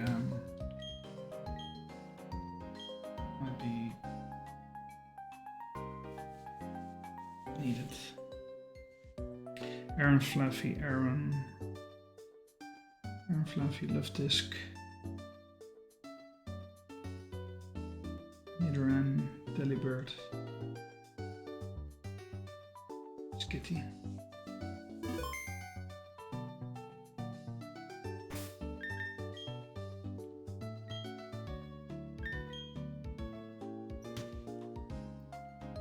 $13 with the headbutt, right? 15 Fluffy, Delibird 13, Left Disc 13, 13 Nidoran, and a 13 Skitty. Okay. So I think our line is pretty good. At this point, it just has to happen.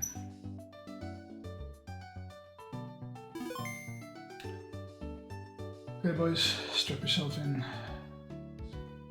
potentially going to be really painful. I calced all I wanted to. It's very late. I think almost 2 hours later than I would have liked it to be. Here we are. Aaron in the lead.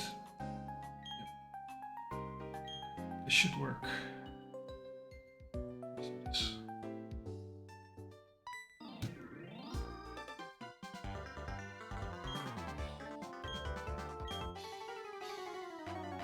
Okay, no fuck ups. It's late, so fuck ups are a thing that can happen. Apom. Apom is going to click fake out, which I cannot do anything against. So I'm going to headbutt just for the sake of it.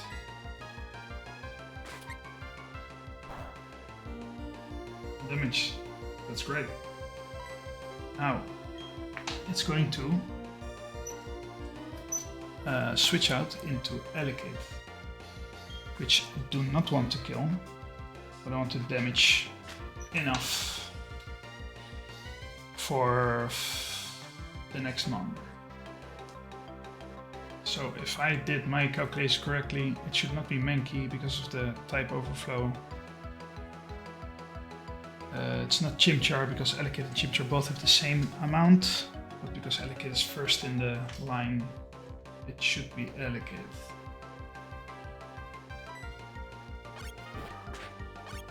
Let's see if I did my homework correct.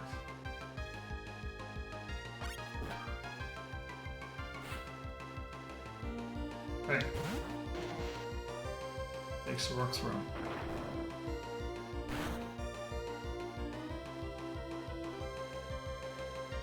Okay.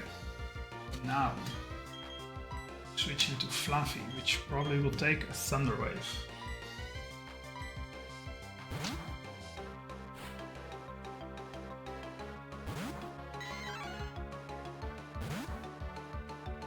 What?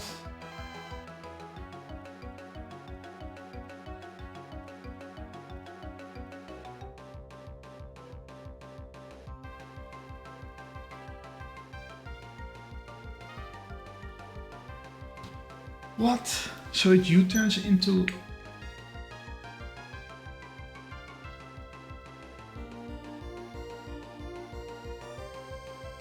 Why would it do that? The AI just switched. Why would it switch to something different?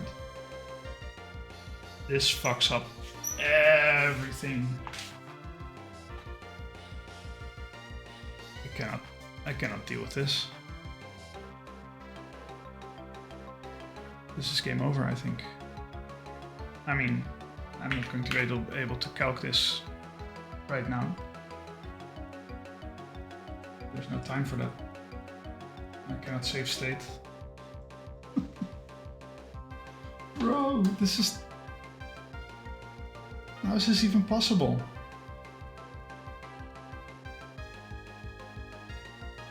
Why would it U-turn into Allocate according to all the AI and then immediately switch out?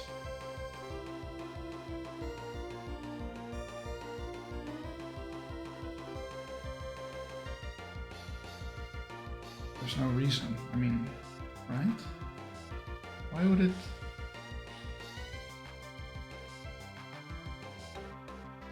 I mean, does... Let me check. Is fighting... Flying, Psychic, Fairy. I mean, I didn't do any super effective moves.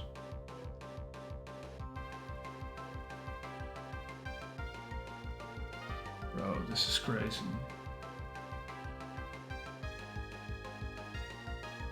Now the line is cooked, man.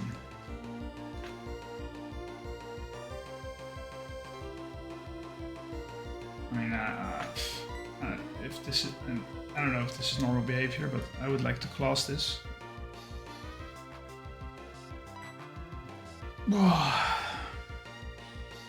So I mean, this can literally probably kill everything.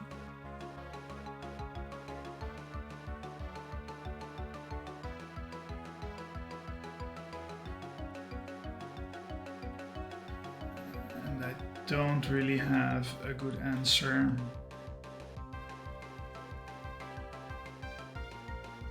Fake out.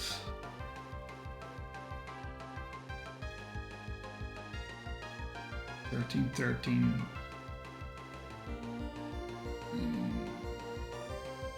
Can work.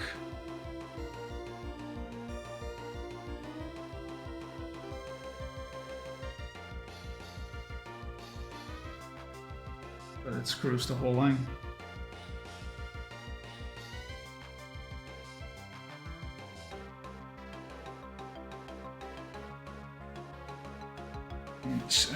I don't need the health on Skitty, so if Skitty can survive, Fake Out will go first.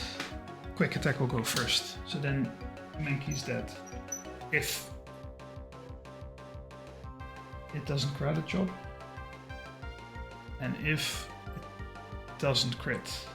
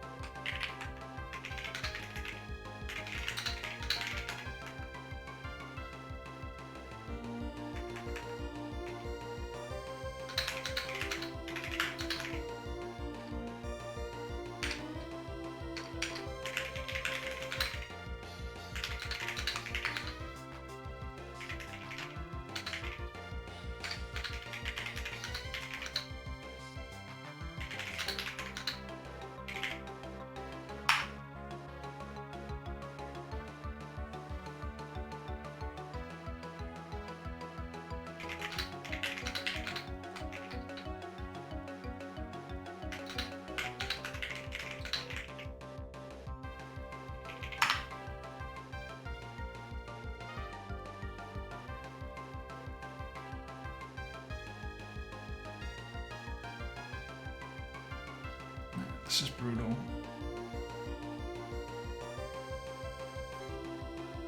I mean, what does Reckless do? Probably is a high crit or something bullshit. Okay, that's not correct. The chop has a high critical chance. Yeah, of course. So I need to decide, I need to figure out what it's probably going to click.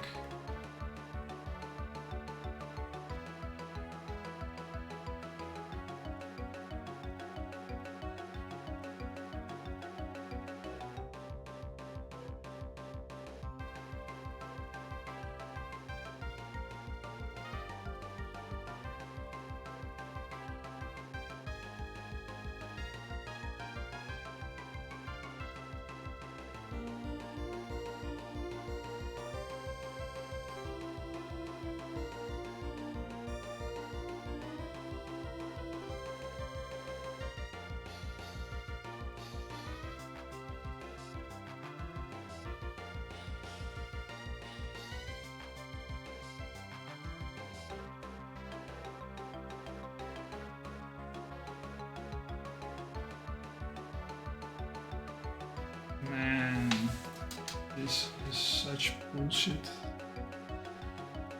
What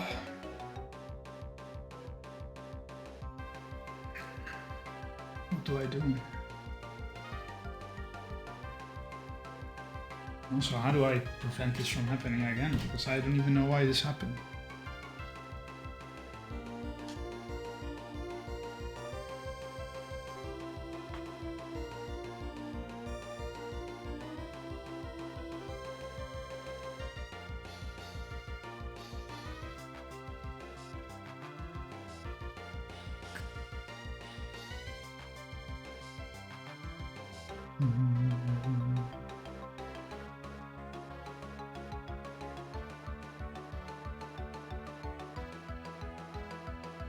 Okay, so I need my love disc.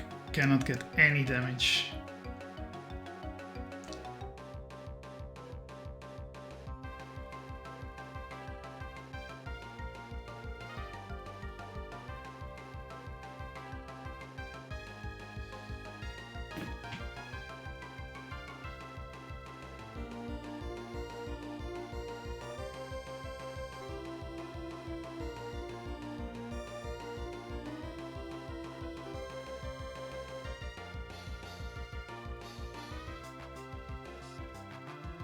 If I can get it back to Elekid, that would be great. Killing with Delibird might do that.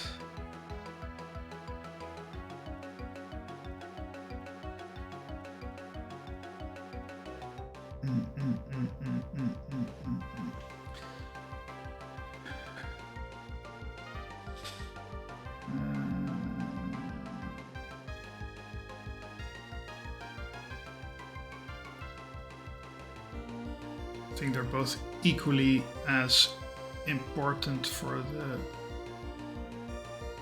line. So if Delibird would kill Mankey, which it could if it just survives whatever is coming.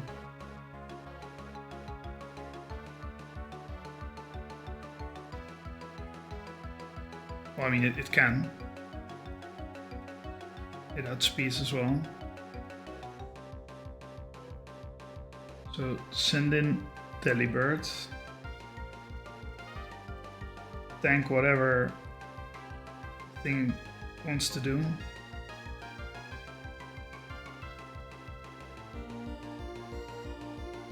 I mean, if he starts to U-turn now, then I'd want to know if it... Because then I can also switch... Well, no, I cannot switch then, because then I will choose something else.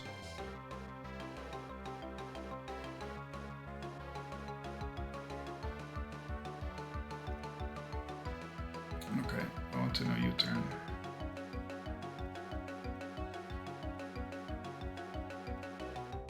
What is the AI on U-turn? Effectiveness of the move is times 0, blah blah blah. The move can KO the target.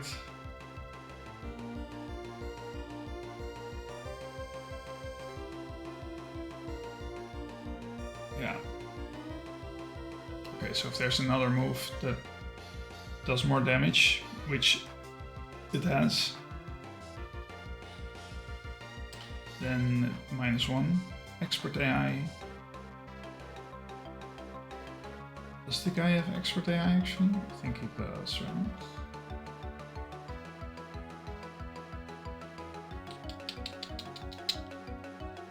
Yeah, he does. I don't think he has damage prio on this one. I'm not sure.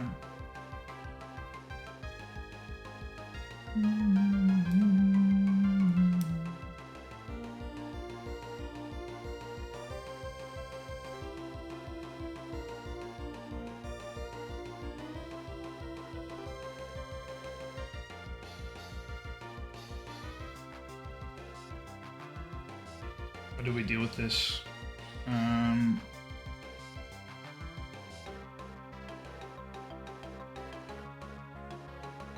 Should have all the flags. We want to check the...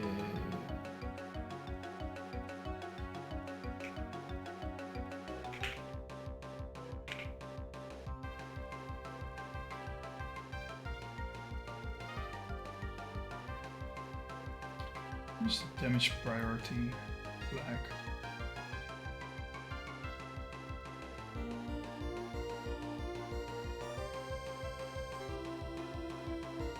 Yeah, Yeah, okay. Damage priority. So, what's the AI on damage priority?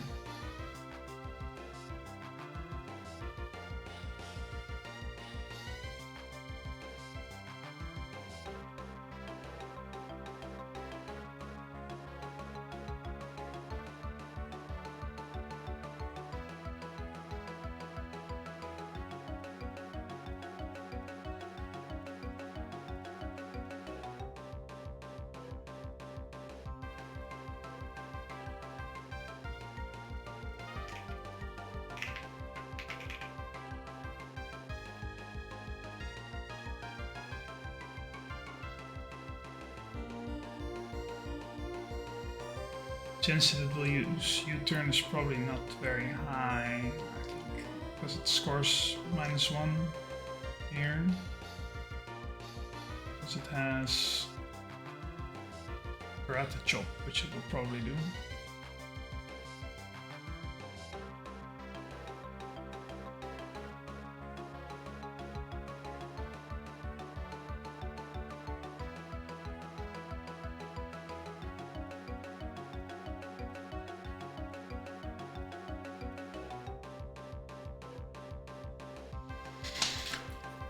This should make Elekid come out.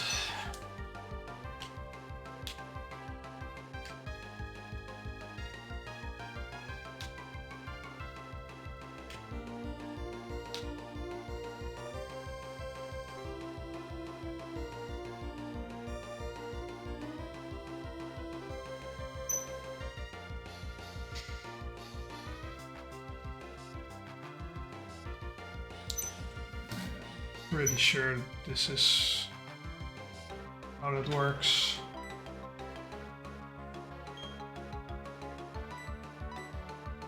Shooter, I'm going to pretty pissed.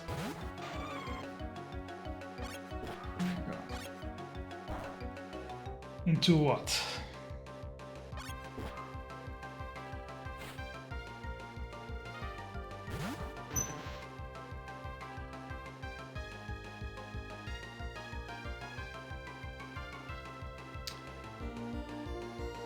I mean, Elekid took a rock throw, which is 16 damage or something, so it's 13.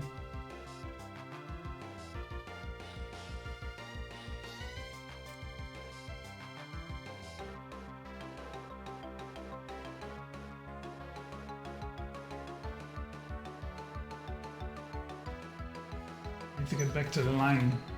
So we're going to switch out again. To murder you.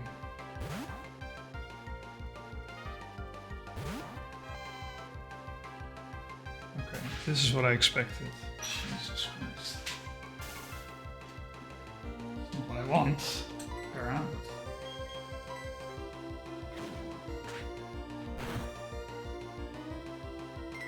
Yes.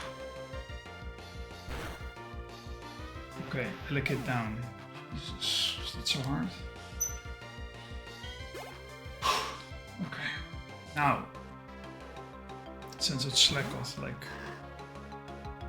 we expected, send in Aaron to take the first hit.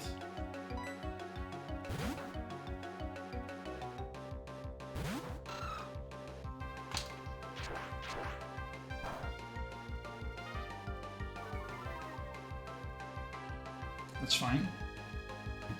Not the fence fell.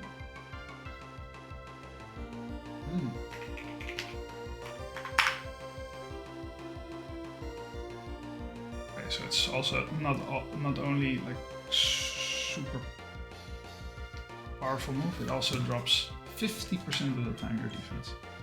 That's insane. How much PP does that have? Can it be that much? 10. Well, it's too much. Anyway, so we defeated the Elekid. Now we have the slack off to deal with. Okay, we're back on the line for now. So it should now have a true end turn, which in theory it could decide to switch out because of it.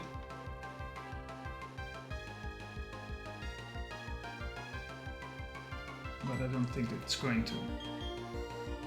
I'm going to throw in Skitty in the true end turn and then fake out.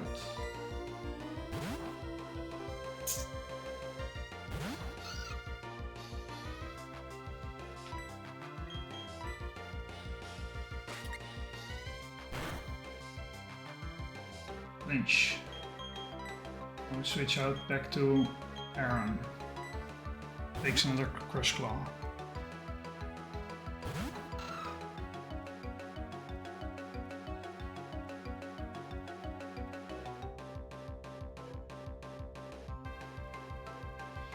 Okay, so that's kind of what I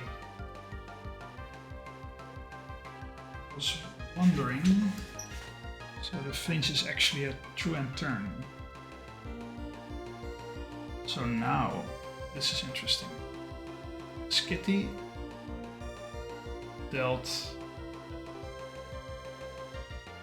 between 9 and 12 damage. No, not like that. Probably was a low roll if I look at the damage.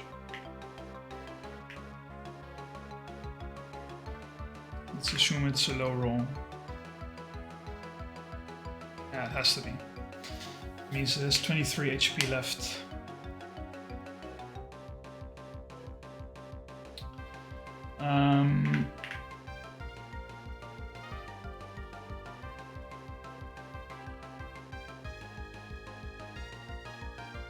We need it to be in Water Pill's range. Water Pills does a minimum of 16 damage. So Aaron needs to deal. So it cannot be a crit. Because... well, at least it cannot be an Iron Head. That's what I mean. Because Iron Head crit will kill high roll. Well, all high rolls kill. All crit high rolls might kill. So we go for the safest option, which is Dig. Does a minimum of 10 damage.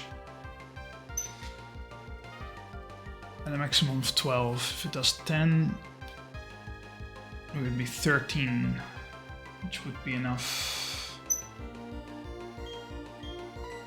So we Dig.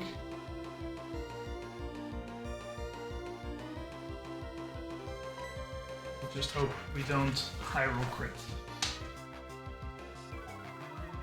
Chances not that high.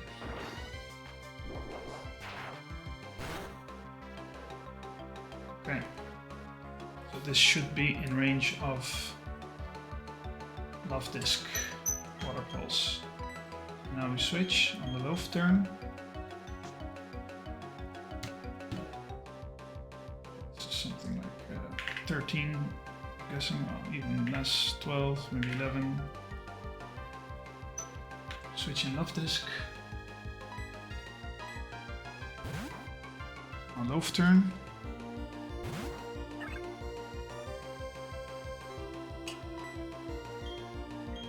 We are faster and Water Pulse should kill.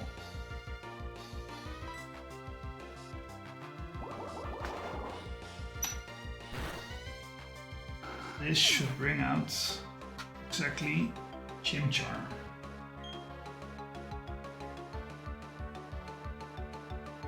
Because none of them have a Salicate is dead, none of them see a super effective move. Chimchar does the most damage. So Chimchar is out. I love this with full HP.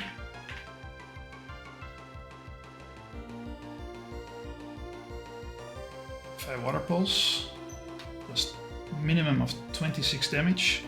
That will proc the berry juice. I am faster. Proc the berry juice, which will bring it back to 30 if I do lowest roll. No, not 30.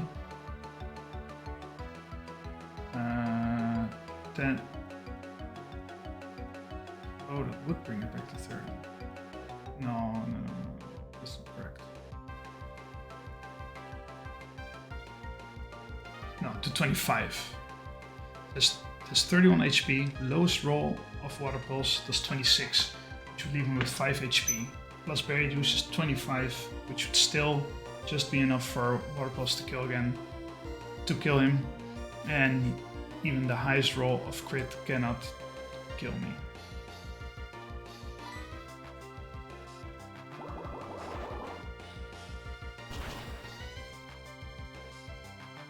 That's the lowest roll. Well, it's not the lowest roll, actually.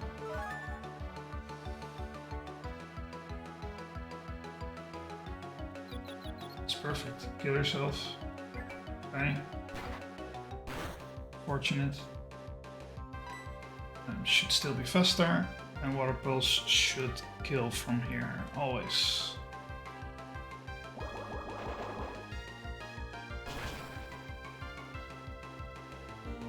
Okay, that should bait out exactly Ambipom, which is important for our line. Apom, actually. I've been writing down Ambipom all this time. We switch back into Aeron, because it will take the fake out very well.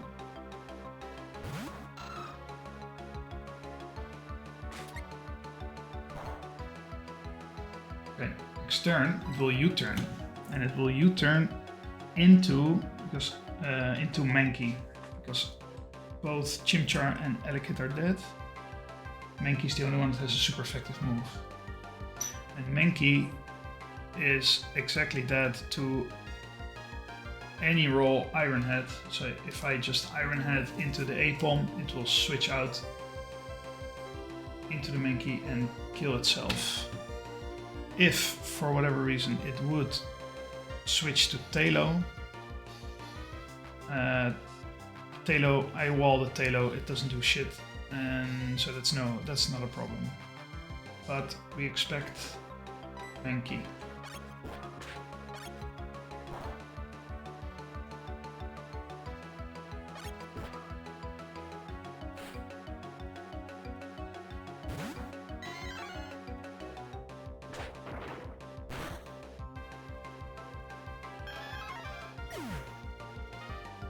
This brings back out Apom.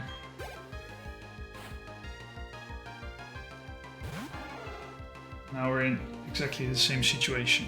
So now I'm going to headbutt just for fun because it's going to fake out. And if I did my maths correctly, Elekid is dead, Slackoth is dead, Chimchar is dead, it's 3 down, Mankey's dead, it's 4. And Apom is 5, the last one left is Talo. So it can only go into Talo. So I could do some risky strats, or I could just say goodbye to Talo at this point, which I don't mind doing.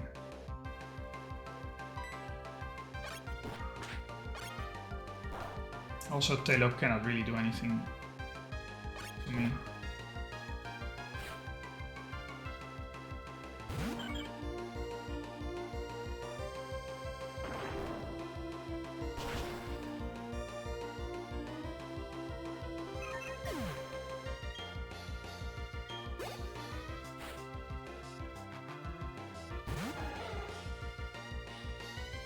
So again, I want to take fake out, because Aeron can take that very well, and it will never use fake out again. It will only use a U-turn, but it cannot switch out to any other Pokemon. So now I just can switch in for the XP to, for example, Nidoran. Let's just be safe here.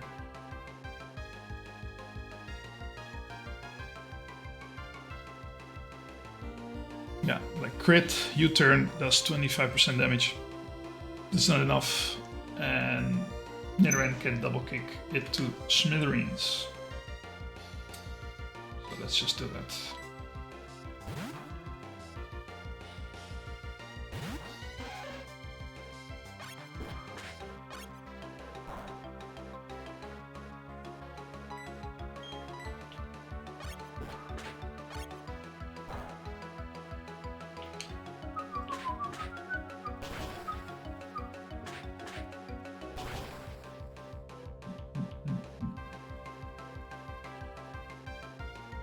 really.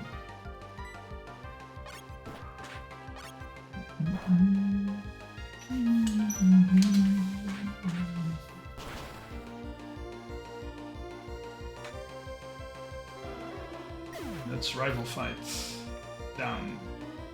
I can finally get to bed. Still deathless.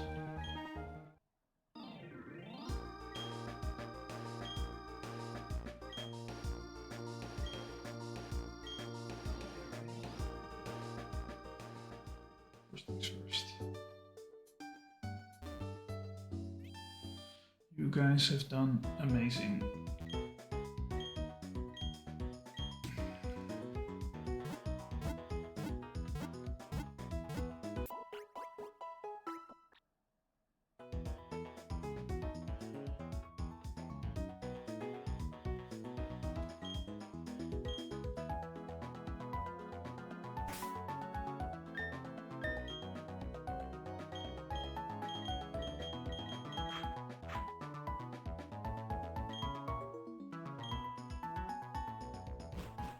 And that's good measure.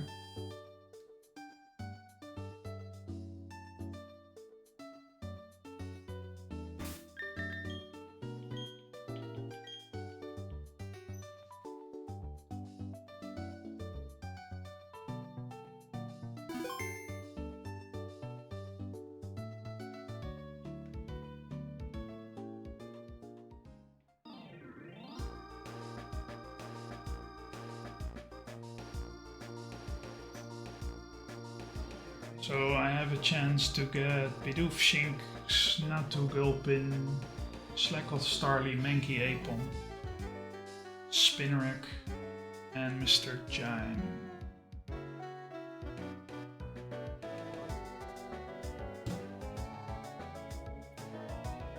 Check one thing.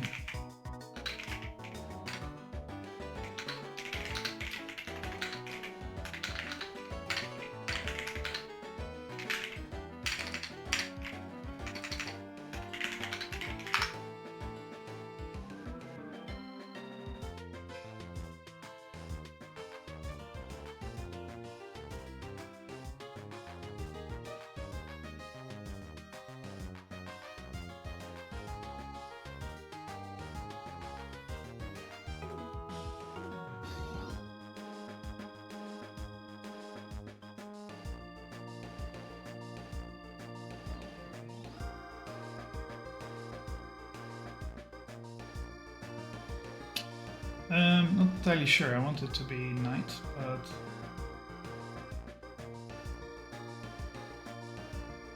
I mean, it's kind of morning. So maybe we can save this for another moment.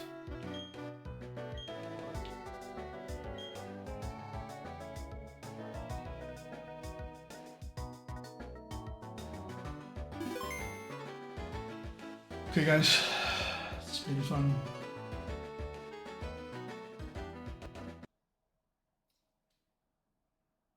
Until maybe tomorrow. See ya, bye.